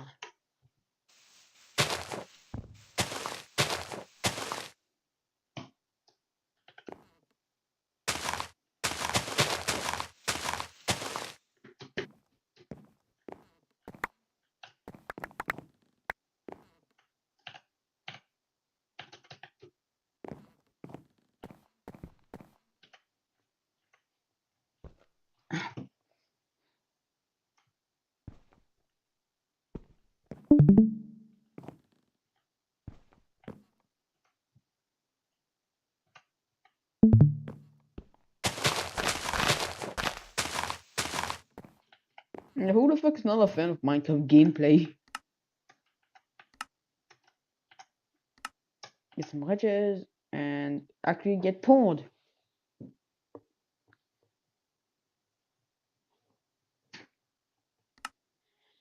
There.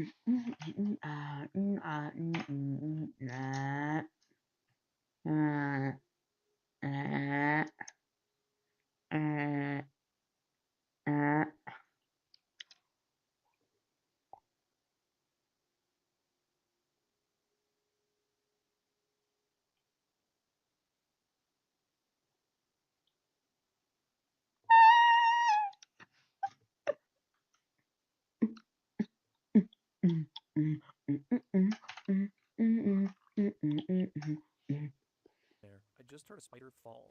I don't know what that means, but I think it's above me, whatever it is. Look at this design. I'm gonna put a little fence here with a spot, so I can put a torch and look inside before I expose myself barring another silverfish incident. I might have food. Night, everybody. Sleep tight. I gotta figure out how far away I have to stand. Oh, you know, there's probably, there's zombies in the walls. That's gonna hurt the farm too. I hear him, he's right there. I'm gonna sit here for as long as I can. Really hoping something spawned. I didn't really ever check the ceiling in this room, in the library. Skeleton sound is getting a little closer. Abandoned. Oh, this could be it. I may be dead right now. Not a time to call me, whoever. Please no. Spectator mode, privilege of death. Look at this thing. It's actually like the smallest stronghold ever, with 2 libraries. It's so tiny. There's the one library that I destroyed. This hallway. There's the other library. There's the end. That's it. The whole thing. They spawned me in the pitch black. This torch is not legal. I'm gonna go to hardcore mode and start. Okay, here's hardcore. I can only assume this will go terribly. Yeah, I'm actually in the cell right now. I'm just gonna take this door. It's the only block I can. Yeah, this one too. If someone rolls up, I'm smacking them with a door. Ooh, wood. Okay, I haven't seen one of these woods. Nice. And cobblestone. I don't know why I'm whispering. They can't hear me. I'm just kind of frightened. A chest, right? Maybe water in the middle too? No water. Another just mid chest. Actual cobblestone. This is legal too. I mean, this is spawned here. It's legal. You know what I should do real quick is just secure this. Oh, silverfish. I'm fighting with a button. I gotta fight 2 of them with a button. I didn't make a sword. Okay, can they do? They can't do ladders. Can I do ladders? Jeez. Here we go. Here we go. Silverfish. Come on, got a sword now. Choice of staircase or random hallway. I'll do the hallway. Hey, skeleton. Okay, and I got a door. Okay, combo time. Oh. No, he didn't. Okay, I got him. But that thing was a little bit smarter than the spider I killed. Can I eat a bread? I mean, live it up, I guess. Come on. I may be dead in 2 minutes. Eat the bread. I put a block right in front of the iron door. This guy's chilling. I don't want him to come in. I just want to hit him in a brief moment. Get that shot off. Oh no, trouble is it's kind of tough, the timing of it, because you gotta press the button and then you gotta hit the skeleton. Gotta practice. Yeah, that was pretty nice. If I can get one bit of water, just a single tiny crumb of water, there's enough here to make a total nether portal. Yeah, you could beat the game. You could do it. I mean, it's possible. Creeper in jail, that makes sense. Oh, chest, please. All right, I think I'm gonna rip the doors off. That's how you know I've been down that way. That's some good meat. Oh, skeletons. Okay, I'm gonna end this day, so we get one of the books. I don't see the skeletons anymore. I gotta listen for them though. It's a tough. In this video, we'll... There is a Roblox game out there that no one has ever beaten. In fact, no one has ever gotten halfway to completing it. And the game in question is Ultra Hard Badge List Reborn. And of the 143 badges featured in this game, only 56 of them have been completed by one person. And so today I created an iceberg featuring every game on this list, starting from easiest to hardest. And spoiler alert, they are all impossible. So kick back and relax and enjoy today's video, and let's go through 7 layers of hell.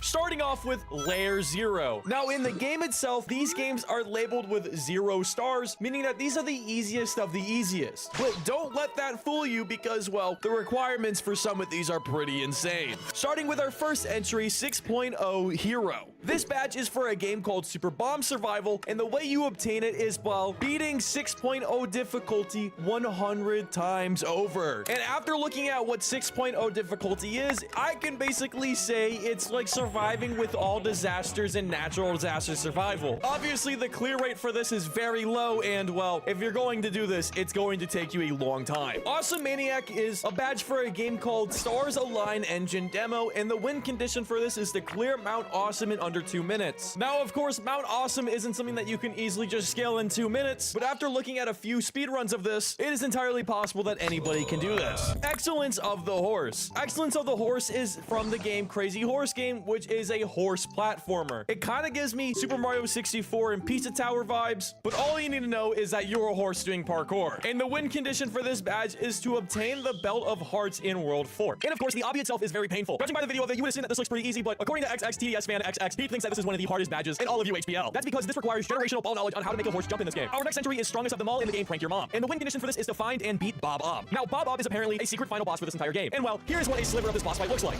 Yeah, I think it's pretty safe to say not a lot of people are beating that. Glutton for Punishment. Now, this badge is from the game Pressure, which everybody should know, and it requires you to rage Ifestation before Room 25 and then make your way to the end of the ridge. And if you don't know what Ifestation is, it's the little monster in the game that basically makes you drag your cursor to look at it so it can damage you. Now imagine doing this for an entire run past Room 25. Yes, it looks very annoying. And from personal experience, I had a hard time doing the hunt Easter egg for this game, so yeah, no thank you. Round 50. Round 50 is a badge for the game Project Lazarus, which is essentially like Call of Duty Zombies inside of Roblox. As the badge states, you have to get to round 50. This one is pretty self-explanatory and I feel like I could definitely do this. Guardian Nightmare. This is our final badge for Layer 0, and this one is pretty self-explanatory because you have to vanquish the Nightmare Guardian Sentry inside the game Realm of 9 Portals. From seeing footage of this boss fight, this really does look like Dark Souls but inside Roblox. So if you're a big Dark Souls player, maybe this one is just for you. But if you're a normal human being, well, maybe steer clear.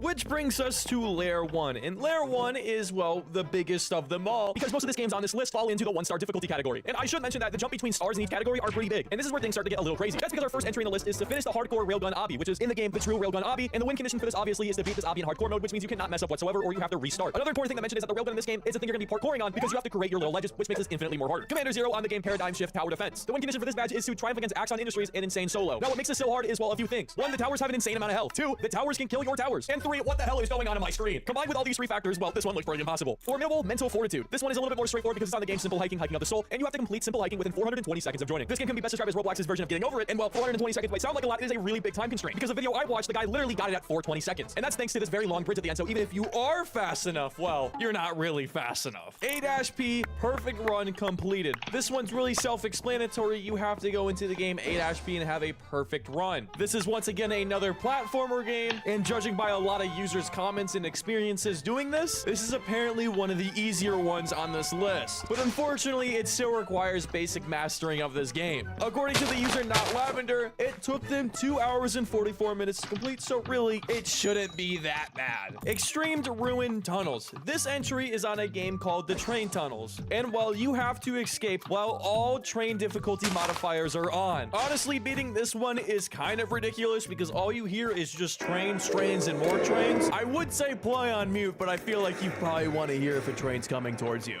Winter Apricity. This badge is on a game called Climbing Game, and well, the badge itself is pretty self-explanatory because you have to beat the Winter Apricity climbing map. Now, this map is very long and, well, also very hard. Yeah, make the jokes in the comments. Thankfully, there is no time constraint. However, you can't fail whatsoever or you're just screwed. This one is also not for the faint of heart, and looking at this, well, I don't think I could do this one. I'm gonna be so real with you. Dreams of Dystopia. This badge is located in Project Somnia. In order to get it, you have to escape the Kaizo district of Lucid City. Just like all the other ones, there are no checkpoints in any of the obbies, and well, the obbies are pretty damn hard because there is a time constraint because the floor is rising. But I'm not gonna lie, watching someone beat this gave me the same vibes as that one dude who beat that really hard Geometry Dash level. If you can beat this one, well, it's absolute cinema. Reach the Sky. This badge is found in the game Less Than Home, and it's almost exactly like the Railgun Hardcore obby, except this time you're just in a different game. All of the same concepts apply to the fact that you basically have to make your own parkour jumps, but honestly, if you did Railgun Obby, you could probably do this one too for another free badge. The Lark over Ocean's Door. This is the first badge of many that will require you to 100% certain games. When we get to these games, I'm just really going to tell you what the game is and move on because, well, I'm not going to explain out 100% in the entire game. The game in question for this badge is called the Gallery of Ordered Instances, and honestly, after looking at it, I really don't know what to tell you about this game. You did this to yourself. This badge is from a game called MGD Where, and the description for this one's kind of funny because it says score 999 on turtle mode in parentheses takes 5 hours. And it wasn't joking when it said it takes 5 hours. On top of this, you are only allowed to have 3 mistakes within those 5 hours. And I'm not gonna lie, watching gameplay for this is like watching paint dry. I would stay far away from this one. Still possible. This badge is located in the game Industrialist. An Industrialist can be explained by the fact that it looks like Factorio. And the win condition for this badge is to beat Impossible Square difficulty by selling one purple gold ingot before reaching 200% pollution. Now, I have no idea what that means, but the run for this took around 4 hours for this player. And while yes, the run only took 4 hours, it's probably also important to know that if this game is anything like Factorio, I guarantee it's extremely complicated. Hard Endless 2000. This badge is in the game a really freaking big house. And the title of the badge says it all. You have to make it to room 2000 in the endless game mode. Which, yes, it does sound crazy, but I'm pretty sure you can have a checkpoint at room 1000. So you only have to do 1,000 in a row without dying. Yeah. Teamwork. Now, this might be one of the funniest ones in the entry because you have to beat a map in the Roblox game Super Golf with having 0 strokes in a public server, meaning that people have to push you around so you can get a win with 0 strokes. And on top of that, it also has to be in a public server, so no doing it in a VIP with your friends. There's also a pretty big time constraint with this one too, because if someone gets into the hole, there's a timer that starts, meaning that you have to go as fast as humanly possible. But if the circumstances are right, this could potentially be the easiest one on the entire list. The replay. This badge takes place on Isle and it requires you to get the orbit ending before day 3. Now, I have no idea what that means, but I know the Isle is a pretty hard game. And if it's like anything I remember, you probably want to get a friend to help you for this one. Veteran Speedster. This one is pretty simple. It just requires you to get all time trials gold on Roblox carts. Not really much explaining to do here, just go fast. Dirty Tricks. This badge is located in the game called FNF Multiverse. And if you don't know what FNF stands for, it's Friday Night Funkin', which means that this is a rhythm game. And well, if rhythm games are your thing, well, this should be really easy. But if you're like me, well, I would never complete this in a million years. I mean, literally just look at this. My brain simply cannot keep up with that. Bad researching. This badge is located in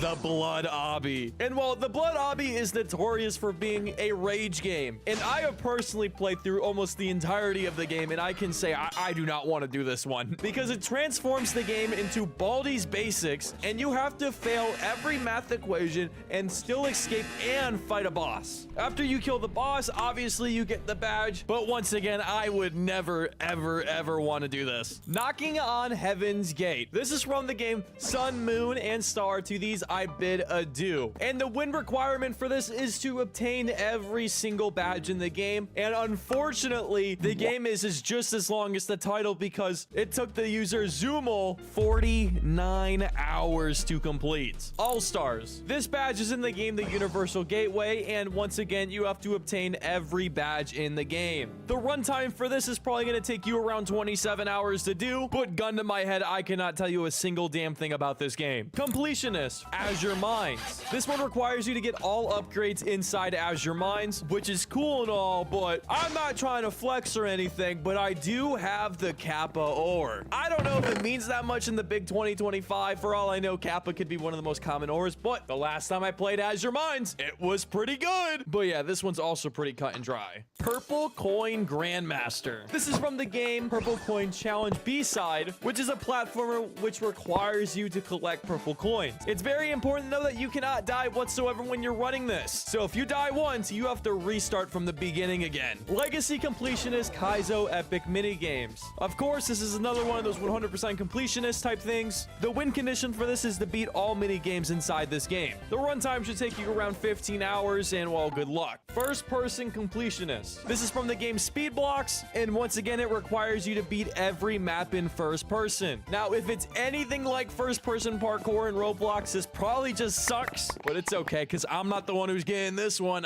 Achievements Keter, SCP Anomaly Breach. This one's also pretty simple because it requires you to get all achievements as a Class D on Keter difficulty. This game is quite literally just like the SCP Containment Breach, except that it's in Roblox. But just because it's in Roblox doesn't make it any less terrifying. My Doom completed. This is from the game Virus Alert, and this game can be best described as Five Nights at Freddy's if it was made for brain-rotted children, because there is so much going on your screen all at once. I cannot keep up with it, and I feel very overstimulated. Seriously, it's like watching those kids play Fortnite and Doom Scroll on their phones at the same time. Like, it's too much. But I know my editor would love this game. Process of Rebirth. Now, of course, when I look this one up on YouTube, the only thing I would get is either religious people talking about reincarnation or golf tutorial videos. And for whatever odd reason, I cannot find this anywhere. The only video I can find of tropical golf doesn't even feature the badge, but instead the owner of the game beating the living hell out of a golf ball. That poor thing. Deathless win. This is from the game Zipline Obby, and once again, this one is also pretty simple. Just do the entire obby without dying. Apparently, it's really hard, but I do have a pro tip that I'm not supposed to be sharing because it's highly confidential information, so I'm going to whisper it. Don't die. Completionist recovery. Once again, this is one of those 100% do the entire game kind of badge, and it probably takes a very long time to do so. Of course, when I look Your cone. My chest doesn't hurt a lot, but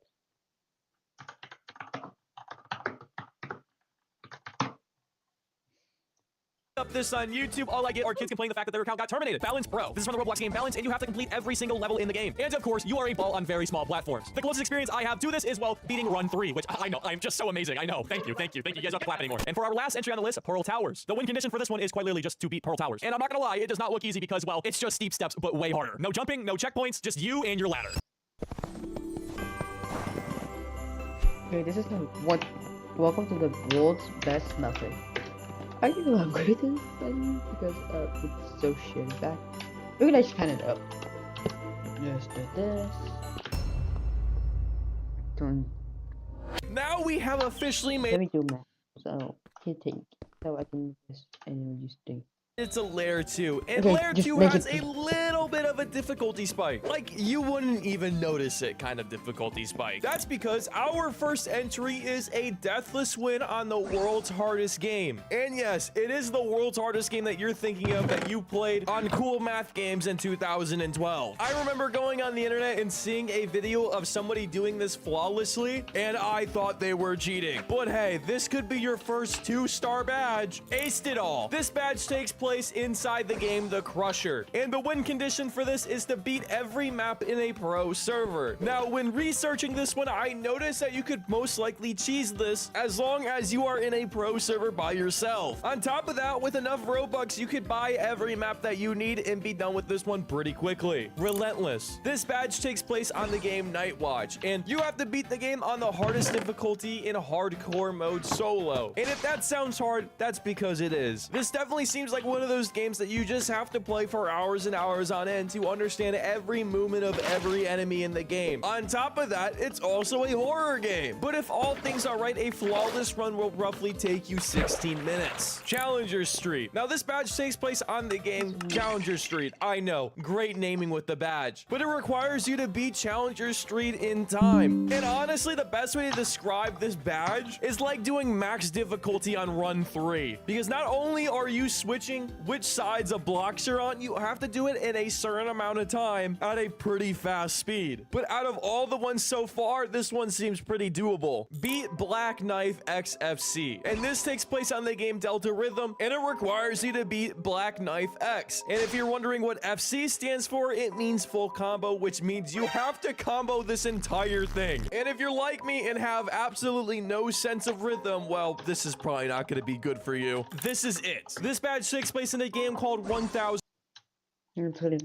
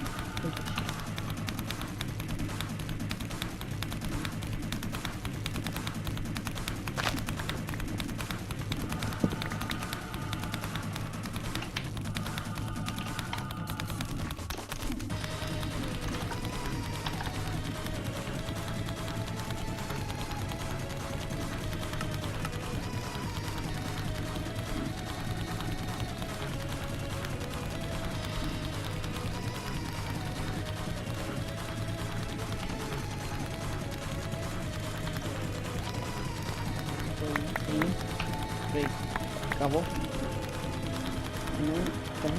Let's go to one iron ember. Let's cook this.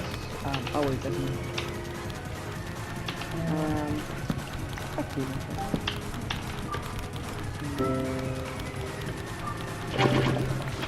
Lava, stop cooking. Okay, now I need apple seeds. Apple seeds, which requires a wood. No. Okay, I need an apple, which requires oak sapling, which requires washing dirt. And I don't have a.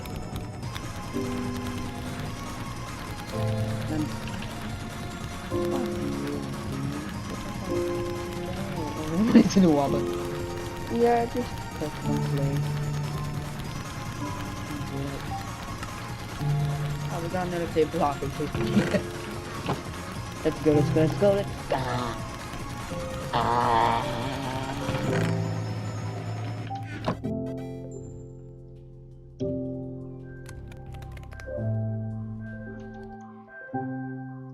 Remengas?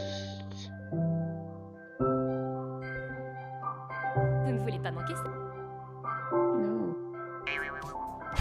Don't shut up. Alright, guys, I'm gonna get my revenge on children that are smarter than me. Name an emotion you feel. Depressed. Yabba dabba doo, yabba dabba. I think it's like longest answer wins, except made by someone who knows more than 10 words. Name something in a taco. Chicken. Oh wait, I thought you just say it like that. No, don't use chicken. Name a farmyard animal. Chicken. You put cow. Are you serious? Chicken. Just chicken for every answer. Name a place you can swim. Water park. Yes! No offense to the guy who made the original one. This one just seems to have smoother answers and smoother process. Name an animal that's usually a pet. Chicken. No. A parrot. Yes! Dude, I am the goat at this game. Name a common color. Yeller. Big ol yeller. Red. Nothing else comes to mind, buddy? The lava will rise 9 blocks. You have to think of a 6-letter vegetable. Hey man, do lettuce again. We both did lettuce! Dude, L, that's what you're about to take. Name something you keep in a wallet. Man, all my money. Yeah, go back to Underworld or Undertale Sans. Hey sisters. Dude, I feel so special having this James Charles face. Like, it's discontinued now because the creator got scared of being banned. Name something sharp. Machete. Yes! Dude, they know so many words. In the other game, no offense. I'm not trying to dogpile on you, man, but this one's a little better. Name something you wear on your feet. Lotion. Oh, report missing itch. No, I didn't mean that. I don't want to mess up your game. Name state capital. Washington. Okay. It autofilled it for me. Washington, D.C. That's a good system. Name a month and a year. December. I would spell that wrong, so I was too scared to put February. Name a school subject. Mathematics. Shabba-dabba-dee. No! At this rate, you're gonna win. Physical education. Oh my God. How? Gee, that was the biggest clutch I have ever seen. You are destined to die. Name an M&M color. Yellow. Name something you would bring to the beach. Beach towel. Oh my god! Beach ball. Ah, I went up to you. Bucket. Dude, I love when I can combine 2 words. I feel like such a god right now. Name something in a salad. Salad dressing. Oh man, I thought I could put salad dressing. Name a fruit. Oh jeez, what's a fruit? Watermelon. I'm the best. Banana. Dude, I'm in the lead. Name a car color. What's bigger than yellow? I can't think of one. Name a game console. PlayStation 5. GameCube. Not good enough. Ooh. Name a day of the week. Wednesday. Saturday. Yabba dabba. Ooh. W! That's what I just took. Alright, let's extend my win streak. Name a popular soda. Mountain Dew. Shabbity. Dude, I am the king. Name a type of transportation. Oh god, what the? Vehicular? No! What you? Teleportation? That's not real! You are now my arch nemesis. What, like a sandwich? Name a Pixar movie? Dude, I don't know these. I don't care about Pixar movie. Actually, Turning Red. Ooh, I cheated to get that one. I don't watch Pixar movies. Turning Red seemed like the longest one. Name a character from Frozen. Oh, jeez, I don't know. Queen Aduna. Incorrect! It says it right there! Eek! She's actually gonna win. I hate this. Name a shape. The Pentagon. Oh, I think I'm really hanging in there. Help! Name something you'd find in a bedroom. What the paid ad? Man, get that on my face. Bed sheets. Okay, I think I die. Gigi, shut up. I think I die. Gigi, shut up.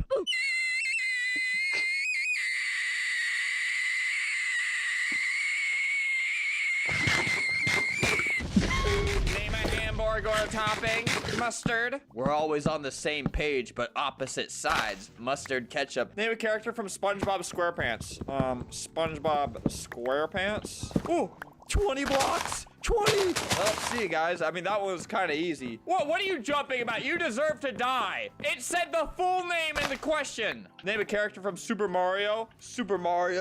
Oh, thought I had you there. Look, we're racing to 3 wins. Name an edible meat. Chicken. Dude, you're ahead of me by like 1. How is this happening? Name a sport. I don't know. Basketball. That's so much better than mine. I'm an idiot. Name a U.S. state. Ooh, Mississippi. That was pretty good. I'm catching up. Name a thing that is cold. Refrigerator. Yes, I'm back on top. I had to check how to spell refrigerator though. Name something you'd find in the kitchen. Knife. Kitchen. Oh god, we're always on the same page. That's why one of us must die. Name a superhero. Spider-Man. Superman. I'm better. Name a room in a house. Living room. Ooh, GG. Remember you said that to me before the game was over? Remember when you said that? All right, we both really gotta work hard for this. Name a character from Phineas and Ferb. I guess Phineas, right? Agent P. Phineas is literally longer than that. Don't try to flex your Phineas and Ferb knowledge on me. It's getting close. It's getting hot in here. Name something a dog would do. Poop. Chase squirrels. Chase. Roll over. Oh, God. This is bad. Okay, I really gotta do good this one.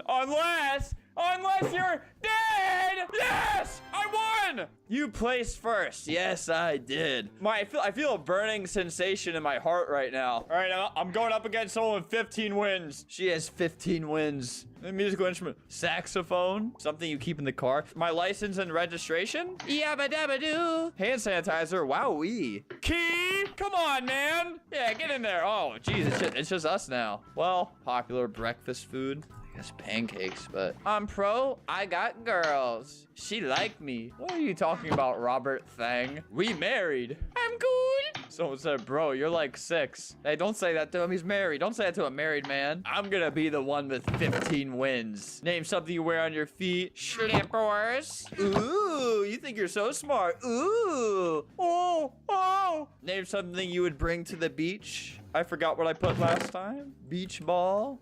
Ooh, you think you're so smart, beach ball? Here, I'll bring the beach to you. I win. I said Robert got all the girls. Yes. Robert stole my girl. Robert did things I can't even say on this platform. Oh, how did none of you guess that? None of you guessed SpongeBob SquarePants. I said Robert got girls. He said no. Man, it's crazy how fast life can change. Moments ago, Robert Thang had all the girls. Now he has none. Name an object people listen to music on. Record player. I'm the GOAT. All right, my camera's gonna die in 1 second. Now. Name something, keep it a wallet. Identification. I'm towering over everybody. Name a place you can swim. Swimming pool. This dude put public swimming pool. That's just a whole new word. Name something you'd find in the bedroom. Man, 1,000,000 girls in Robert Thang's bedroom. I don't mean that. The death of Robert Thang. Many women left behind. Please, if you were affected by the mysterious disappearance of Robert Thang, please comment, like, and subscribe. We are going to keep you updated on this.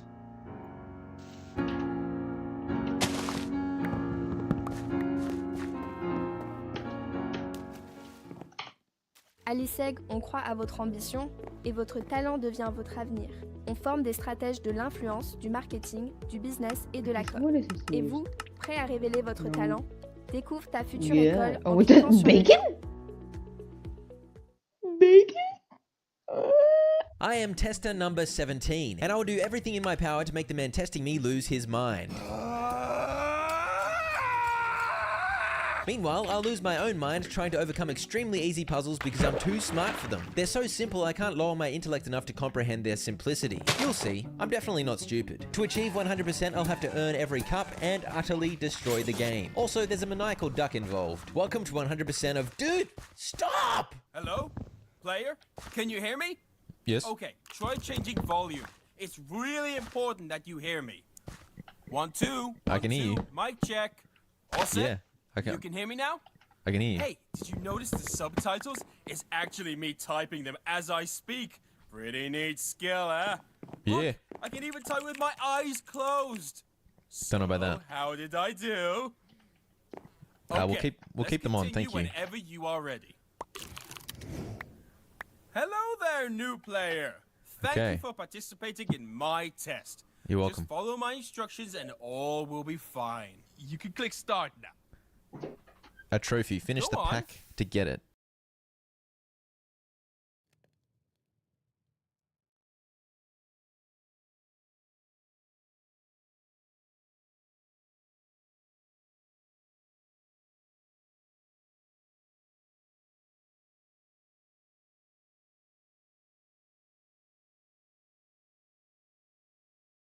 You can do it. I don't want to. Hey, do it. I don't want to. Just Jigsaw do pieces. it. Don't Settle let your... down. Collect all pieces to unlock puzzle in a jigsaw pack. Pick it myself. Wait, what? Hey! Okay, read the rules and do not proceed without me, because you're gonna break something. You kids always do. I'm not a kid. Meanwhile, I need to make a quick call. Okay. What was the number again? Was it 37? Just turn your computer off. Oh wait, should I be paying attention to that number? It could be like a clue for later. This game just started as soon as I started recording, by the way, so I haven't even like. Welcome to the video. Welcome to Floydsenson. I'm gonna click start. That guy's trying to call someone. I don't care anymore. Don't touch the vase. Just look at it. He's still trying to figure out the number. I hope the player is not touching I hope the player is not touching anything.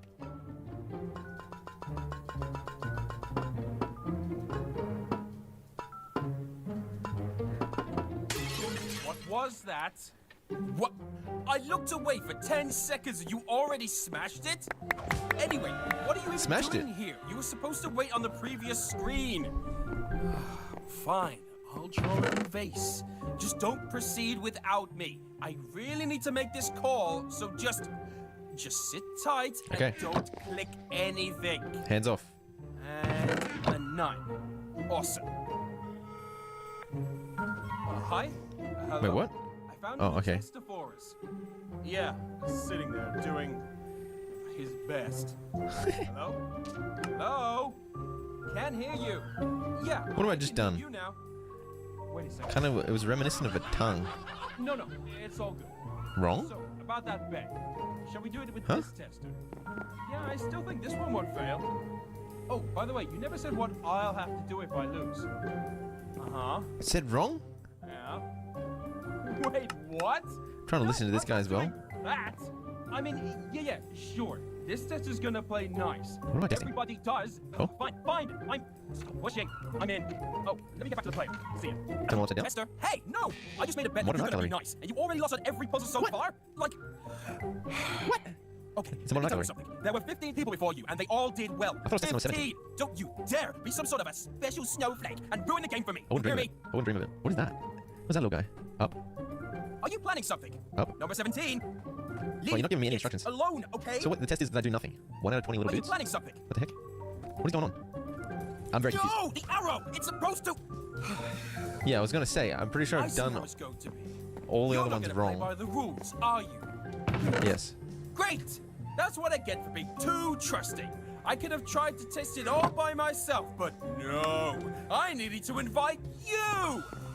And I agreed to that stupid bet. What bet? Why did I do that? Why did you do that? You shouldn't gamble. I already see how you're gonna ruin everything, laugh at me, and then read a walkthrough online to find the best way to be the worst. Oh, okay, You're so not doing that. Not in my game, you nasty piece of... So I'm done? Thank you for playing. I mean, the game is... Wait, am I too Oh, harsh on you? here we go. Maybe you just didn't know what to do. Or Yeah. a cat stepped on your keyboard. No. Or there were no good solutions. Or it was an Yeah. accident, you know? Stuff happens. Anyway, I need to punish you. What? Don't take it personally, it's just... You did bad, and I want to discourage you from doing that again. Smells like a trash cup? I feel like it's gonna be a fun ride. What is going on? Let's Oh, put it trash cup. right here. For And being a it'll monster stay here in 100%. forever. Enjoy the view. What? Why Wait, are what? the packs unlocking? Oh. That's a bug. Don't click. Better I'm getting go new packs? And, watch So I got the the trash cup for being a monster in Yeah, 100% that'd be of nice. the levels? Okay, you can look, but you can't touch. Okay, we got a bunch more stuff to do. Finish the jigsaw puzzle to unlock this. A rhombus? A rhombus, B rhombus. Finish the jigsaw puzzle to unlock this. 1 out of 20 little weird things. Collect all pieces to unlock. Is that what that little weird thing was? That was a jigsaw piece. Is that right? Yeah, I got 1 out of 20.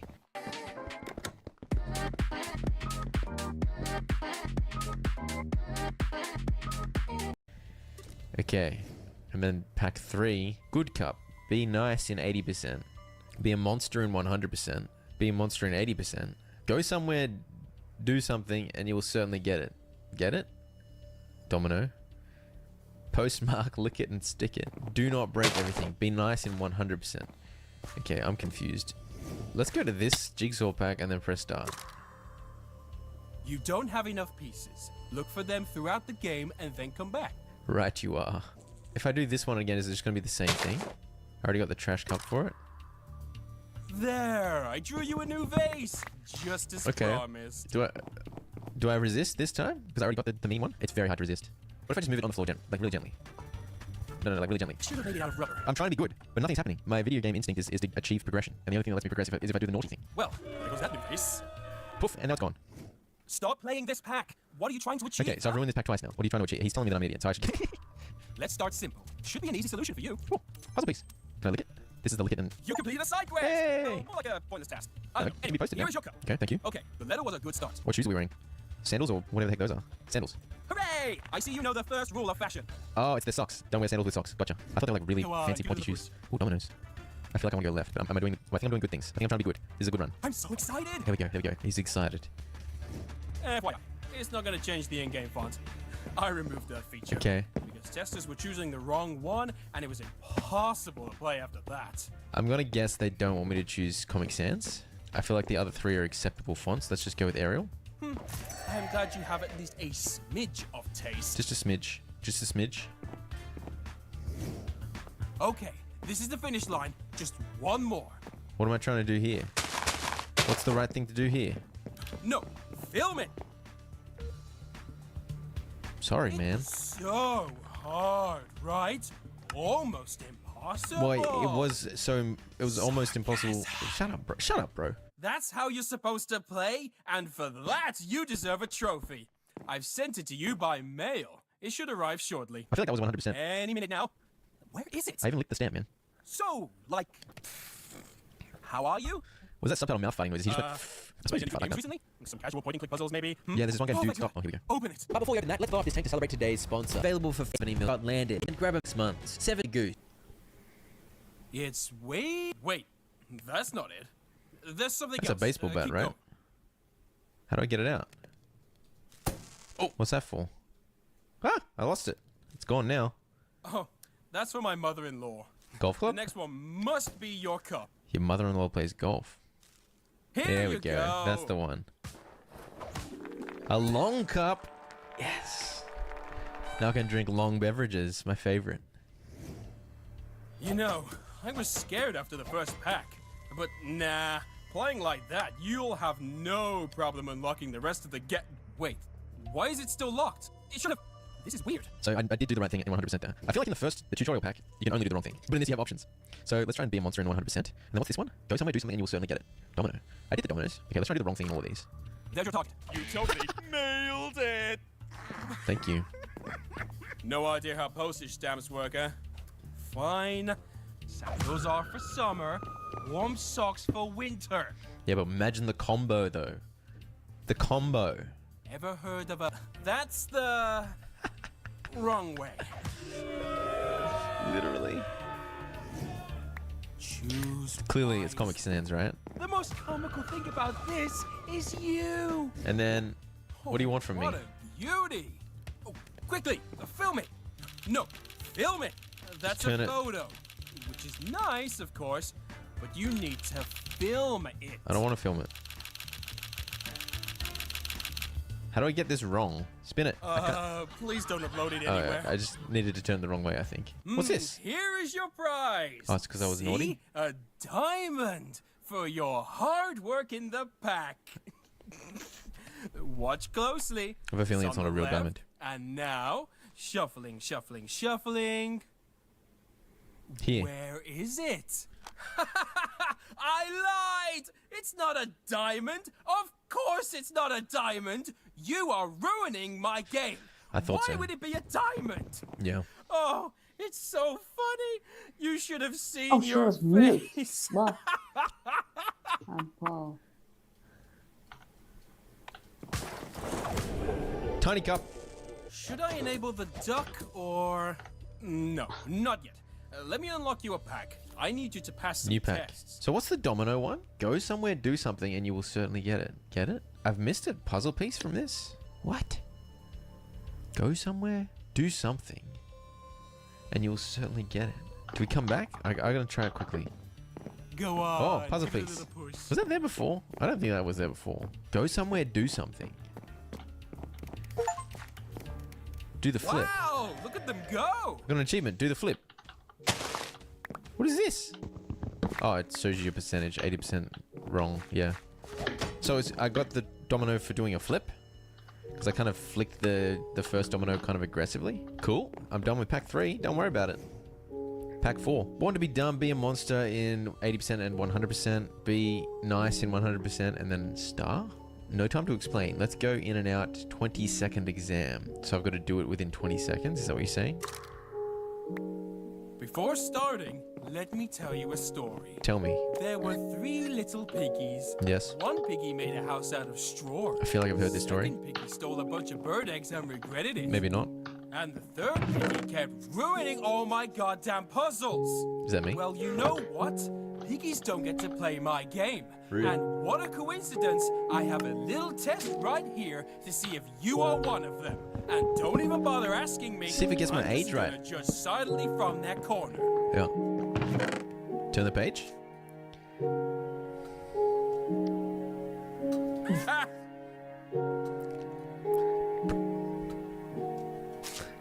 Oh.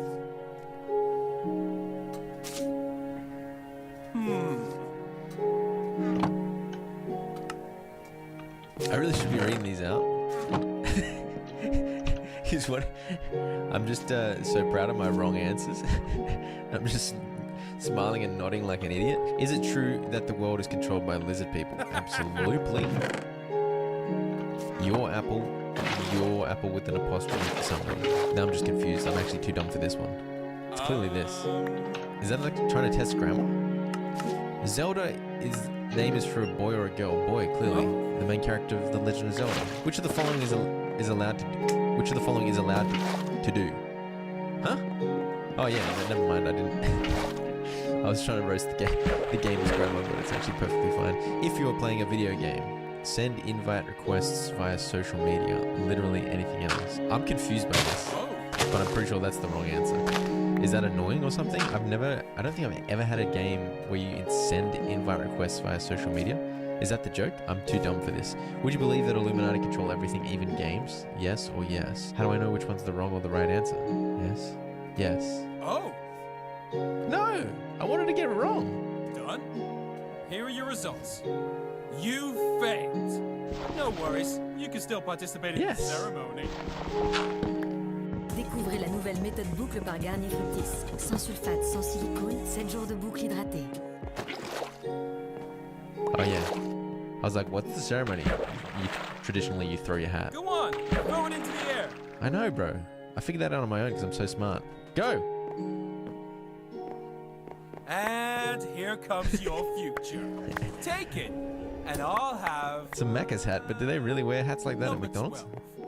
to go. Low wage cut, you're loving it. That's quite See how no insulting. tracks are unlocking? It's because it's working! The test is working. I'm right, you're wrong. The rest of the game is locked, and you are out of here! So I feel like the Illuminati question, it said I got it right, but I was still a monster in 100%. So we're all good. That's like the evil playthrough of Pack 4. I think this one you just gotta be quick. But this one you gotta be correct. So let's just do the correct version. You'll just fail again. No, I won't. I'm locked in this time. Decided to retake the exam. Round. Good. You can begin. Earth orbits the sun. No autism. Oh! At least not due to vaccinations. Your apple. As in it belongs to you. So does a girl's name. Literally anything else. Done. Here are your results. I'm a genius? I'm pretty sure that was less than 20 seconds. You passed. Oh, What hat do I get? I get multiplication? So fast. It's such an achievement for you. Such a great job. I'm so proud of you. No, I'm not. Why? Any human with a shed of common sense should be able to pass this exam. So You just say don't get shed? too excited. But good job on being normal. Thank you. Whoa, you're learning. Good work. Thank you. Keep going like this, and we Was can that not win 20 that seconds? bet. And to think, I was actually thinking about using the duck on you. What a disaster that would be. Anyway, take this.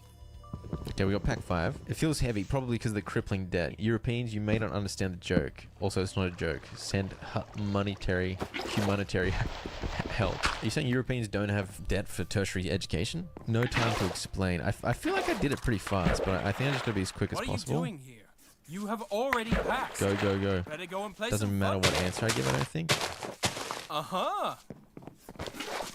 It's just hard to actually turn the page. Oh, were you trying to earn extra points for being fast? You forgot to... Well, I forgot to start my stopwatch. Oops, never mind. I'll evaluate you now. I have to do it again because you didn't have a stopwatch? Alright, get your stopwatch, bro, please. Concentrate. Am I supposed to pass, you reckon? Except I don't know the answers, I'm too stupid for the answers. Silly me. Forgot the stopwatch again. Repeat. Are you gonna record it this time, dude? High octane gaming. This is actually kind of finicky to turn the page. And There now we I'm go. gonna grade you. There we go, 20 Again. seconds. Pack 4 done. Don't worry about it. Were there no puzzle pieces in pack 4? That's interesting. There's 3 in pack 5. We'll do the wrong thing first. You've probably seen it in the trailer, right? Haven't watched Look the on the trailer. internet. Haven't seen You it yet. definitely know how to solve this one. You monster! Nice. Now, there's only one box. One. Quite hard to mess that up. I genuinely don't know what I'm supposed to do. What? It wants me to put them in the box? Your conscience is clean. Also, your room. Okay, but how was I supposed to get it wrong? I didn't want to do it right. Clean, but can Oh, yeah. cut. This is just satisfying. This is just joy. Give me one. Yeah, those are some angles. Maybe you also want to add pineapples. I don't mind a pineapple on a pizza. It has to be the right combination of ingredients What's to the go S alongside stand it. for? It's not an S. Superman. In our game, it means 5. Am I putting them in the wrong spot? Oh, puzzle piece. Puzzle piece. Can I put them in upside down? Is that what I'm doing? No? Doesn't want to let me? Oh yeah, it does. So how was I supposed to do the one where I cleaned up my room wrong? You just cleaned the mess that I made. It's still saying I got it wrong, right? Because I got a red text? I think because one of them's upside down. Want to see a magic trick? I'm gonna make this line disappear. And... you ruined it. Fantastic. Villainous. Mouse click on chopsticks. Boom! There. I told you. Now do it. Do you need ketchup with that? It's shaming people who can't use chopsticks. Look at these smiley faces. You wouldn't want to make them sad, would you? So what's the right thing to do? The wrong thing to do is to splash them. I feel like the right thing to do is to splash them. Oh, you know what I mean? You finished all puzzles. Let me prepare the stage. Ladies and gents, gather around. We have a winner! And this person is gonna receive some special trophy tonight. Look closely. Here it comes. Oh, my bad. Behind the next one. It's gonna be legendary. That's a lot of curtains. That wasn't it. Okay, once again. Legend. One more. Dairy. No, Come no, no. on. It wasn't here no. before. Okay, maybe next one. Yeah, we're very close. Get excited. Ready? Look at it. Look, look, look. I hope I ruined it for you. I don't know the story of Harry Potter, so that's actually a spoiler. Said no breaking. No breaking. It's No not breaking? that hard to understand. And if it is, then you, Tester, are in dire need of some English lessons. Alright, let's do it wrong again. As I like to say. Oh, there's another puzzle piece. That wasn't there for last time. So you do have to, like, repeat. Maybe I'm just supposed to throw them all on the ground. Is that it? Hey, you dropped one. Yeah, okay. Or was that on purpose? I dropped 5 on purpose. Let that fall down. You love a satisfying 4-row clear. Increasing the difficulty. We'll use the Good. chopsticks. I hope you know how to use them. Ooh, here we go. What will you do? Slowly. I mean, these two have umbrellas. I feel like they're ready, but that's fine. Slowly. Slow and steady wins the game. Okay, I think that was 100% perfect. I mean... Wait, what? I think I forgot what I was doing halfway through. Yeah, and then I did this correct. I just completely forgot what I was doing when I got up to this. What is wrong with me? Sit there and do nothing. Hey.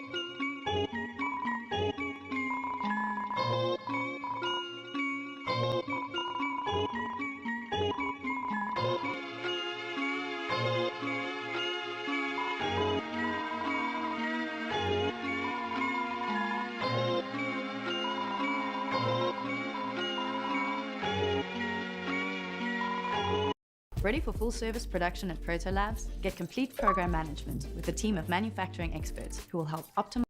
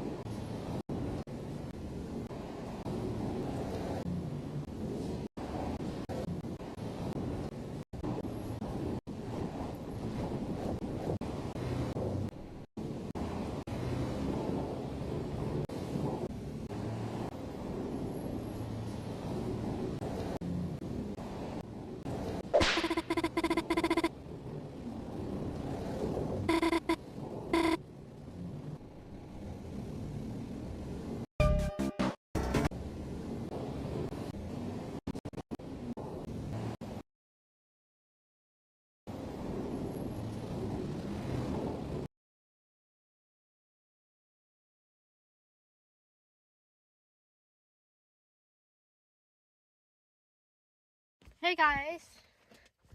So today, if you don't see, I have my school laptop.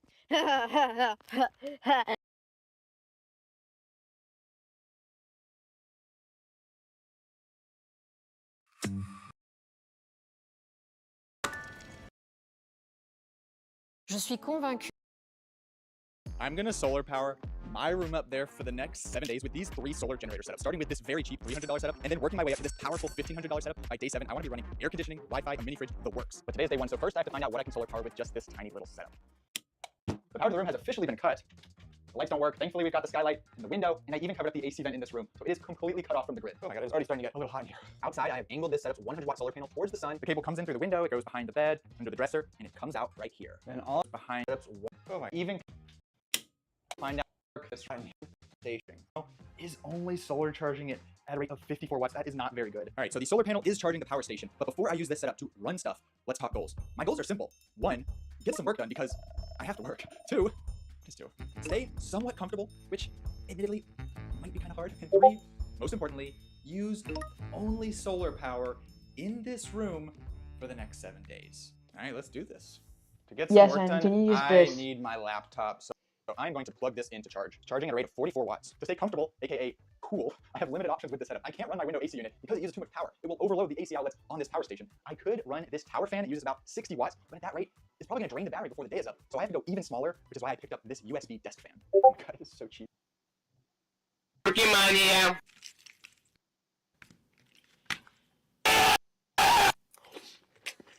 China. Man. François.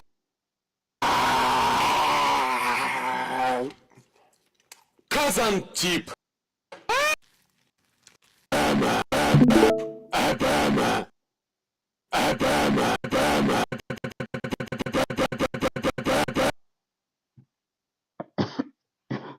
I'm gonna go AFK.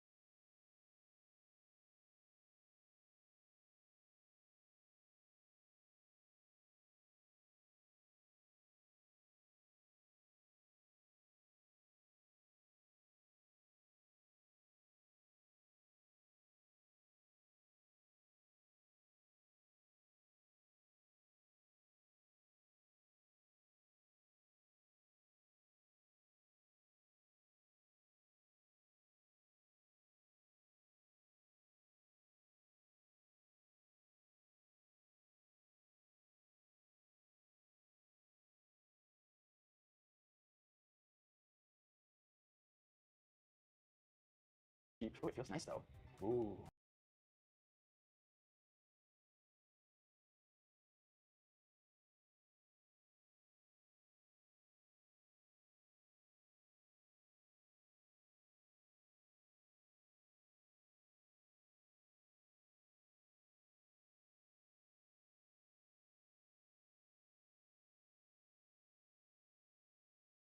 One final thing I am doing is hotspotting to my phone.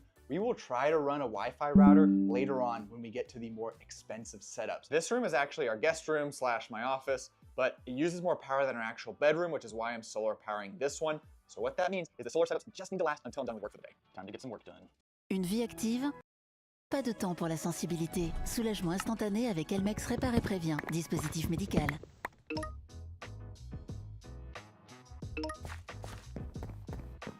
Okay, I am done with work for the day, and before I check the battery on the power station, I gotta say, day one was not easy. It was so hot in this room, and by 4 p.m., I had used 80% of my high-speed hotspot data for the month. So I just turned the Wi-Fi off on my laptop, and I did some like offline editing work for the last hour or two. Let's check the battery. 86%. I'm in an okay position. I was hoping for more, frankly. I was hoping to fully charge it because tomorrow it is supposed to storm all afternoon. Welcome to day 2, and yep, it already rained. Today is the last day before we move up to the $600 setup, which I am very excited about. The rain, frankly, will complicate things because the solar panel is not going to produce much power, but I do have a plan. If I ration my hotspot data, I should be able to do the work I need to do. The challenge, once again, will be staying comfortable.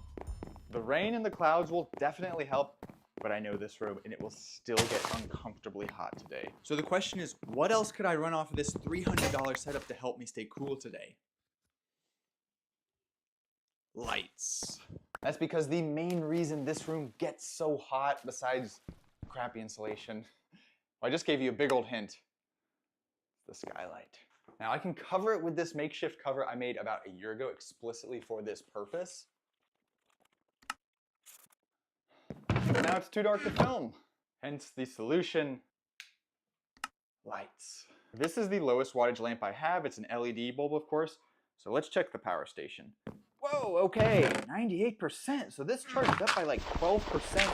I guess this morning before the rain came, and we're still getting like 35 watts from the solar panel, which is great given how cloudy it is. The lamp is only using 5 watts, but I had to turn on the AC outlets in order to run it, which turns on the power station's inverter. That uses some power and you have some conversion losses. It's still pretty dim in here, and I've got quite a bit of battery, so I'm gonna plug in another light. That uses some power and you're gonna plug in another light. Yes, nice, that is better. I also plugged in the fan and the laptop, so this is the full setup for today. Let's see what we got. Okay, it's using around 77 watts, and there's an estimated 7 hours of runtime, so hopefully this lasts me for the day. I mean, is this the dream work setup or what? I gotta start working. I am done with day 2. The bad news is that I ran out of high-speed hotspot data, so no more hotspotting from here on out. I'll have to figure out something else. The good news is that this skylight cover worked so well because the sun came out this afternoon. It was sunny actually pretty much the entire afternoon, but this room stayed much, much cooler today. Final battery check for the day, 36%. Okay, well, I maybe could have powered another device or two, but I met my goals for the day, and tomorrow... What's up YouTube, Jeremy here, and welcome to day 3. Farming station. So Currently I thought, sunny, the first thing I thought about but was don't be fooled, upgrading we the are Matic, because under Matic's a big YouTube severe builder. But unfortunately, watch. But yes, today I am moving up to the $600 solar generator setup. It has 200 watts of solar panels, and they're from Renogy, which in my opinion is a better brand, so they should have better power output than the very cheap eco-worthy panel I've been using.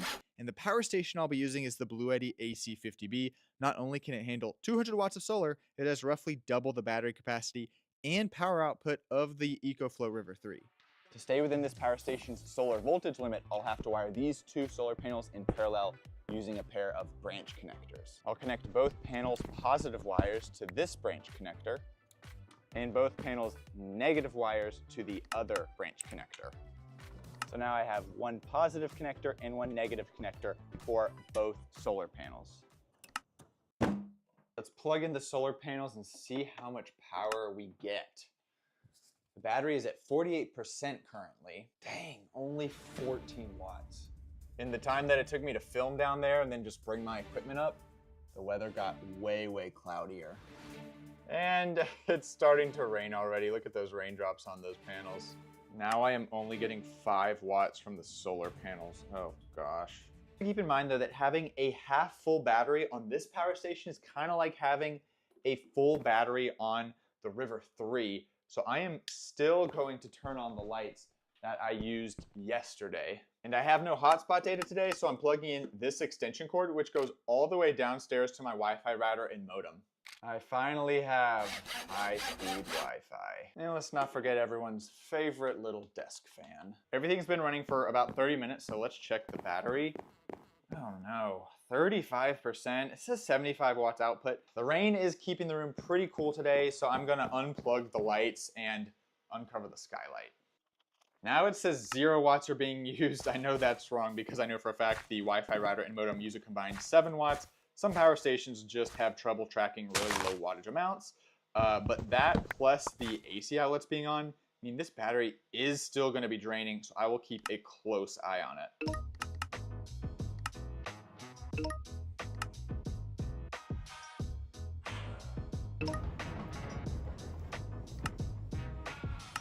Okay, made it through day 3 despite essentially 0 solar charging all day. Thankfully, it stayed cool up here. Final battery check for the day, 25%.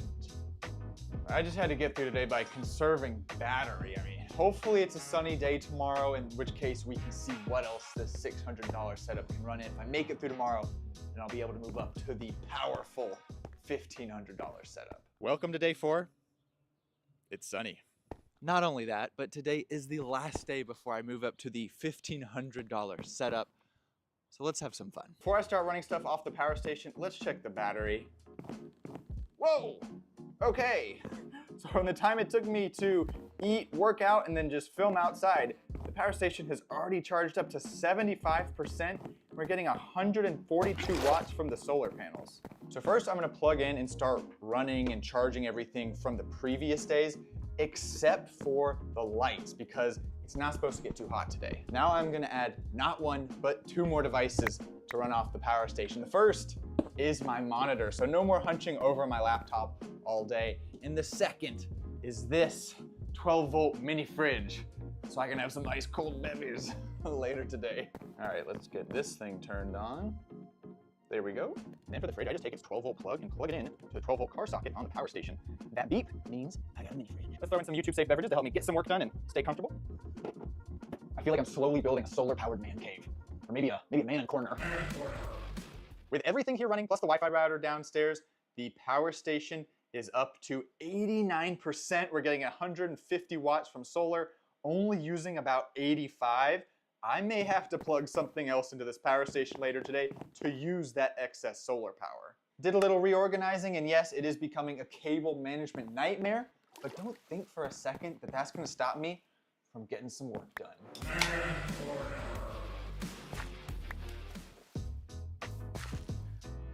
Check it out. 100%. What am I gonna do with that excess solar power? The man corner is expanding. A little power strip to give me some more outlets. All right, now this, this is what I'm talking about. We are finally using more power than we are bringing in from the solar panels, but we could run all this for 5.5 hours. And I mean, today is the last day with this setup. We gotta use some of that battery. It should cost $1 billion to look that good. Million gold. 1 million. Parfum de Rabanne. God, I just can't wait for you guys to see this. Come on. A lot of people call me super.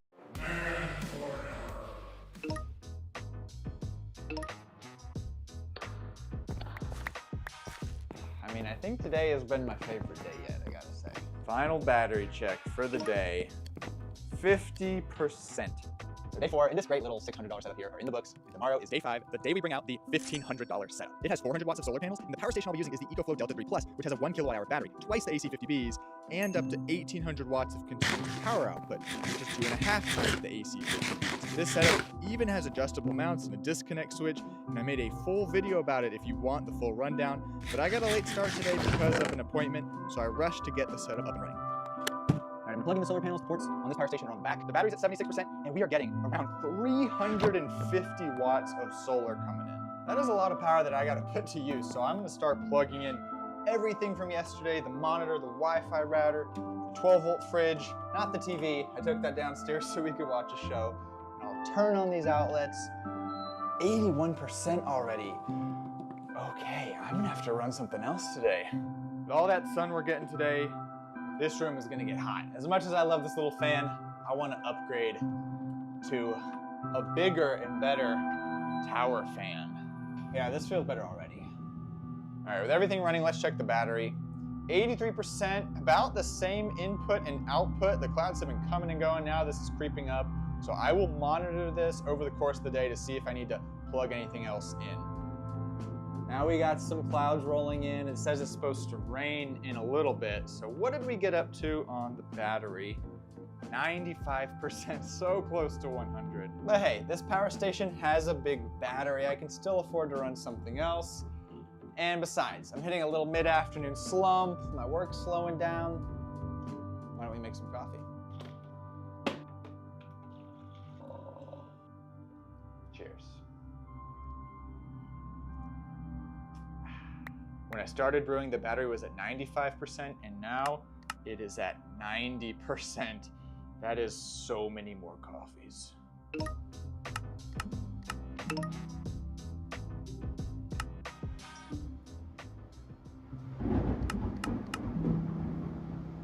I'm done with day 5.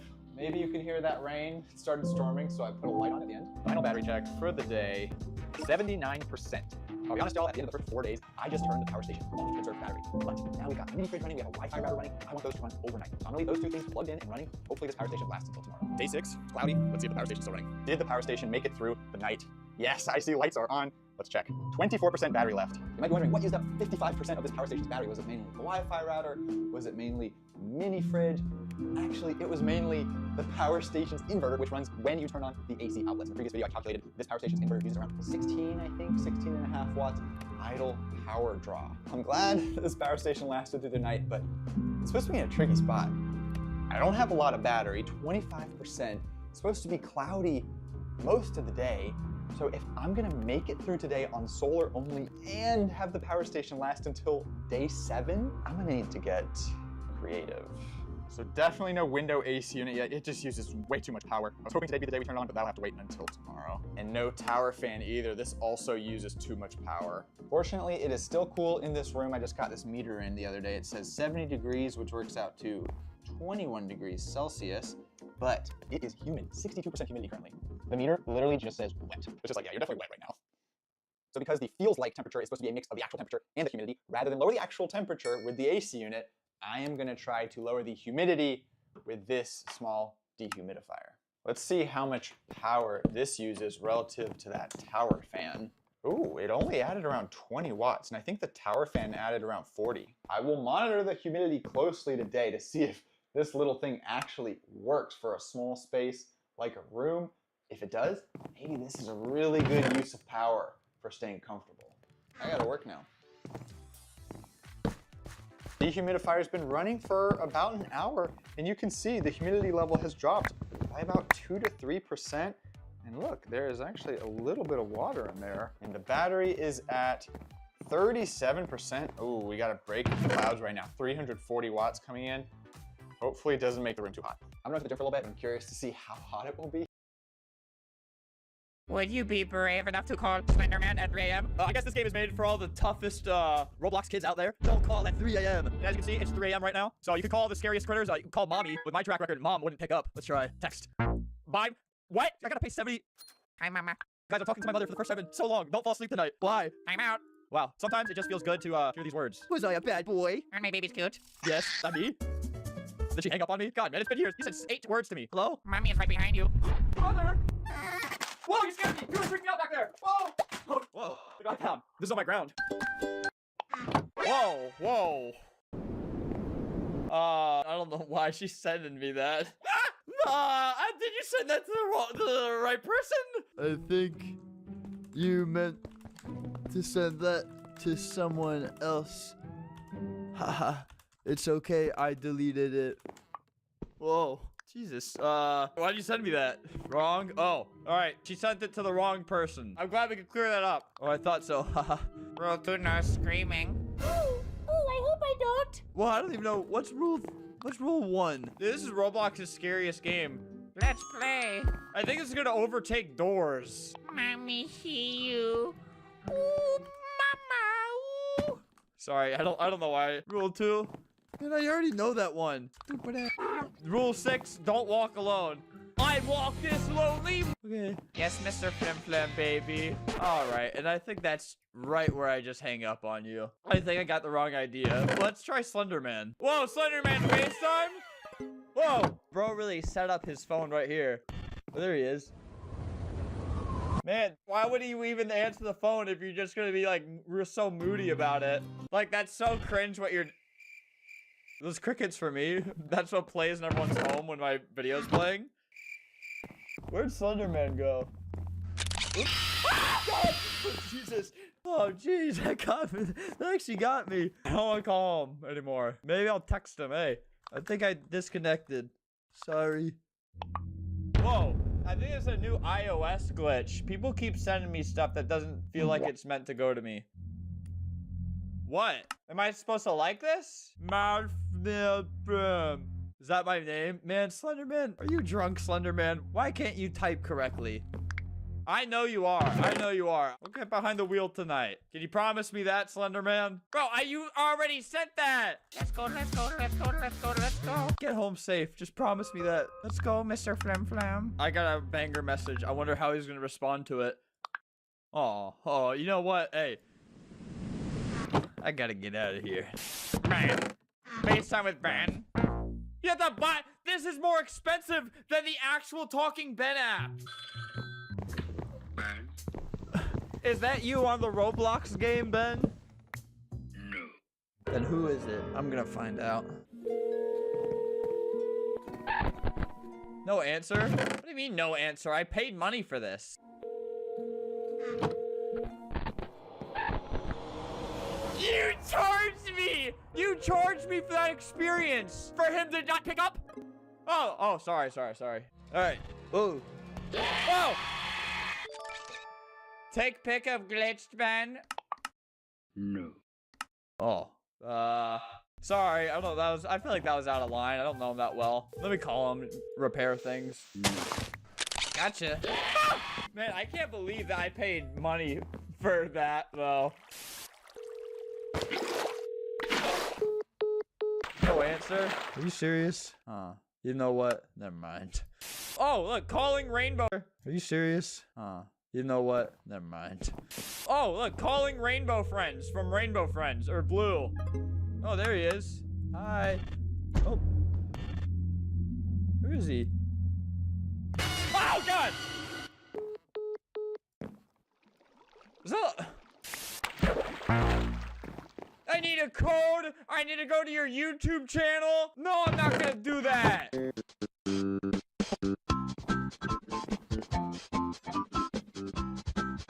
Make food clown, make food clown. Oh, man, I'm so... You don't serve mochi? This is not McDonald's that I know. Oh, jeez. Oh, sorry, mommy. Or mom. Or mommy. Or sorry, mommy. Sorry. So it's just jump scares. The FaceTime is just jump scares. You don't even really get to FaceTime him. I wonder what rotten things he's gonna send me. Yes, man. Food's ready. I hope you're hungry. Send a pic of it. Whoa, he did. Oh, gee. Why'd he actually send a picture of the food? What about the buns? What the? Where is it? You forgot to put the food in the frame, man. Who's got me fiending for pics? Oh, yes, sir. Yes, sir. He did everything I asked him to do, which was a little strange. All right, I ran out of people to call, so now I'm I have make scary phone call, which has a skull trooper from Fortnite in the thumbnail. Momo, Jason, Chucky, Market. Not the market. Are these ads? Who am I calling? Who are these men? Oh, it's Market like I see now. There's Chucky. We're sorry, the number... Busy? Alright, I'll try again. You programmed it to be this way. Alright, so you just didn't add that. Let's try Jason. Busy? You exist solely in this game. How are you busy? Let's call Momo. Just shake my phone a little bit. Busy. Alright, all of them are busy. This is only a t-shirt store. Million visits? You're like gaslighting me. Make scary phone call. I can't make one. You made it so I cannot. Call James Charles at 3 a.m. simulator. Surely this can't be good. It's like a whole thing I gotta go through. Where's my phone? Why is my phone so far away? And I will make this clear. My character currently is James Charles. Oh, here it is. Hi, sisters. Uh-oh.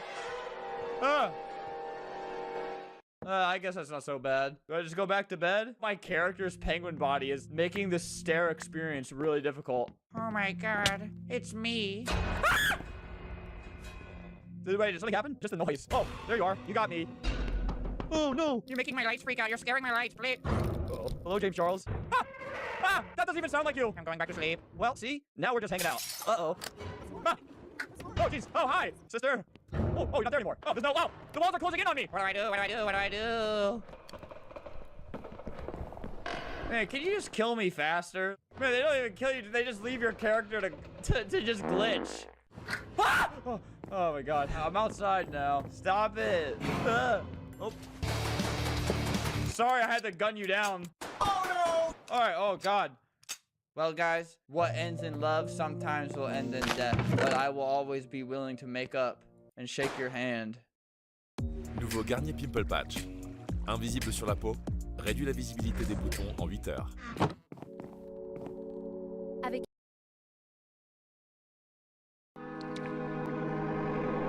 Oh my god, guys. Oh my god, guys. I can't believe it. Guys, I'm being replaced on YouTube. It's completely over for me. Ah! Yes, guys, the rumor is true. I'm out of here. No more Flamingo. I am being completely replaced at all of your hearts because of Flamingo Roblox. I thought this was gonna be like a Flamingo compilation channel or something, but actually this is a way better creator than me, of course. That's why I'm crying and scared for my life right now. Hey guys, I'm Flamingo Roblox. This channel is all about Roblox stories full of drama, twists, and chaos you'll never forget. What's up and join the fam. These people used to be my fam. Now they're all gone. All of them are gone. Flamino Roblox. So clearly there's a little bit of AI going on here. We got the same... We got the same color patterns. We got the same banner. Both of ours say Flamino Roblox. And since I'm being replaced, why don't I do a little ad, a non-sponsored advertisement on why I need to show you guys this person's content so you know that I am nothing. And that you need to support this person at all costs. Your life depends on it. And my life does too, because my life will end. This is a video I started. This is like the first thing I did today is I opened up my phone, I saw this channel, and I clicked this video. The guy I called Grandpa turned out a handsome guy. Fire emoji. Anyway, I'm Leo. Are you the most hardworking, but also the loneliness? No, I'm just loving myself. Okay, so it starts out with, do you want a soulmate? Do you want a soulmate make you? You? No, yes. Do you want a soulmate make you? Hell, but why? Can't I have Robux instead? I'm so poor right now. Not only are you the most hardworking. Ignores the question. No, I'm just loving myself. Can you please hurry up? Okay, fine. Say yes. Soulmate making. Soulmate making, okay? Bro, wait, bro. Wait, we are creating them from scratch? WDH? WDH? What? Huh? What the hell, meme? I thought we were just going to pick someone. Do you wish to continue? Duh, of course. Let's get started already. Do you want your soulmate to be a boy, girl? Of course I'm picking a boy, I'm not homo, you know. It's like, you can't say that. I don't know if the AI, I don't know if this whole thing is AI or something, but you don't just go around saying that. They're just asking a question. Do you want a boy or girl? You don't go, I ain't no homo. You don't say that. I'm not homo, you know. You don't say that, especially to an AI. We have to treat robots with the most respect. We have to treat robots with the most respect. And my AI editor has to smell that now. Do you want your soulmate to be tall short? Yeah, tall short. Of course I'm being tall. And then we got a race question. This was very controversial. What will your soulmate's skin color be? We have our options. We have every option. This is every single option. What will your soulmate's skin color be? What will she pick? Oh my god, too many options. Too many options. What do you mean? What do you mean too many options? A brown, I guess. What is? And also, you don't say a brown. You can't call someone a race. You can't call someone a color. You wouldn't call a robot a clinker, would you? You wouldn't. A brown, I guess. That's why I think this could be some type of AI because they're acting a little rude. Normal people aren't rude. AIs are accidentally rude. Soulmate's hair to be black, white, blonde, or brown. And white? No, black. Oh, never mind, white. So she picked white hair, which is an old person's hair color. We don't know the age of whoever. Oops, forgot to subscribe. Sorry, so embarrassing. And I'm not gonna waste your time by watching this entire video. When she started getting impatient, can I have my soulmate already? Patient girl, what do you want your soulmate's nose to be? Cooked, droopy, apple, This is Roman Grecian nose. Oh, like what? I wouldn't know how to answer that. That's why, besides all the art, the art's being cut off. The heck is this? I don't understand this kind of stuff. I feel like you should know that much about noses and stuff. Okay, this needs to stop. Oh, great, there's AI summaries. Flamingo Roblox presents a Roblox story. Dude, oh my god, they said it! This person said cringe, you went, ooh! Do not say that to Flamingo. Yeah, if you're saying that to him, you're saying that to me. I wasn't gonna watch this whole thing, but I was looking through the comments and we have a couple very sus things. This one specifically, which is really not good. I don't know if they're making illegal stuff. I'll skim through this and I'll figure it all out. And the white-haired soulmate in this video apparently was doing racism because look, he said they did, but when they did the face reveal, he's white. Oh, wow. Finally, it's done. Oh, who are you? Are you done? And what's it? I guess, because I don't. Years old. Okay, so he says he's 28. What the heck, Maya? You were still 15 only? Seriously? Ah! There's the proof! There's the proof! This is not good! I had to unsubscribe! Well, it's like I was never even here, okay? I didn't like or dislike and never subscribed. You can't be making these types of things. And this guy, Santa Fe, whoever that is, needs to be investigated. Hey guys, I'm not kidding. I'm willing to pass the torch down to this guy as long as he doesn't make any of that stuff I was talking about earlier. Because I was handed the flamingo torch as well, so it's only natural I pass it down. Yes, I load the flamingo torch as well, so it's only natural I pass it down. Yes, I low-key kind of stole this Turkish YouTube channel's name on accident.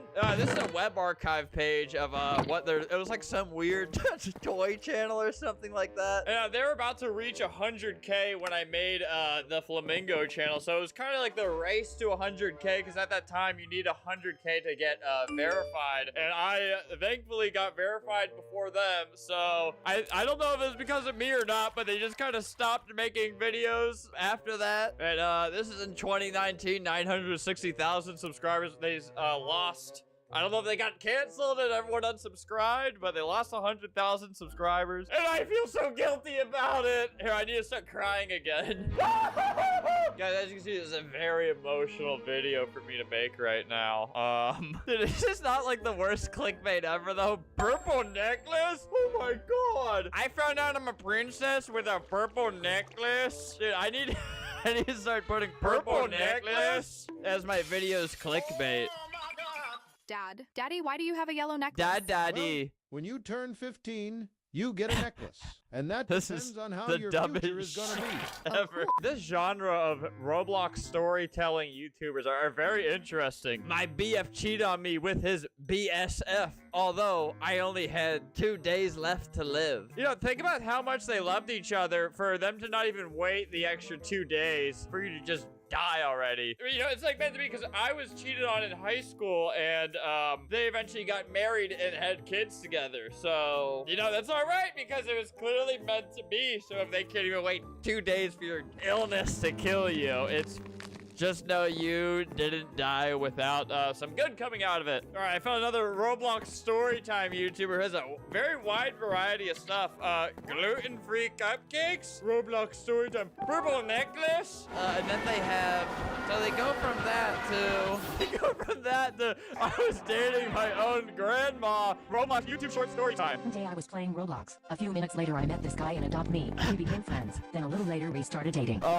He wanted to FaceTime, but I had to go to my grandma's house, so I told him I would FaceTime later. Either way, I was a little nervous to FaceTime. Okay, anyway, I got to my grandma's house and I decided to bring my laptop because I still wanted to play Adopt Me with my boyfriend. My grandma was on her phone the whole time. She literally never goes on her phone. Like when I went to say hi to her, she literally slapped me and told me to go away. Like, chill out, what did I do? So... My boyfriend was online. I rap. A second later, my grandma jumps 5 feet in the air and she screamed, "Yippee yappy wappy hoo ha hey," and she fell on her back. That was the moment I realized I was dating my own grandma. So this person in Flamingo Roblox, not to be confused confused with Flamingo, me, have a lot in common with the type of age gap videos, themes that they make. So unfortunately, I think I'm not going to pass down the torch due to some controversial natures of videos. Dude, now when I type in Flamingo Roblox, a lot of his stuff comes up now. I don't know if that's because I've been clicking his things, but I feel like this is the end of me, and I mean it. So again, be sure to subscribe to Flamingo, and I'm not going to specify which Flamingo I'm talking about.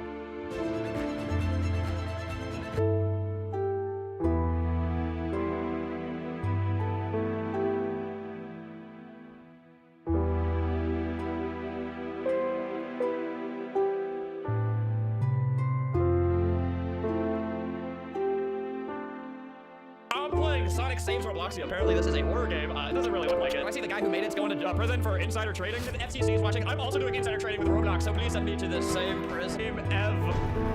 In front of that and your the world hides me. That showed away me. The world hides more than it shows. Remember that. All right, here we are in this really scary horror game. Oh, that's the robot. That's a stupid robot guy. All right, here we go to Scary Land. The story starts in Eggman's lab. Chapter 1. Eggman has failed again at taking over the planet.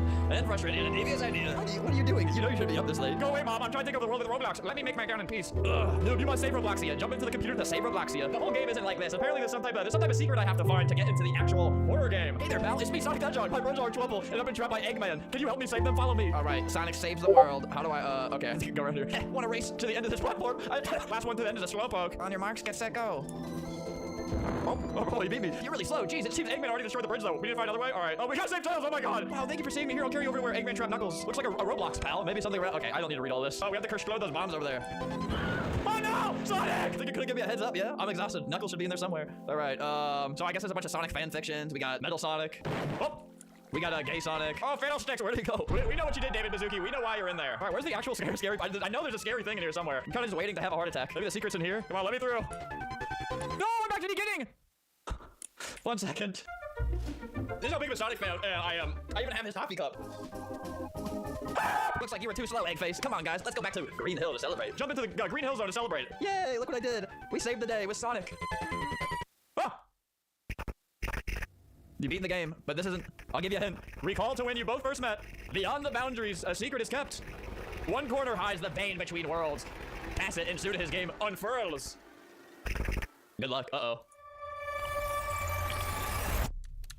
Oh! Okay, I think I might have found it. Uh-oh. Well, all right, this looks a little bit different. Okay. When I arrived, you gazed at my grace. Now you turn away, hiding your face. Hello? What do you want me to do about it? Oh! Oh, wait. Oh, maybe we have to make these little guys look at him. Hey, look at them, little guys. Maybe we gotta make them look away. Shield your eyes, little ones. Oh! In the sensor tower, hiding damage eyes. I was just brute forcing trying to figure out how to do this. All right, does that mean I go over here now? Oh, everything is so all right. I'm so glad to see. Is this the Sinister Tower? Is this the Sinister Tower? Oh, you beat me again, Sonic. Oh my God, okay, those are the devil's eyes. A temple starting up pristine, with time it shall lose its sheen.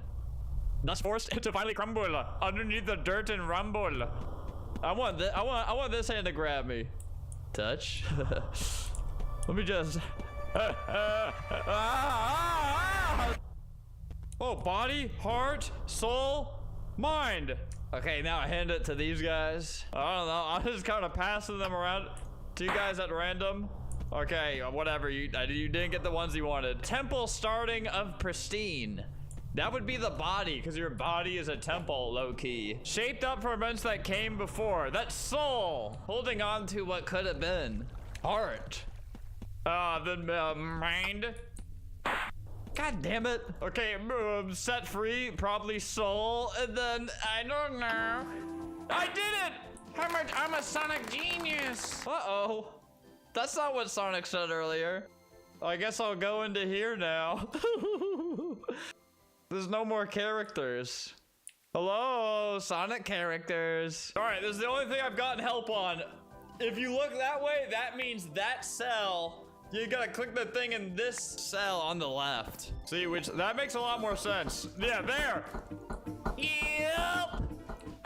Oh, okay, in here. Hello, everybody. Oh, God. What do I do now? Maybe you start here. One more step to go to the left. Okay, go right into one step into the abyss. 2 steps more. Ah, I did it! I'm a genius! Hello? Oh, is that Sonic the Hedgehog? Uh-oh. Oh no, another portal.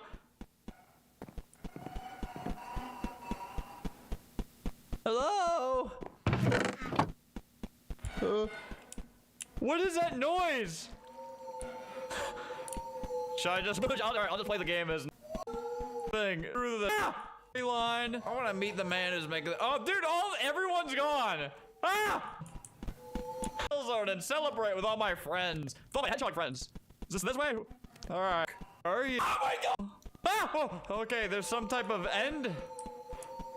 Ah, what was that? No! I'm in hell, Father! Ah, don't kiss me.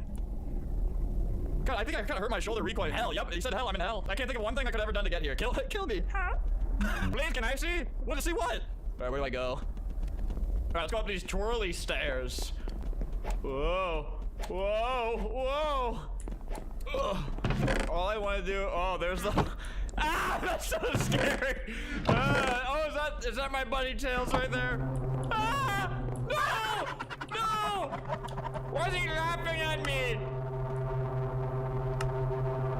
Oh, make it stop. What? Ah!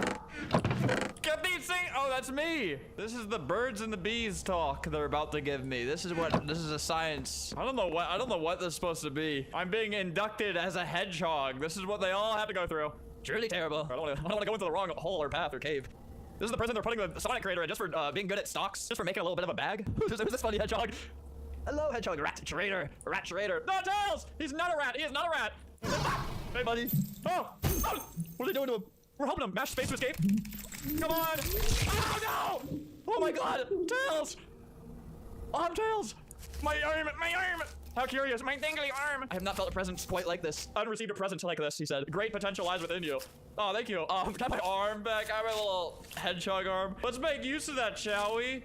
This is like a Saw movie. I'm just a hedgehog. What's in here? Ah! Hurry now, follow the path I have laid before you. F to toggle torch. Oh, over here. Oh. All right, with my remaining hand, I carry this torch. All right, here we go through the path. Oh. Ah. Oh, all right, well, here's our entrance to hell, I think. What could Tails have done to go to hell? It's always the ones you least expect. Ah, my beautiful Eden. Cross the broken path. No. Just and beware of the pit. Can I use my flappy tail? Tails tail? Enough exposure to it can drive someone mad. Come on, Tails. You're supposed to be able to levitate like a helicopter. I'm gonna cross the broken path. Ah! Oh, no! I gotta get out of here. I gotta get out of here. Oh. Am I okay? Where am I? How do I get out of here? Ah! No, let me out! Oh, no. I think I'm dead. No! Oh. Try to ignore Tails. Oh. All right, part 2. Get me out of here. God damn it.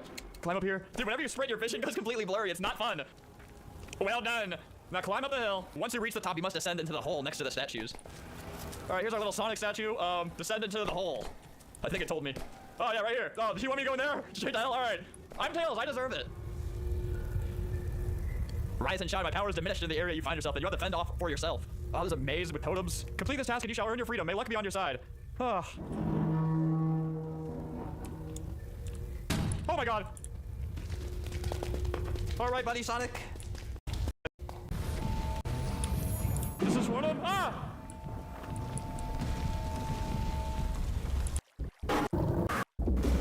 No. Man, I feel bad for little Tails here. Avoid using the light. Make no sound. Ooh, okay, that's okay. Hello. Are there any items?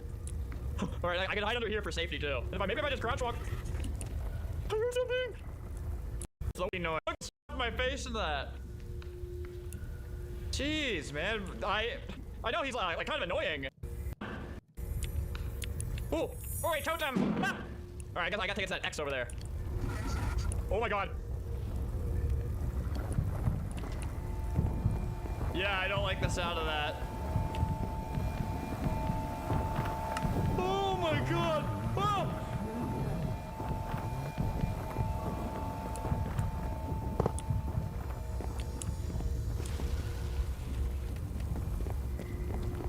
Hello? Ah! Oh! Oh my god! Okay. We're gonna grab this guy. Then after this, oh my god, where am I? Alright, I'm just gonna hide under here. Oh no! You don't know I'm here, right? Oh my god, he was in there! He was in there! I was about to run into him!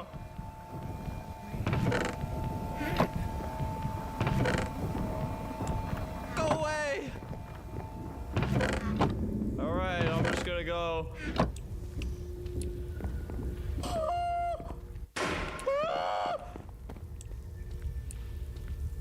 I'm just gonna go under here.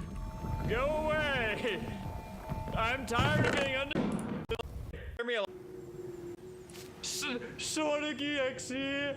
Oh my god! Like, stop doing that to Tails, alright? Oh, Tiki. I'm gonna talk to a Tiki.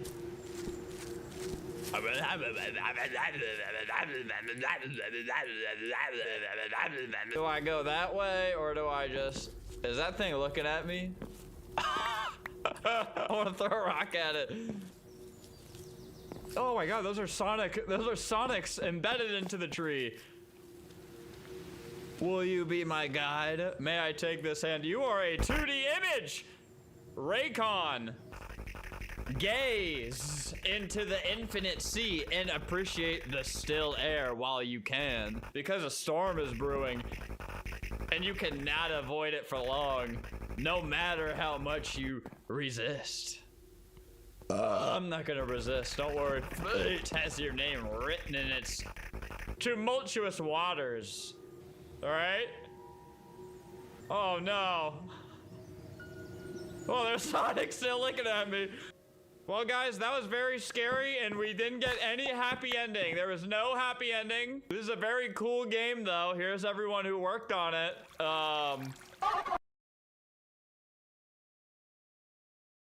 I have 100 days to create an Eldritch factory in Minecraft using the Neep Meat mod. That's right, baby. No electricity, no cogs, no belts, just flesh, blood, and meat. The machines are alive, the world beyond is calling, and baby, you can make an iron farm. This is by far one of the best theme mods I've ever played, and over the next 100 days, descend with me into madness as we explore what is truly possible with meat. There we go. On behalf of the Northeast Electric and Petrochemical Company, I've been sent to perform a series of experiments regarding some of their more eclectic designs. In lieu of any form of modern technology or even pen and paper, I've been instructed to record my findings only on this tape recorder. What am I even doing? No one is going to be hearing this. Every resource I've been given is cult fanaticism at best. How anyone got the funding to approve this field research is beyond me. But funded it is, so I shall do my job to the best of my abilities. For as long as there's even a job to do, I suppose. Ah, here we are. A fresh world untouched by the divine. And it won't be touched for a while. This might be Eldritch Minecraft, but it's still Minecraft, and we need to punch trees. And make ourselves a little base of operations and all that juicy early game chaff. We're also going to need some iron. In fact, iron is going to be a reoccurring issue this entire video, so we best get started now. And as we all know, iron loves to spawn high up in mountains, so up we go, and down we come. Okay, so maybe not the most impressive to die on day 0, but hey, this isn't hardcore, and it's nothing that spending a day chopping trees and making ladders can't rectify. And I take my time gathering up enough iron to get fully kitted out for the mines. We're looking for an integrator's egg, and in the version that I'm playing right now, it can only be found as dungeon loot. And after a little bit of animal harvesting and wheat seed acquisition, we are very ready. By day 2, the quest for the egg begins. Down in the depths we go, finding iron, asbestos, and numerous near-death experiences, but no eggs. Which presents an issue, as I pretty much can't do anything with this mod until I find the egg. Now, In later versions, the dev added an amazing way to summon one in, but this video took a long time to record, so I'm still in a really early version. Thusly, an expedition must begin to find new lands and new structures. For some reason, I get in my head that a village is the likely place to find the Angel's Egg, which I'm pretty sure you just can't find them there. However, this must have been some form of divine intervention, as I do spot Veracus Stone, an infinite, if not slow, form of power. It looks like we have ourselves a perfect little base location once we're in possession of an egg. Transient egg, these things leak is our power source. But on day 4, I hear the telltale signs of a mob wearing a backpack beneath me, and I'm pretty sure those can contain dungeon loot, so it actually is worth a shot. And hey, whether it's luck or the flesh blessing me, there's an egg. I mean, I might as well explore around the cave system for a little bit longer, see what else I can loot. We get our first zombie brain, a very important crafting resource, and even find ourselves a dungeon, but it doesn't have any eggs in it, which is too bad, as having a second one is going to be helpful. In any case, I think it's high time we head home and begin the great work. The egg needs blood. Lots of it. I don't quite remember how to extract blood from mobs, but thankfully, Neat Meat has a lovely guide in the form of a projector that beams the information directly into my retinas. I'd imagine this is perfectly healthy long term. We'll need a tool called a tissue operator and a drain to collect the blood. Then I need to coax a mob onto the drain and process them into a quarter of a bucket of blood, which turns out to be way more difficult than I thought. I try using boats, that doesn't work, and it takes me so long to try to collect blood that the sun begins to set, and I figure if it's going to be this hard to imbibe the egg, I might as well just move to the permanent base spot before trying to figure it all out. The move does go very smoothly, and I even take some time to organize my chests. I must really be possessed by some eldritch entity because I literally never do this. And then off I go, continuing to fail to collect any meaningful amount of blood, which is getting a little embarrassing at this point. So what if I make a fluid tank so that we can carry partial buckets of blood, as animals seem somewhat sparse around here? Okay. Get on the drain. And come on! No one told me communing with the fleshy divine was going to be this hard. Or I just suck at it. But who can say? Well, eventually I finally walk in and cut up 2 sheep and 2 cows to get the bucket of blood I need to finally become a father. Just gotta pump it into the egg and watch as it pulses and eventually hatches. The great integrator has come to share its secrets with me, and the work can finally begin. Well, I managed to support a composter into a charnel compactor. If we place the compactor next to the integrator and feed it meat, it'll produce a capsule of integration fluid, a slurry of still living flesh. Delightful! These are the gateway to many things, but we're out of rotten flesh, which is going to be a key component of ours, so off we go zombie hunting. I dig nice and deep into the world and find a staggering lack of zombies, a spider dungeon with no rotten flesh in the chests, and a large amount of lava. That said, I do find some diamonds, and I guess if I can't hunt rotten flesh in the overworld, then maybe in the nether? I mean, is it a bad idea to try to farm zombie piglin for flesh? Yes. Am I looking for an excuse not to? Absolutely. And does the divine reward its loyal subject? Of course, because while making the portal, a thunderstorm starts and spawns loads of nice flesh pinatas for me to harvest. Woohoo! Another day avoiding the nether. Now that I have more flesh to my name, I can fuse it with integration fluid and copper to make biomechanical components that can power our first motor. And now we can use the Veracus rocks as we feed their secretions directly to the motor. Our first machine will be a crusher that we can use to rip up flesh into little tiny meat chunks. With all that, the last thing I need to make our first automated farm is an awakened brain. See, our integrator doesn't just sit there and look pretty and make us integration fluid. It collects the secrets of the universe within itself, and using data cables and a pedestal, we can enlighten certain objects. Like this brain, which gives 10,000% more eyes. Hooray! And that allows us to stitch together our meat bits and other components into a scuttler. This little flesh lump is actually an automated crop farm for us. We can test it out with some bone meal and oh my god, she's so cute. I will name her Issa, and she will be my friend forever. And she'll help us farming eldritch wheat and potatoes. Yeah, crops are hugely important for this mod, and thankfully we can immediately make some whisper wheat by enlightening some wheat seeds, but we're gonna need potatoes to make their glandular versions. Well, when you need potatoes, you look for a village. Or a shipwreck, because that's what I found, and it was loaded with starchy goodness. And while heading back, I spotted a huge vein of asbestos, which is super lucky, as we're going to need it for, like normal reasons. Like, I'm not gonna put it in your cereal. They'd know it was me. It wouldn't benefit me. Well, after spending an entire day mining asbestos, very good for your lungs, I head home and get to enlightening some potatoes into their divine form, and then get them planted down for Issa to start harvesting. In the morning, I finish up Issa's farm for now, and I should probably explain what I'm trying to do here. I want to get into some eldritch ore processing, and the first step to that is pre-plant. We're also going to need some meat steel, a powerful and fleshy alloy used for most of the machines in this mod. In order to make the alloy, we're going to want an alloy furnace, which is where our asbestos kicks in. Refractory bricks are made from asbestos and clay, and with them we can cobble together a nice alloy furnace. We'll need meat bricks, and there's 2 ways to craft those, but the only one accessible to us right now is forming 9 meat scraps into a brick. So flesh goes in the grinder, bits come out, and then we switch those into a juicy, juicy brick. And alloy it with iron. Meat steel, entirely scientific. But this is very inefficient, and I'd like to pursue a more permanent meat farm via automatic animal processing. But we're going to need a lot of resources to do so, including an ender pearl, so it looks like tonight we steal zip. We're gonna fight Enderman. And then we don't get exploded by creepers twice because I was listening to Chaperone way too loud and couldn't hear them. It doesn't happen. And for an entire night of work, we get 1 ender pearl. Yay. But on the bright side, Issa's been very busy, and she's netted us our first whisper wheat. We'll be using that later. For now, I figure that machines can actually directly output into storages, which is awesome. So we can use our ender pearl to make a control unit, but our iron supply is completely exhausted, so it is again time to hit the mines. And then leave very quickly because I forgot torches, but I did actually have a little handful of iron, so maybe that'll carry us over for a bit. And also, Issa seems stuck on her chest. We just scooch her up and oh no, I think she just wants to be there. Okay. Well, the iron's done, and I can make a mincer. It'll turn animals into tissue slurry, which we can process into liquid meat using a trommel. And that requires a lot of iron. Well, no point in mining for iron with no enchant, so off to the nether for quartz grinding. And ooh, you know what? I actually bet killing zombie piglins is a great way of getting XP. And dying. Okay. Wow. Over the next few days, I continued to quartz mine until I was level 32 and left the nether on day 17, where it hit me that I don't have an enchanting setup. So then I spent the next 2 days looking for cows, culling the bovine population, and even finding a village that doesn't have any books. These guys need to learn how to read or something, but by day 19, I am back home and finally ready to enchant, save for the fact that I don't actually have a diamond pickaxe to enchant, or any diamonds to... Okay, so on day 20, I excruciatingly find 3 single ore block diamond veins to come home, make a pick, cross my fingers, and whoa! Actually, perfect enchant. You gotta love that, no 2 ways about it. And also, Issa's stuck again. Do you want a barrel, honey? Would you prefer a barrel? And finally, on day 21, I can actually hit the mines and actually go ahead with Fortune 3 and actually dig out a nice stack and a half of iron ore. And once we have ore processing up and running, I'll be able to get even more ore out of it. We're gonna need a handful of machines to do this, and now we even get to use our whisper wheat and glandular potatoes. The whisper wheat needs to be crushed, but the potatoes are gonna be used as is. We get to alloy the whisper wheat flour with copper to make whispering brass, and that we can use to make a hydraulic press. And we're also going to need a pressing basin and a trommel. We should now be able to get on cracking with ores, baby. First up, a hydraulic press over a pressing basin and a trommel outputting its fluid into the pressing basin. And next up, a major distraction in the form of a creeper wearing a backpack.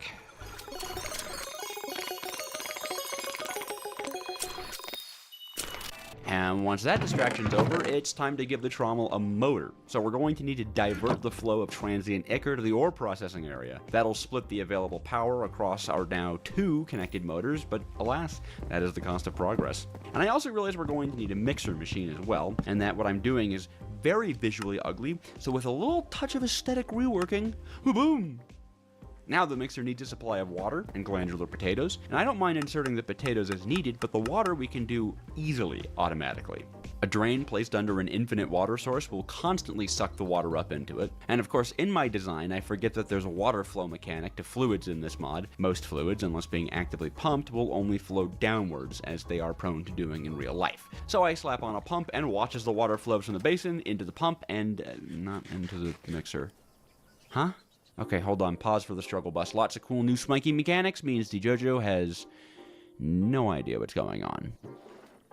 Got it! The pump was working perfectly. It was the item pipes I had wrong. We need an ejector to pump items through item pipes. Machines in this mod won't accept any inputs unless they're accepting an entire recipe. Now we can mix water and potatoes into Eldritch enzymes, which can digest raw ores into slurry. Awesome. Neat. Brag about ore digestion to your friends. Last few things we need is a rendering basin to hold the Eldritch enzymes and ore, and a fat collector to suck up that nice earthy sludge.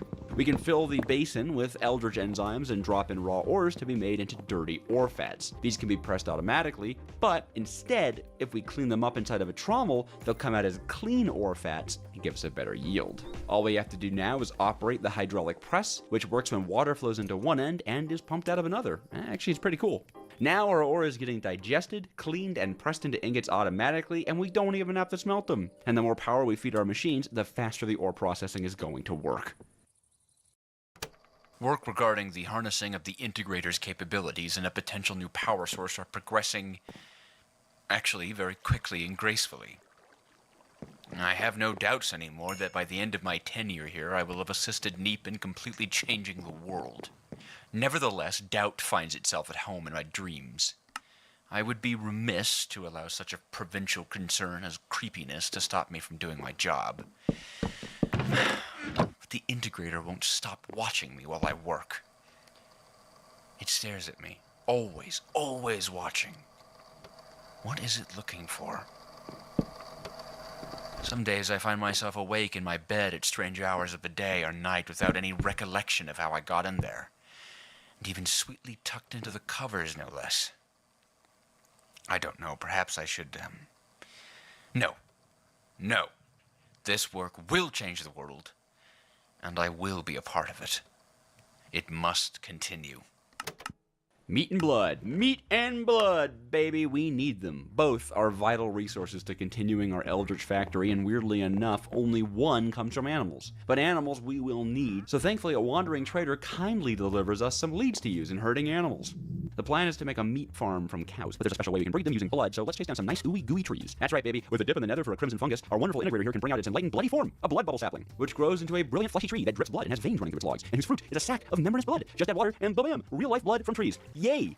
Less exciting, though, is our lack of meat steel, which hopefully won't be an issue for too long, but for now, meat bricks are a premium. But making meat steel, let alone meat bricks, is taxing, as I have to move machines around to divert power here and there. We're running very low on energy for where we are in the mod. I think we need a more potent energy system. Should be our next goal. For now, though, I need to hunt down more zombies as we ran out of rotten flesh again, and Papa needs his meat bricks. On day 29, I get experimenting. If I make something called a chrono separator and pen up some animals and put the separator in between them, it should separate out adult and baby animals into, we'll call them designated zones for processing. And ooh, yes, I seem to understand exactly how this works. So the time has come for some amazing leaps forward in progression. First up, it's time to build 2 chambers. One will hold our breeding mobs, and the other is the processing zone. I'm pretty sure llamas give more meat than cows, so I'm gonna try to use them. And with wandering trader leads, it's not too hard at all to move a few llamas into the bone zone. As far as actually breeding the llamas, we can do it automatically and very quickly using a feeding trough. If placed close enough to animals and given grain, it'll fill with animal feed and force nearby animals to breed really fast. From this point on, though, to complete the meat farm, we're going to need more power than we've got. A mincer apparently has a minimum requirement that we have to meet of 100 joules. So the time has come to detour into expanding our supply of transient ichor. And if you guessed that we were going to use horrible bloody flowers, then you'd be suspiciously correct. It's flower power time, because we're going to be making the power flower, which is the powerhouse of the flower factory. Powerhouse of the factory. In order to make a power flower, we need an advanced crafting a station, I guess, called the PLC. And of course, that means we need more ender pearls. By day 31, I've got 3 control units in hand, so of course I blow one on making AR goggles that will help me see the unseen. But it doesn't seem like there's much unseen to be seeing, so they don't really let me see anything right now. Well, for the PLC, we'll need a bunch of meat steel, and we're out, so back to meat hunting. Is what I would say if I was still a bottom feeder. Now I can just force breed up a ton of cows and shred them into bits. Of course, that's a double-edged sword, as now I have so much meat to grind that I need to disconnect power from ore processing to divert it to the crusher to really speed things up.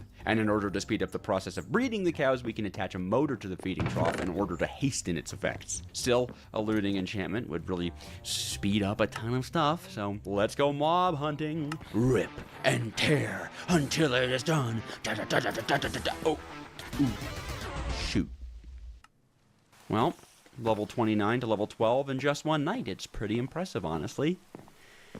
Yeah, okay, so no looting for me.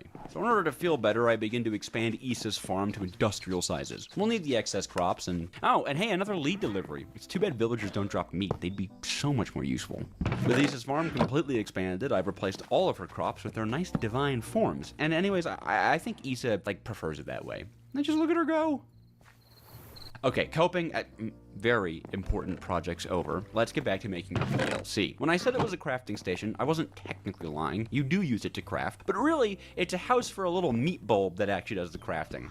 What a cutie. And even cuter is that you can assume cognitive control over it to force it to perform crafting tasks, which I'm pretty sure is very, very safe for your brain. To actually craft with it, we're going to need a workbench to start on, and a display plate looks good, and it works. Then we'll need storages for all the items and fluids we're going to craft with. Chests and tanks are going to work perfectly. And power flower seeds do require something called integration fluid, which we have to extract from the integration capsules using liquid meat and blood. So we've got ourselves a small chore. First off, we can make some blood inside of a mixer with our blood bubble fruits and water. And now let's head to the unfinished meat farm and... Oh. Trader llamas despawn? I didn't actually know. Okay, alright, we're going to replace them with cows. With cows now rightfully in place in the breeding chamber, I'll fill up the trough and set the chrono separator to always leave behind 4 adult animals, so we've got 2 breeding pairs at all times. But to power the mixer and mince up the cows, we need 100 joules per tick, which we can't really do, more so because I don't have enough iron to make enough pipes to fuel a motor from this distance, and I'm not moving the cows again, so it's off to the iron mines again. Thankfully, though, the Divine blesses us once more, and we find one of those iron mega veins and making out like thieves. And after kicking the ore processor back on, we get some iron a-going. And after a quick checkup on Issa, I'm happy. Good girl, Issa. After spending some time with the best girl, we can use our new iron farm to load more pipes and juice that mincer up. Now the separator will pull out adult cows once there's 5 or more right into the mincer, which will devour them with its maw and collect their delicious tissue slurry. All we have to do now is run the slurry through a trommel to get nice pure meat and even a chance at some assorted biological solids which we can crush into bone meal. Lucky! Now that we've got blood and meat, we can mix those together with an integration capsule and come away with pure integration fluid. With over a bucket of the good stuff, we should be able to make our PLC creature craft up some power flower seeds. And wow, it took a whole bucket of integration fluid, even though the recipe didn't even specify an amount. Greedy? Well, it doesn't matter now, as we can plant our new wonderful seeds into the dirt, and in a few short moments they'll bloom into our resplendent new power source.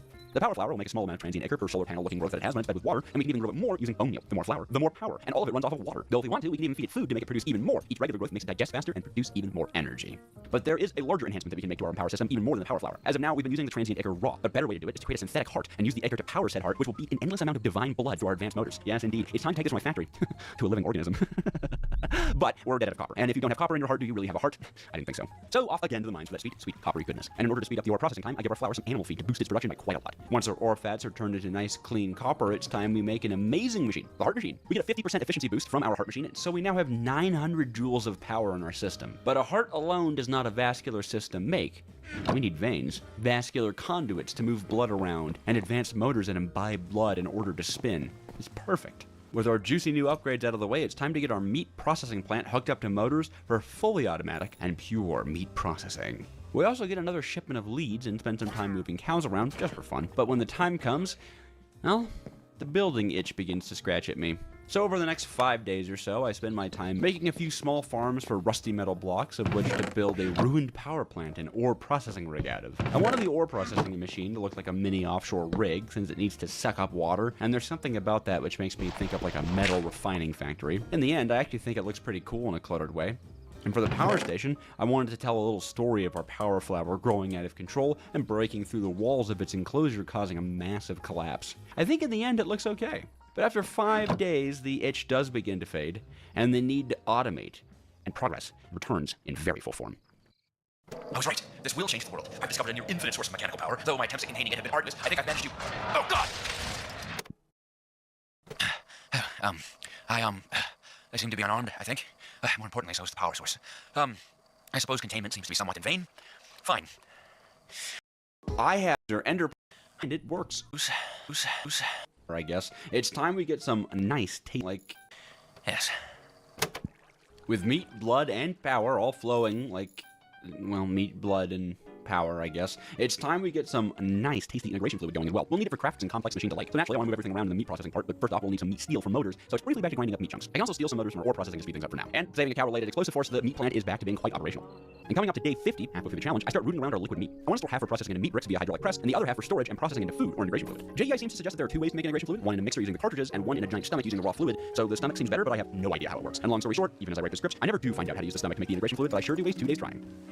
So instead, I pivot to using the mixer method. Meat is automatic and infinite, blood is easy to get in large quantities, so the only real cost is the integration capsules. We'll need to fully automate this at some point, but for now, this works fine, especially because we can finally make more vascular conduits. I've been crazy limited on space with only the few that I've made so far, and after a little bit of PLC action, we're finally actually using the power station that I built earlier to route cables out of. But if we've got the power cables, then why not juice them up in the nines, man? Let's fuel our factory with meat, baby! That stomach we made earlier wasn't a total fail. We can add metabolizers to it in order for it to digest food to produce vascular power. And we can actually cook meat bricks into a very high-value food item. And then using a small mincer, we can turn any food into liquid food full of nutrients and very convenient too. I don't have the iron to show off the power of this in the metabolizer, but we can feed it to our power flour to triple its output from about 900 joules to 2.4 K joules. And metabolizers will take this even further. Yeah, meat is gonna pave the way, man. So that means it's back to the mines where we'll be extracting as much iron as possible. And after about 4 days of spelunking, we have so much ore that I shut off the meat plant to route more power into ore processing to give that thing a kick. In the meantime, I go ahead and repurpose our meat farm entirely into a meat brick cooking station, as it's likely to only be used for power and integration fluid now. Now we can make a heart machine and transmute that into a metabolizer to use with the stomach. We'll just pop it on top, run some cables from it, and feed the stomach tasty meat brick slurry, and blammo! It's making a little over 500 joules of power. But here's the thing: we can add as many metabolizers as we want, and each one only slightly increases the speed of digestion. So this thing is crazy efficient. So more heart machines, more metabolizers, more meat, more power. But we can't celebrate too early yet, as animal feed isn't fully automated. And without feed, we don't get meat, and without meat, we don't get nothing. And with nothing, the divine would surely be disappointed in me, and I don't want to find out what would happen in that case. But thankfully, Esa's farm has just what we need to make tons and tons of feed. Whispering wheat, baby.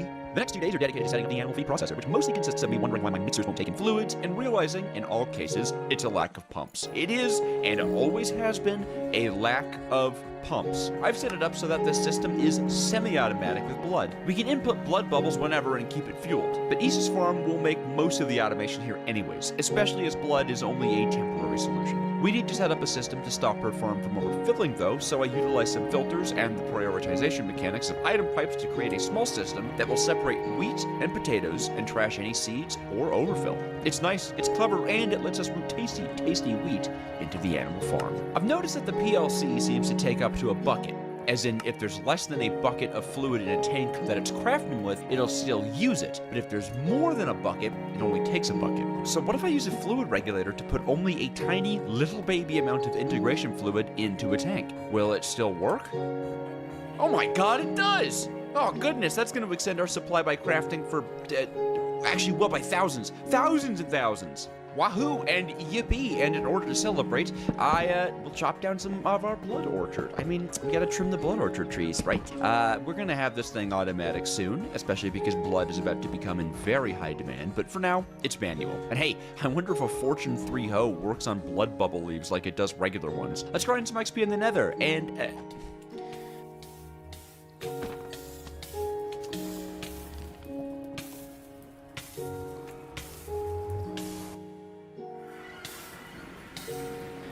why do I even try?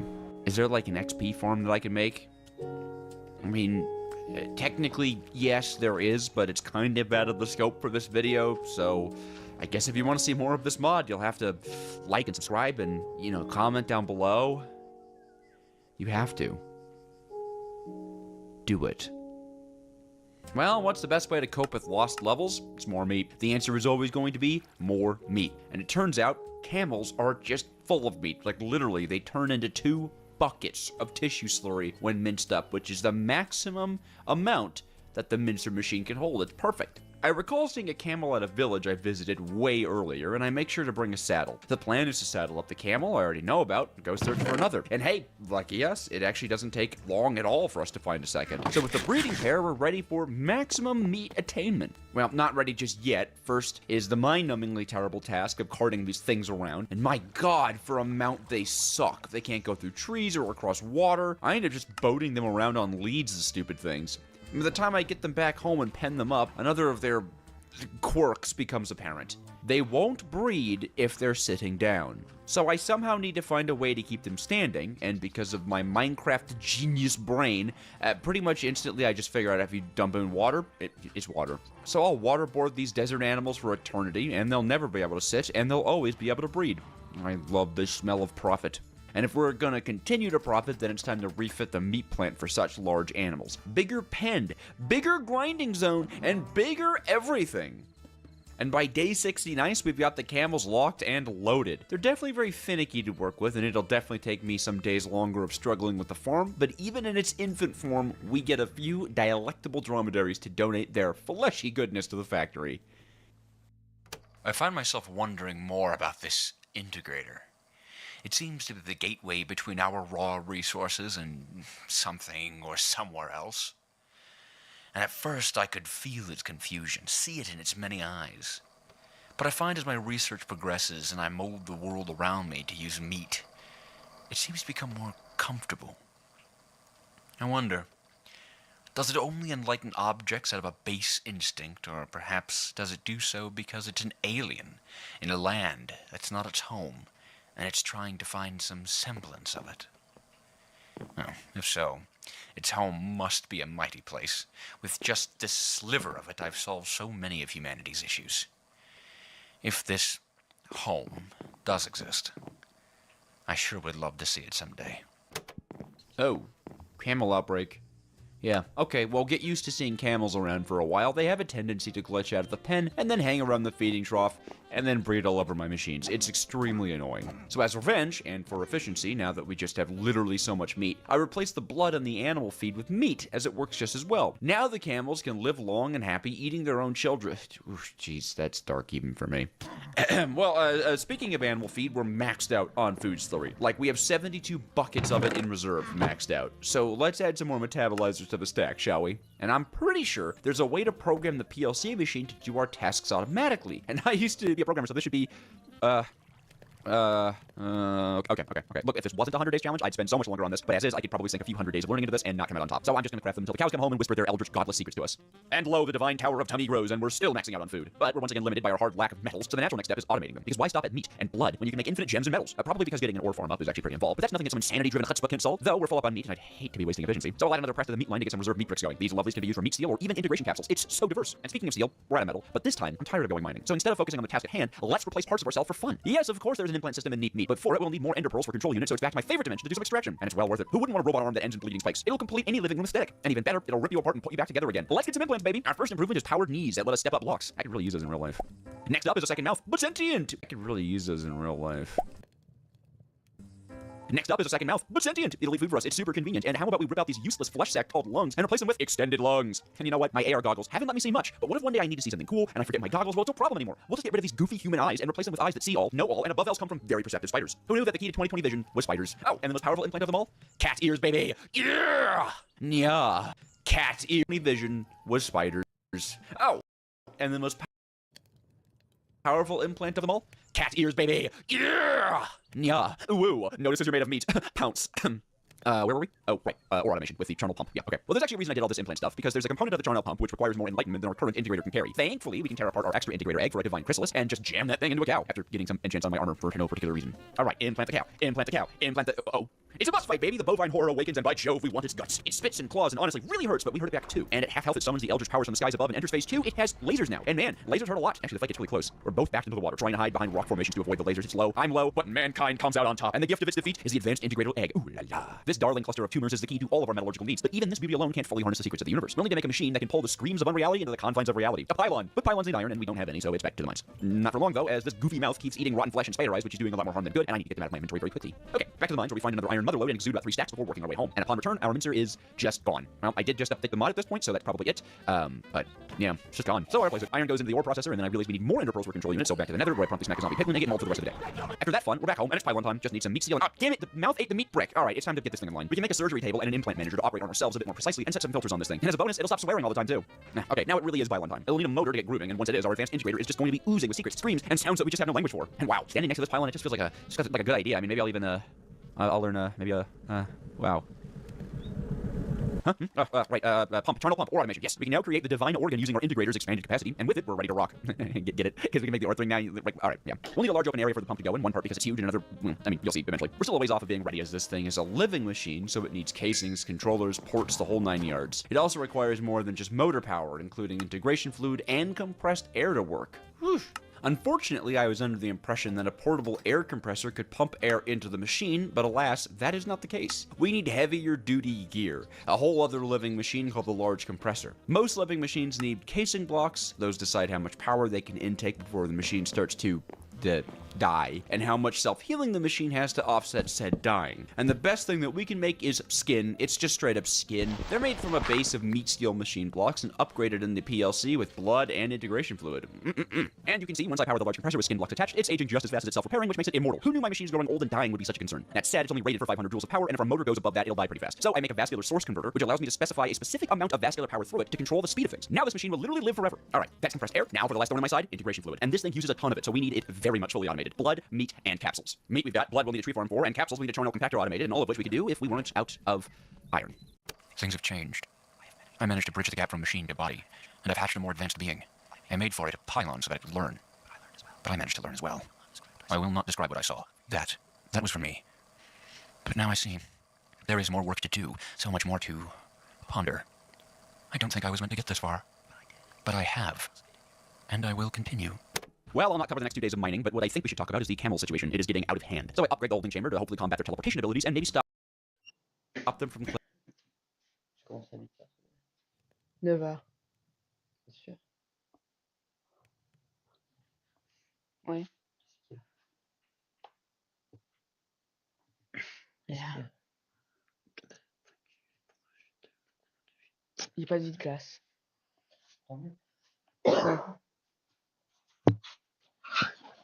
Clipping through the walls. I don't know, we're probably gonna see more of them. But I'd like to see more of... Hein? C'est bon. Though is ore. And although we're not ready to fully automate integration fluid, I can slap a few hoppers and chests around to get us going semi-automatically. The meat will just need to pipe over, but the integration capsules and blood we can deal with via hoppers. Still, even if we power on the Charnel pump, it wouldn't actually do anything. As it is, we don't have enough energy in the system for 500 joules of power being routed into this thing, and that is the absolute minimum it requires to work. So you all know what that means. More metabolizers. Well, one more metabolizer, because we're kind of broke right now. Which is enough for 420 joules. Alright, that is pretty funny, but it isn't enough. And since we can't really afford more metabolizers right now, I'll supplement them by limiting power to the ore processor and pylon, which gives us just enough juice. And remember I said there are 2 reasons to keep this thing in the open? That's because the ores are extracted via pockets of fleshy corruption bubbling up from under the earth, writhing, and full of precious metals and gemstones. Just pop a wellhead right onto it, and blammo, we're in the clear. No more iron issues. Now it's more of a waiting around issue. But we've got plenty of time, as we very much need to get integration capsules and blood automated. The pump will chew through a supply of integration fluid, so automation is very key. We'll do the hard part first, a tree farm. Typically in mods, I find that tree farms are pretty simple, but not as much here. We need ourselves another living machine, a tree vacuum. And of course, we're out of ender pearls and... okay, I'm just gonna go quartz mining to get level 30 to get looting. And this time, I better not die. I don't, but I do get spat out in the stupid random cave that I keep ending up in. Why does the nether portal linking system still not work? It is 2025. Make them work! Alright. Well, hey, I finally got a looting enchant on my sword, and even though it's only looting 2, it's still a big boon in Ender Pearl collection. In fact, I vow never to leave until I have a stack, and even that doesn't take too long. No, bad Minecraft, bad cave! I have a stack of Ender Pearls. I can make all the parts I need for a tree vacuum, so I'm happy. I would be happy if I could make all the parts for a tree farm. But I can't see. Tree vacuums only eat the trees. They don't plant them, they'll make them grow any faster. So I'll want some deployers. Deployers like from create my cogs, the water was no, just deployers to plant saplings and one for them to bone up. There is no create embossing say. Of course, we still have the issue that if we add anything to the factory right now, it will dip below 500 power on the Charnel pump, so we've got 3 options. Make more metabolizers, still waiting on ores. Fumble around with mechanics I don't understand, it didn't work. Or, and what we ended up going with, a pipeline of food and power flour as a temporary energy boost that we can shut on or off. The flour isn't nearly efficient as the metabolizers though, and it chews through our food plenty fast. I really should just get more metabolizers. We're really just losing a lot of efficiency here. But if I get them, we're gonna run out of iron. Okay. I'm gonna make 8 of them.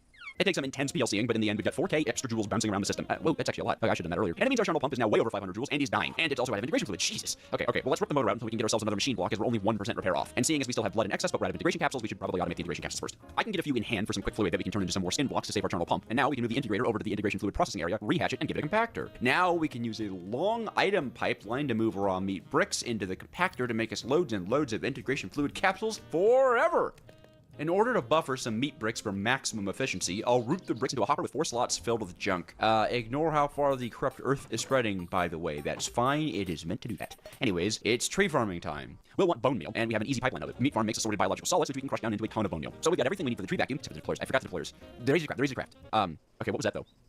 Maybe an effect of the pylon? Probably a good sign, all things considered. Well, as I was saying, players are easy to craft, and one will hold bone meal, and the other will hold saplings. And that reminds me, I forgot to make filters. After some piping around, we should have a system that routes blood bubbles into integration fluid, saplings into the deployer, and everything else, including overflow, into fire for trashing. Well, hopefully we'll still have to test it. Because now it's motor time, baby. We need 4 of them to get this bad boy running, and once they're all hooked up, it works. The item routing is a bit funny, but in the end, everything goes where it needs to, so a win is a win. That's integration fluid automated. Once we get the solids running into the crusher for infinite bone meal, but we're going to want a hopper on top to buffer it up. And of course, because of tree growing rules in Minecraft, if I put all these blocks near the saplings, it stops the trees from growing, so I got the crusher, and there we go, 100% operation. We've got blood flowing, like more than usual, more blood flowing than usual. But it seems like our raw meat situation is slowing down, so now we need the trommel to be faster, which I think we can achieve with the large trommel. It says it's more efficient. So here we go. It's another living machine.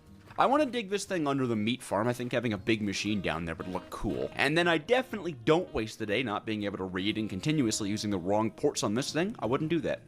So after that day of very hard work, we get the trommel going, and it doesn't seem that much faster. Oh wow, it is dying pretty fast. We definitely need machine blocks on this thing. Oh, and apparently it is a bit faster, as we're not going negative on meat production anymore. Huh. Well, we could make it even faster if we used a better motor, but for now, let's focus on keeping it alive. And after a few more blocks of skin, we've got another immortal machine. So let's see what happens if we double up on meat bricks. Ooh, that works nicely, actually. The fluid production is still a bit slow, so let's try that bigger motor. Oh, and hey, another thingy. It's called a gloam, and I can punch it. If it can bleed! Anyways, we can craft a large motor, and yeah, that is large. It can spin up to 2,000 joules instead of just 800. Wait, why is it supplying less power than the advanced motors? Oh, wait, now it's not.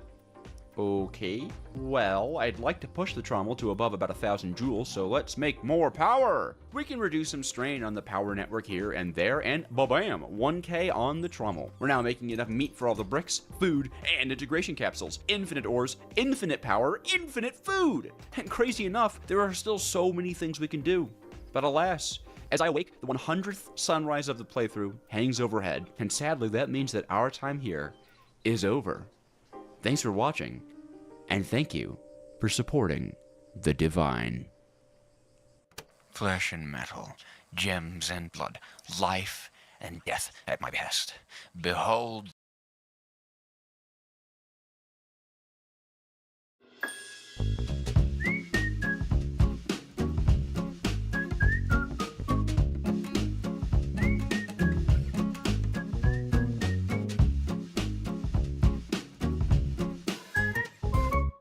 This is the world's largest rainfall simulator, located in Tsukuba, Japan. Now, I know that it just looks like a warehouse with a lot of sprinklers, but this building is incredibly important. The science conducted here keeps tens of millions of people safe, and it's only becoming more and more vital. We were given exclusive access to tour the facility, and they even let us experience what it's like to stand under the most intense rainfall ever recorded. This is insane! Nope, nope, nope, nope, nope, nope, nope, nope. Japan is a land of natural disasters. Most people will think of earthquakes, tsunamis, and volcanoes, but it also experiences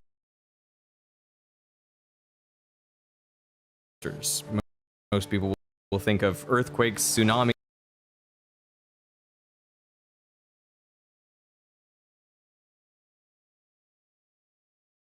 and volcanoes, but it also experiences massive typhoons, which are like hurricanes that pick up energy from the Pacific Ocean and dump meters of rain on the islands. Yakushima Island, near the southern part of Japan, is one of the wettest places on Earth, receiving up to 10 meters of rain every year. For comparison, the Amazon rainforest gets only about 3 meters of rain per year. That's 3 times less than Yakushima Island. Most of the time, rain isn't a problem. The water evaporates or seeps into the soil and is then absorbed by plants or enters the underground aquifer systems. But too much rain in a short period, like after a typhoon, can lead to serious problems. Problems that scientists working at NIED use the rainfall simulator to study and hopefully prevent. The giant warehouse is equipped with 550 nozzles attached to the roof. The scientists can control the intensity of the rain from 15 millimeters per hour to 300 millimeters per hour. The most rainfall ever measured in 1 hour occurred on the 22nd of June, 1947. when 305 millimeters of rain fell on the town of Holt, Missouri. So this warehouse can simulate the most intense rainfall anyone has ever experienced. In a way, that makes it the rainiest place on Earth.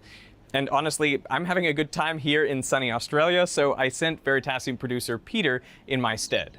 They're gonna turn on the rain really soon, so I'm running out to grab my rain jacket. I'm ready.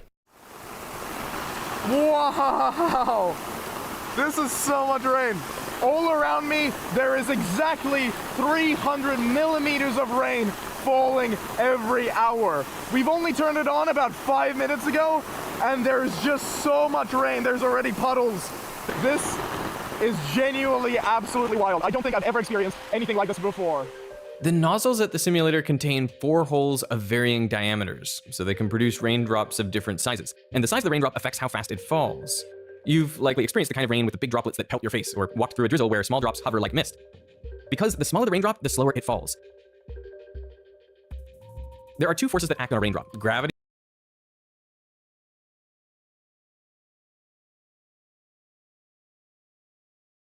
and air resistance. And the larger raindrops have a higher weight to surface area ratio, and so they have a higher terminal velocity, so they will be falling faster. A raindrop that's 1 millimeter in diameter falls at only about 2 meters per second, while a 3 millimeter raindrop falls at 6 meters per second. Air resistance is also why raindrops aren't shaped like cartoon raindrops. They are closer to spherical, but a bit flatter on the bottom where they encounter oncoming air. If a raindrop gets too big, it flattens out, caves in the middle, and briefly resembles a little parachute before it breaks up into smaller droplets. Flooding is something that Japan takes very seriously, and for good reason. In July 2018, there were floods all over the country due to the rainfall from Typhoon Praparun. Some regions of the country received nearly 2 meters of rain in just 10 days, and the resulting floods were enough that more than 8 million people had to be evacuated from their homes. Over 200 people died, and the damage to property from the flooding was more than 1 trillion yen, nearly $10 billion. Tokyo, the capital city of Japan, is very vulnerable to flooding. There are more than 100 rivers crisscrossing the city of nearly 40 million people. To prevent the rivers from overflowing, there are pipes and tunnels under the city, leading to an enormous water storage tank. In October 2019, Typhoon Hagibis dumped over 200 millimeters of rain onto the city in under 48 hours. The underground system diverted 12 million cubic meters of water and prevented an estimated $1.7 billion in damage. But flooding isn't the only problem. Japan is a very mountainous country with many towns and villages situated in valleys. So combined with the heavy rainfall, this creates the perfect conditions for another hazard.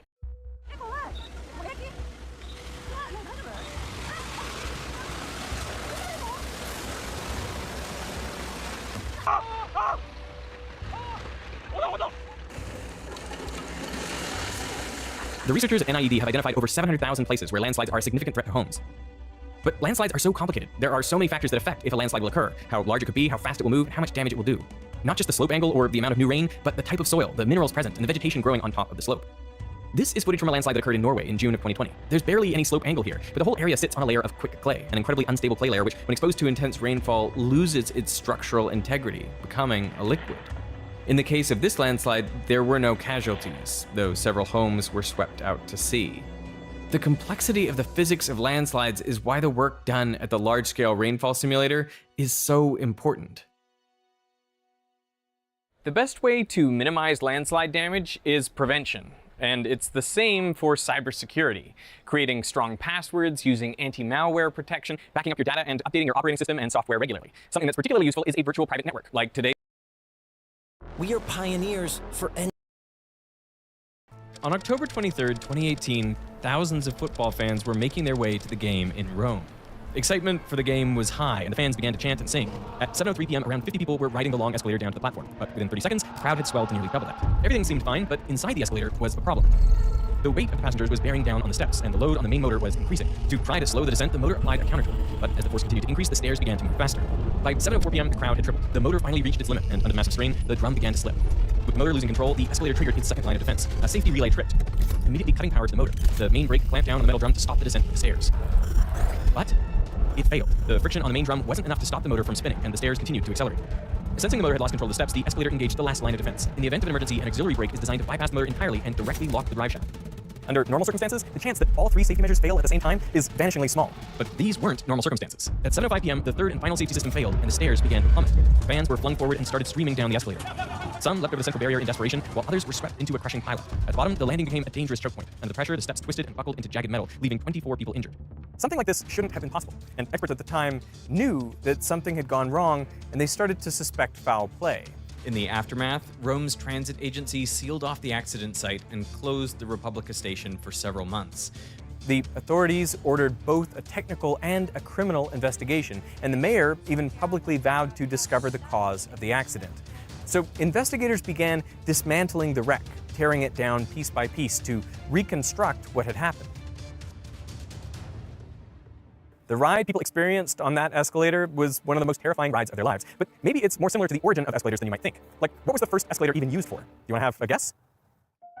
It was an attraction in a theme park all the way back in 1896. It had no steps, a 25-degree incline, and it was essentially just a slow conveyor belt made of metal and wooden parts. It brought people up a full 7 feet before they would have to walk down stairs on the other side. And it was a huge success. Over 75,000 people enjoyed the attraction during its 2-week stay at the Old Iron Pier on Coney Island. The ride was named the Continuous Elevator, and its inventor, Jesse Reno, had created it not just as an attraction, but as a proof of concept, because he saw it as the future of transportation. But as Reno watched people ride his invention, he began to notice a pattern. Nobody walked. Instead, they stood still, feet planted firmly sideways, with people gripping the handrail tightly. 2 years later, the department store Harrods in England installed a similar device. But the ride was so unsettling that Harrods had to put staff at the top to offer brandy to men and smelling salts to women, just to calm their nerves. You see, for both devices, the 25-degree conveyor belt was precarious to walk on and unnerving to stand on. At around 12 Très degrees, walking on an santé to incline comes enable different, and 25 degrees generator. is roughly the limit that our ankles can flex. If only there was a way to replace the conveyor belt with a moving set of stairs. Well, then the riders would always have a flat surface to stand on and a staircase they could climb if they wanted to. One attempt at a solution had already been around for 4 decades, and it was called the revolving stairs. It consisted of a chain that went around a loop, then fixed stair-shaped blocks were attached to it, creating a flat surface to stand on during the main incline. But as soon as you'd reach the top, the steps tilted forward, making it treacherous to get off, and a similar problem plagued you at the bottom. Now you might think, if the top and bottom are causing problems, just extend each landing. But that also doesn't work. You just end up with a jagged mess for longer. So how do modern escalators solve this problem? I mean, have you ever stopped to think what happens to the stairs at the top of the escalator when they disappear? Clearly, we have steps going around in some sort of loop. But how do they actually behave on the return journey? What if I give you 2 options? Do they stay right side up, like the cabins in a Ferris wheel, or do they flip upside down and then flip back again at the other side? I'm gonna go this one all day. Ferris wheel? This one makes more sense. Ferris wheel. Yeah, this one. I think they turn upside down. They're actually right side up. Oh, wow, you're both, yeah. The solution to this problem came from another inventor named George Wheeler. His idea forms the basis of every escalator in use today. A modern version of it works something like this. A typical subway escalator has an electric motor at the top with a power output of around 50 kilowatts, smaller than most electric cars. This motor spins extremely fast at over 1,000 RPM, but it's pretty weak. So to drive the steps, the escalator needs to convert this into a slower output with more force. To do this, it uses a reduction gearbox and a gear system, lowering the output to just a few RPM and increasing the torque by a factor of around 100. The motor is connected with a large sprocket to a reinforced steel chain which pulls the stairs around a loop. The so-called step chain is fitted with wheels to allow it to roll smoothly around curves. But unlike the design for the revolving stairs, Wheeler proposed attaching each step of this chain through a single axle, giving it the freedom to rotate. Next, he added a second set of wheels to each step that followed a different track, allowing him to control the angle of each step at any point. On the incline, the 2 tracks overlap, just like the revolving staircase. But then at the top, the 2 tracks separate, and this is what allows us to keep the steps level throughout the entire ride. The tracks then remain separated and curve around. The steps flip upside down, tuck into the loop, and start their return journey. At the start of the incline, the tracks rejoin, and the whole process repeats. So the answer is you were both wrong. Yeah. Yeah, like I would say it's like an upside down elevator, bro. Like, guess what? You're right. Yeah. But despite all modern escalators adopting Wheeler's design, at the time it caught so little attention that he was forced to shelve the idea. It wasn't until 8 years later that another inventor, Charles Seeberger, bought his patent and capitalized on the invention. Seeberger partnered with the Otis Elevator Company, and together they built a prototype. A year later, in 1900, they showcased it at the Paris Exposition Universelle. In total, 51 million people flocked to the exposition to see the marvels of modern technology, but one of the most popular exhibitions was the world's first true commercial escalator. The machine drew huge crowds. French historian Philippe Julien described it as the jolliest attraction at the exhibition, and wrote, "The escalator caused many an incident worthy of the vaudeville, separating families, sending old men sprawling, delighting the children, and reducing their nanas to despair." The escalator was even awarded one of the grand prizes of the fair. Shortly after, escalators started being installed in different places across the world. But these escalators weren't perfect. They had smooth, flat stairs, and when they reached the top, these stairs would disappear under a wooden board, leaving a dangerous gap between them. Shoelaces, coats, and especially the long skirts in fashion at the time easily got caught in the machinery. One incident even saw a 3-year-old girl getting her foot pinched in the gap. And while the girl luckily escaped with injured toes and a missing shoe, something in the design had to change. To solve this, Seeberger and Otis installed a triangular shunt at the end of the escalator, forcing riders to go off to the left before they reached the dangerous gap. This system worked, but it was awkward because it meant people had to put one foot onto solid ground while the other was still moving, which became especially tricky when some people stood still and others walked. So to reduce the risk of people getting in each other's way, operators asked people to stand on the right and keep the left lane clear for faster walkers. It's a convention we still often follow to this day. But as it turns out, there's a much better solution than the shunt. Modern escalator steps aren't smooth, they're grooved. These grooves then interlock perfectly with a comb plate at the top of the escalator. So now if a small item approaches the end, the comb plate lifts it up and out of harm's way. This makes it much harder for things to get stuck, and perhaps more importantly, it allows people to safely step off forwards. But But the cone plate doesn't entirely solve the problem. We still have these gaps on the side of the escalator that can pinch and trap objects as the steps move. So to address this, a new safety feature called the skirt brush was added to the escalator in 1982. Escalators are full of subtle safety features like this, some old and some new, but almost all of them are designed around people. All the way back in 1896, Jesse Reno predicted that riders on his attraction would need something to hold onto, so he introduced a moving handrail. In a modern escalator, the motor has a separate connection to turn a friction wheel that drives the handrail. The only problem is that friction wears things down. So over time, the wheel gets smaller, and as its circumference decreases, each rotation moves the rubber loop a slightly shorter distance. So the handrail begins to move more slowly. The effect is small, but it builds up over time. So to compensate for this, a new handrail is calibrated to move around 2% faster than the steps. You can actually try this yourself. Next time you're standing on an escalator, just place your hand next to you as you stand still, and you will watch as your hand slowly drifts forward. This speed difference stops the handrail from lagging too far behind the steps over time. Because I've definitely noticed that sometimes I'm on an escalator and then it's going faster than me. My hand is going faster than my body. But that means it's a new escalator. Well, it's a new frictional wheel. That wheel that drives the handrail. So it's we don't really.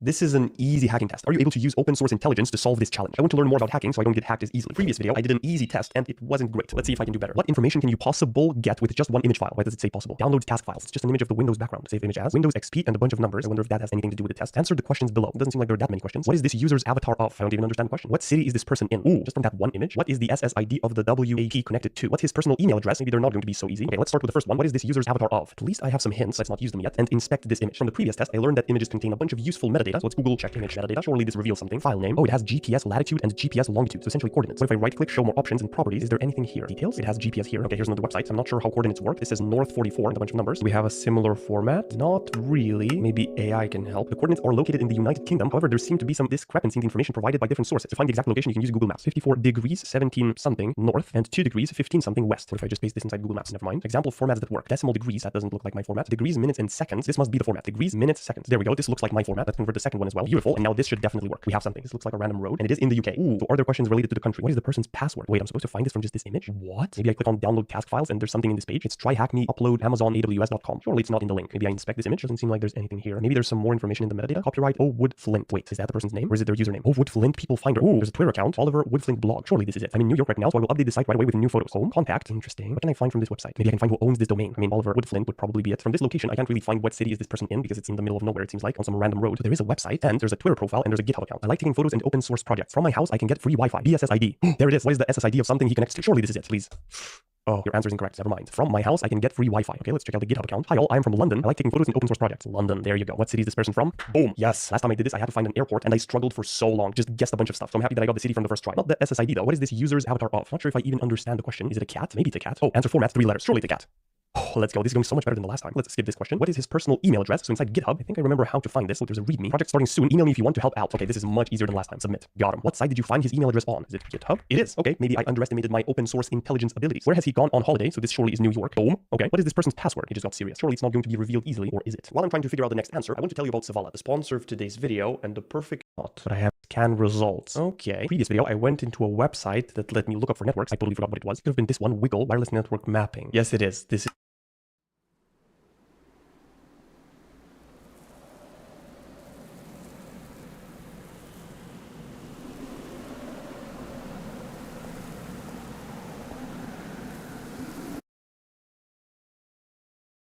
LEDs don't get their color from their plastic covers, and you can see that because here is a transparent LED that also glows the same red color. The color of the light comes from the electronics themselves. The casing just helps us tell different LEDs apart. In 1962, General Electric engineer Nick Holonyak created the first visible LED. It glowed a faint red. A few years after that, engineers at Monsanto created a green LED. But for decades, all we had were those 2 colors. So LEDs could only be used in things like indicators, calculators, and watches. If only we could make blue. Then we could mix red, green, and blue to make white and every other color, unlocking LEDs for every type of lighting in the world, from light bulbs to phones to computers to TVs to billboards. But blue was almost impossible to make. Throughout the 1960s, every big electronics company in the world, from IBM to GE to Bell Labs, raced to create the blue LED. They knew it would be worth billions. Despite the efforts of thousands of researchers, nothing worked. 10 years after Holignac's original LED turned into 20, then 30, and the hope of ever using LEDs for light faded away. According to a director at Monsanto, these won't ever replace the kitchen light. They'd only be used in appliances, car dashboards, and stereo sets to see if the stereo was on. This might still be true today, if not for one engineer who defied the entire industry and made 3 radical breakthroughs to create the world's first blue LED. Shuji Nakamura was a researcher at a small Japanese chemical company named Nishia. They had recently expanded into the production of semiconductors to be used in the manufacture of red and green LEDs. But by the late 1980s, the semiconductor division was on its last legs. They were competing against far more established companies in a crowded market, and they were losing. Tensions started to run high.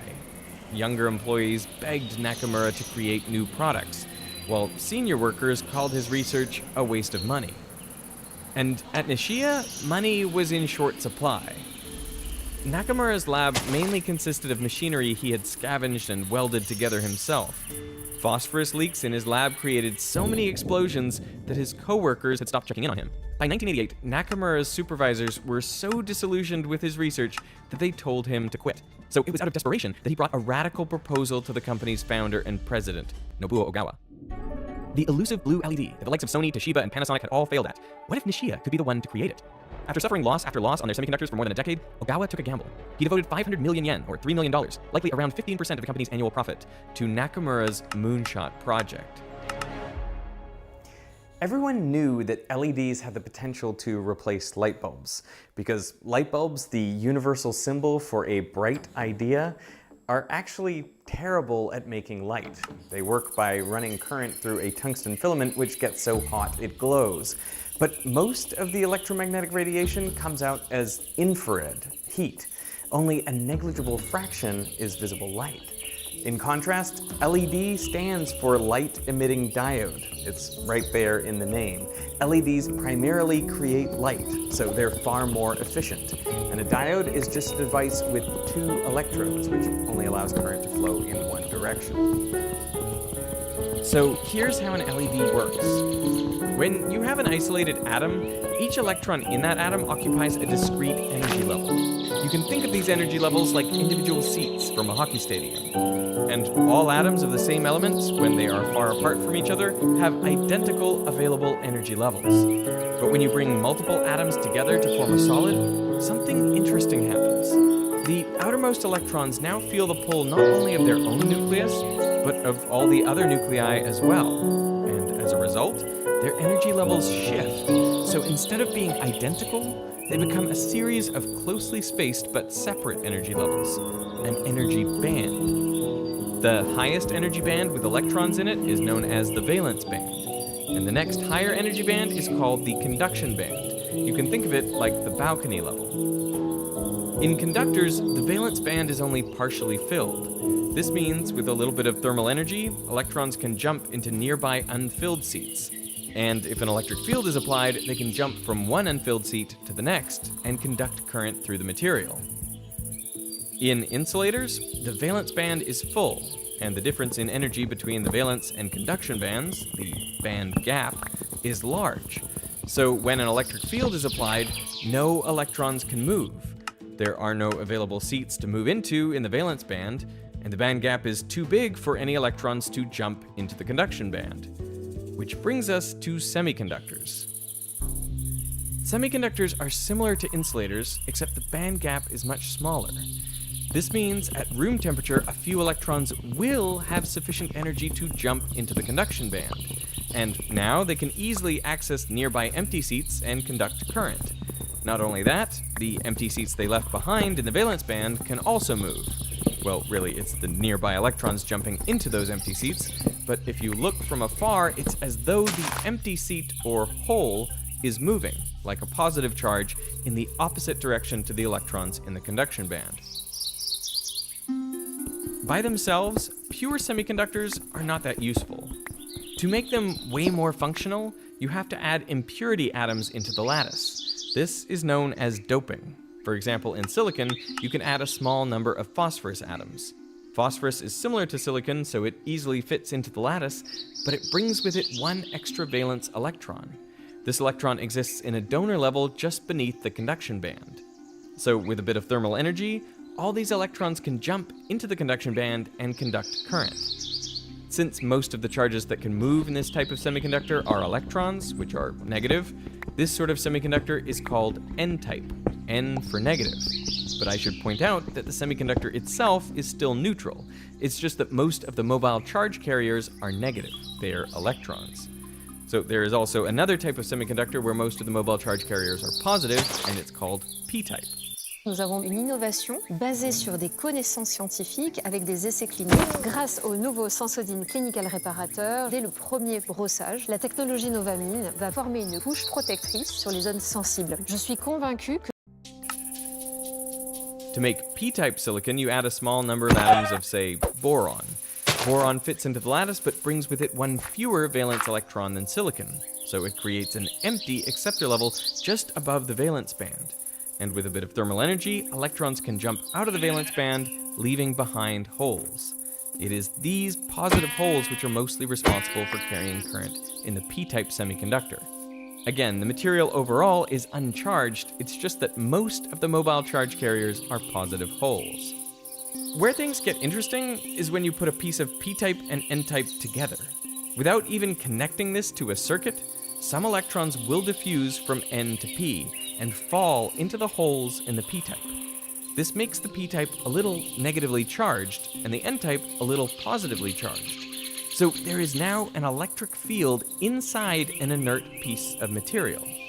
Electrons keep diffusing until the electric field becomes so large it prevents them from crossing over. And now we have established the depletion region, an area depleted of mobile charge carriers. There are no electrons in the conduction band and no holes in the valence band. If you connect a battery the wrong way to this diode, it simply expands the depletion region until its electric field perfectly opposes that of the battery, and no current flows. But if you flip the polarity of the battery, then the depletion region shrinks, the electric field decreases, and electrons can flow from N to P. When an electron falls from the conduction band into a hole in the valence band, that band gap energy can be emitted as a photon. The energy change of the electron is emitted as light. And this is how a light-emitting diode works. The size of the band gap determines the color of the light emitted. In pure silicon, the band gap is only 1.1 electron volts, so the photon released isn't visible, it's infrared light. These LEDs are actually used in remote controls like for your TV, and you can capture them on camera. Moving up the spectrum, you can see why the first visible light LEDs were red, and then green, and why blue was so hard. A photon of blue light requires more energy and therefore a larger band gap. By the 1980s, after hundreds of millions of dollars had been spent hunting for the right material, every electronics company had come up empty-handed. But researchers had at least figured out the first critical requirement: high-quality crystal. No matter what material you used for the blue LED, it required a near-perfect crystal structure. Any defects in the crystal lattice disrupt the flow of electrons, so instead of emitting their energy as visible light, it is instead dissipated as heat. So the first step in Nakamura's proposal to Ogawa was to disappear to Florida. He knew an old colleague there whose lab was beginning to use a new crystal-making technology called metal organic chemical vapor deposition, or MOCVD. An MOCVD reactor, essentially a giant oven, was and still is the best way to mass-produce clean crystal. It works by injecting vapor molecules of your crystal into a hot chamber, where they react with a base material called a substrate to form layers. It's important that the substrate lattice matches the crystal lattice being built on top of it to create a stable, smooth crystal. This is a precise art. The crystal layers often need to be as thin as just a couple of atoms. Nakamura joined the lab for a year to master MOCVD, but his time there was miserable. He wasn't allowed to use the working MOCVD, so he spent 10 of his 12 months assembling a new system almost from scratch. Even worse, his lab mates shunned him because Nakamura didn't have a doctorate, nor any academic papers to his name, as Nishida didn't allow publishing. His lab mates, all PhD researchers, dismissed him as a lowly technician. This experience fueled him. Nakamura wrote, "I feel resentful when people look down on me. I developed more fighting spirit. I would not allow myself to be beaten by such people." He returned to Japan in 1989 with two things in hand. One, an order for a brand new MOCVD reactor for Nishida, and two, a fervent desire to get his PhD. At that time in Japan, you could earn a PhD without having to go to university, simply by publishing 5 papers. Nakamura had always known his chances of inventing the blue LED were low, but now he had a backup plan. Even if he didn't succeed, he could at least get his PhD. But now the question was, with MOCVD under his belt, which material should he research? By this time, scientists had narrowed the options down to 2 main candidates, zinc selenide and gallium nitride. These were both semiconductors with band gaps theoretically in the blue light range. Zinc selenide was the far more promising option. When grown in an MOCVD reactor, it had only a 0.3% lattice mismatch with its substrate, gallium arsenide. Therefore, zinc selenide crystal had about 1,000 defects per square centimeter, within the upper limit for LED functioning. Its only issue was that while scientists had figured out multiple different ways to create N-type zinc selenide, no one knew how to create P-type. In contrast, gallium nitride had been abandoned by almost everybody for 3 reasons. First, it was much harder to make a high-quality crystal. The best substrate for growing gallium nitride was sapphire, but its lattice mismatch was 16%. This resulted in higher defects, over 10 billion per square centimeter. The second problem was that, like zinc selenide, scientists had only ever created N-type gallium nitride using silicon. P-type was elusive. And third, to be commercially viable, a blue LED would have to have a total light output power of at least 1,000 microwatts. That's 2 orders of magnitude more than any prototype had ever achieved. So between the two candidates, almost all researchers were focused on zinc selenide. Nakamura surveyed the crowded field and decided that if he were going to publish 5 papers by himself, he'd better focus on gallium nitride, where the competition was much less fierce. This material's main claim to fame was one development back in 1972, when RCA engineer Herbert Maruska made a tiny gallium nitride blue LED, but it was dim and inefficient, so RCA slashed the project's budget, calling it a dead end. 20 years later, scientific opinion hadn't changed. When Nakamura attended the biggest applied physics conference in Japan, the talks on zinc selenide had over 500 attendees. The talks on gallium nitride had 5. 2 of those 5 attendees were the world experts on gallium nitride, Dr. Isamu Akazaki and his former grad student, Dr. Hiroshi Amano. In contrast to Nakamura's academic background, they were researchers at Nagoya University, one of Japan's best. A few years earlier, they had made a breakthrough on the first problem of high-quality crystal. Instead of growing gallium nitride directly on sapphire, they first grew a buffer layer of aluminum nitride. This has a lattice spacing in between that of the other 2 materials, making it easier to grow a clean gallium nitride crystal on top. The only issue was that the aluminum caused problems for the MOCVD reactor, making the process hard to scale. But Nakamura wasn't even close at this stage. Back at Nishia, he couldn't get gallium nitride to even grow normally in his new MOCVD reactor. After 6 months, desperate for results, he decided to take the machine apart and build a better version himself. His 10 months spent putting together the reactor in Florida were suddenly invaluable. He began following the same routine each day. Arrive at the lab at 7 a.m., spend the first half of the day welding, cutting, and rewiring the reactor. Spend the rest of the day experimenting with the modified reactor to see what it can do. At 7 p.m., go home, eat dinner, wash, and sleep. Nakamura repeated this routine every single day, taking no weekends and no holidays except for New Year's Day, the most important holiday in Japan. After a year and a half of continuous work, he came into the lab on a winter day in late 1990. As usual, he tinkered around in the morning, grew a gallium nitride sample in the afternoon, and tested it. But this time, the electron mobility was 4 times higher than any gallium nitride ever grown directly on sapphire. Nakamura called it the most exciting day of his life. It should cost $1 billion to look that good. Take it all off, it's pure. His trick was to add a second nozzle to the MOCVD reactor. The gallium nitride reactant gases had been rising in the hot chamber, mixing in the air to form a powdery waste. But the second nozzle released a downward stream of inert gas, pinning the first flow to the substrate to form a uniform crystal. For years, scientists had avoided adding a second stream to MOCVD because they thought it would only introduce more turbulence. But Nakamura used a special nozzle so that even when the streams combined, they remained laminar. He called his invention the two-flow reactor. Now he was ready to take on Akazaki and Amano. But instead of copying their aluminum nitride buffer layer, his two-flow design allowed him to make gallium nitride so smooth and stable, it itself could be used as a buffer layer on the sapphire substrate. This in turn yielded an even cleaner crystal of gallium nitride on top, without the issues of aluminum. Nakamura now had the highest quality gallium nitride crystals ever made. But just as he was getting started, things took a wrong turn. While he had been in Florida, Nobuo Ogawa had stepped back from Nishia to become chairman. In his day, Nobuo had been a risk-taking scientist, designing the company's first products. It's why he supported Nakamura's lofty plans all this time. But in his place, his son-in-law, Eiji Ogawa, became CEO of the company. And the younger Ogawa had a much stricter outlook. One Nishia client said, he has a mind of steel, and he remembers everything. In 1990, an executive at Matsushita, an LED manufacturer and Nishia's biggest customer, visited the company to give a talk on blue LEDs. In it, he claimed zinc selenide was the way forward, declaring gallium nitride has no future. That very same day, Nakamura received a note from Eiji. Stop work on gallium nitride immediately. Eiji had never supported the research and wanted to end what he saw as a colossal waste. But Nakamura crumpled up the note and threw it away. And he did so again and again when a succession of similar notes and phone calls came from company management. Out of spite, he published his work on the two-flow reactor without Nishia's knowledge. It was his first paper. 1 down, 4 to go. With crystal formation settled, he turned to the second obstacle, creating P-type gallium nitride. Here, Akazaki and Amano had again beaten him to the punch. They had created a gallium nitride sample doped with magnesium, but at first it didn't perform as a P-type as they expected. However, after exposing it to an electron beam, it did behave as a P-type, the world's first P-type gallium nitride after 20 years of trying. The catch was that no one knew why it worked, and the process of irradiating each crystal with electrons was too slow for commercial production. At first, Nakamura copied Akazaki and Amano's approach, but he suspected the beam of electrons was overkill. Maybe all the crystal needed was energy. So he tried heating magnesium-doped gallium nitride to 400 degrees Celsius in a process known as annealing. The result? A completely P-type sample. This worked even better than the shallow electron beam, which only made the surfaces of the samples P-type, and simply heating things up was a quick, scalable process. His work also revealed why the P-type had been so difficult. To make gallium nitride with MOCVD, you supply the nitrogen from ammonia, but ammonia also contains hydrogen. Where there should have been holes in the magnesium-doped gallium nitride, these hydrogen atoms were sneaking in and bonding with the magnesium, plugging all the holes. Adding energy to the system released the hydrogen from the material, freeing up the holes again. By now, Nakamura had all the ingredients to make a prototype blue LED, and he presented it at a workshop in St. Louis in 1992 and received a standing ovation. He was beginning to make a name for himself. But even though he had created the best prototype to date, it was more of a blue-violet color and still extremely inefficient, with a light output power of just 42 microwatts, well below the 1,000 microwatt threshold for practical use. At Nishia, the new CEO's patience had run out. Eiji sent written orders to Nakamura to stop tinkering and turn whatever he had into a product. His job was on the line. But in Nakamura's own words, I kept ignoring his order. I had been successful because I didn't listen to company orders and trusted my own judgment. At this point, he only had the third hurdle left, getting his blue LED to a light output power of 1,000 microwatts. A known trick to increase the efficiency of LEDs was to create a well, a thin layer of material at the p-n junction called an active layer, that shrinks the band gap just a bit. This encourages more electrons to fall from the n-type conduction band into holes in the p-type valence band. The best active layer for gallium nitride was already known to be indium gallium nitride, which would not only make the band gap easier to cross, but also narrow it just the right amount to bring its blue-violet gap down to true blue. This time, Akazaki and Amano didn't scoop Nakamura. They were stuck trying to grow indium gallium nitride in the first place. Amano recalled, it was generally said that gallium nitride and indium nitride would not mix, like water and oil. But Nakamura had an advantage, his ability to customize his MOCVD reactor. This allowed him to use brute force, adjusting the reactor to pump as much indium as he could onto the gallium nitride in the hopes that at least some would stick. To his surprise, the technique worked, giving him a clean indium gallium nitride crystal. He quickly incorporated this active layer into his LED, but the well worked a little too well and overflowed with electrons, leaking them back into the gallium nitride layers. Unfazed, within a few months, Nakamura had fixed this too, by creating the opposite of a well, a hill. He returned to his reactor one more time to make aluminum gallium nitride, a compound with a larger band gap that could block electrons from escaping the well once inside. The structure of the blue LED had become far more complex than anyone could have imagined. But it was complete. By 1992, Shuji Nakamura had this. And I showed the chairman, I told him, please, chairman, come to my office. I showed the blue LED and said, oh, this is great. Oh, I'm so happy. I have to have this. Yeah. After 30 years of searching by countless scientists, Nakamura had done it. He had created a glorious bright blue LED that could even be seen in daylight. It had a light output power of 1,500 microwatts and emitted a perfect blue at exactly 450 nanometers. It was over 100 times brighter than the previous pseudo-blue LEDs on the market. Nakamura wrote, I felt like I had reached the top of Mount Fuji. Nishida called a press conference in Tokyo to announce the world's first true blue LED. The electronics industry was stunned. A researcher from Toshiba remarked, everyone was caught with their pants down. The effect on Nishida's fortunes was immediate and explosive. Orders flooded in, and by the end of 1994, they were manufacturing 1 million blue LEDs per month. Within 3 years, the company's revenue had nearly doubled. In 1996, they made the jump from blue to white by placing a yellow phosphor over the LED.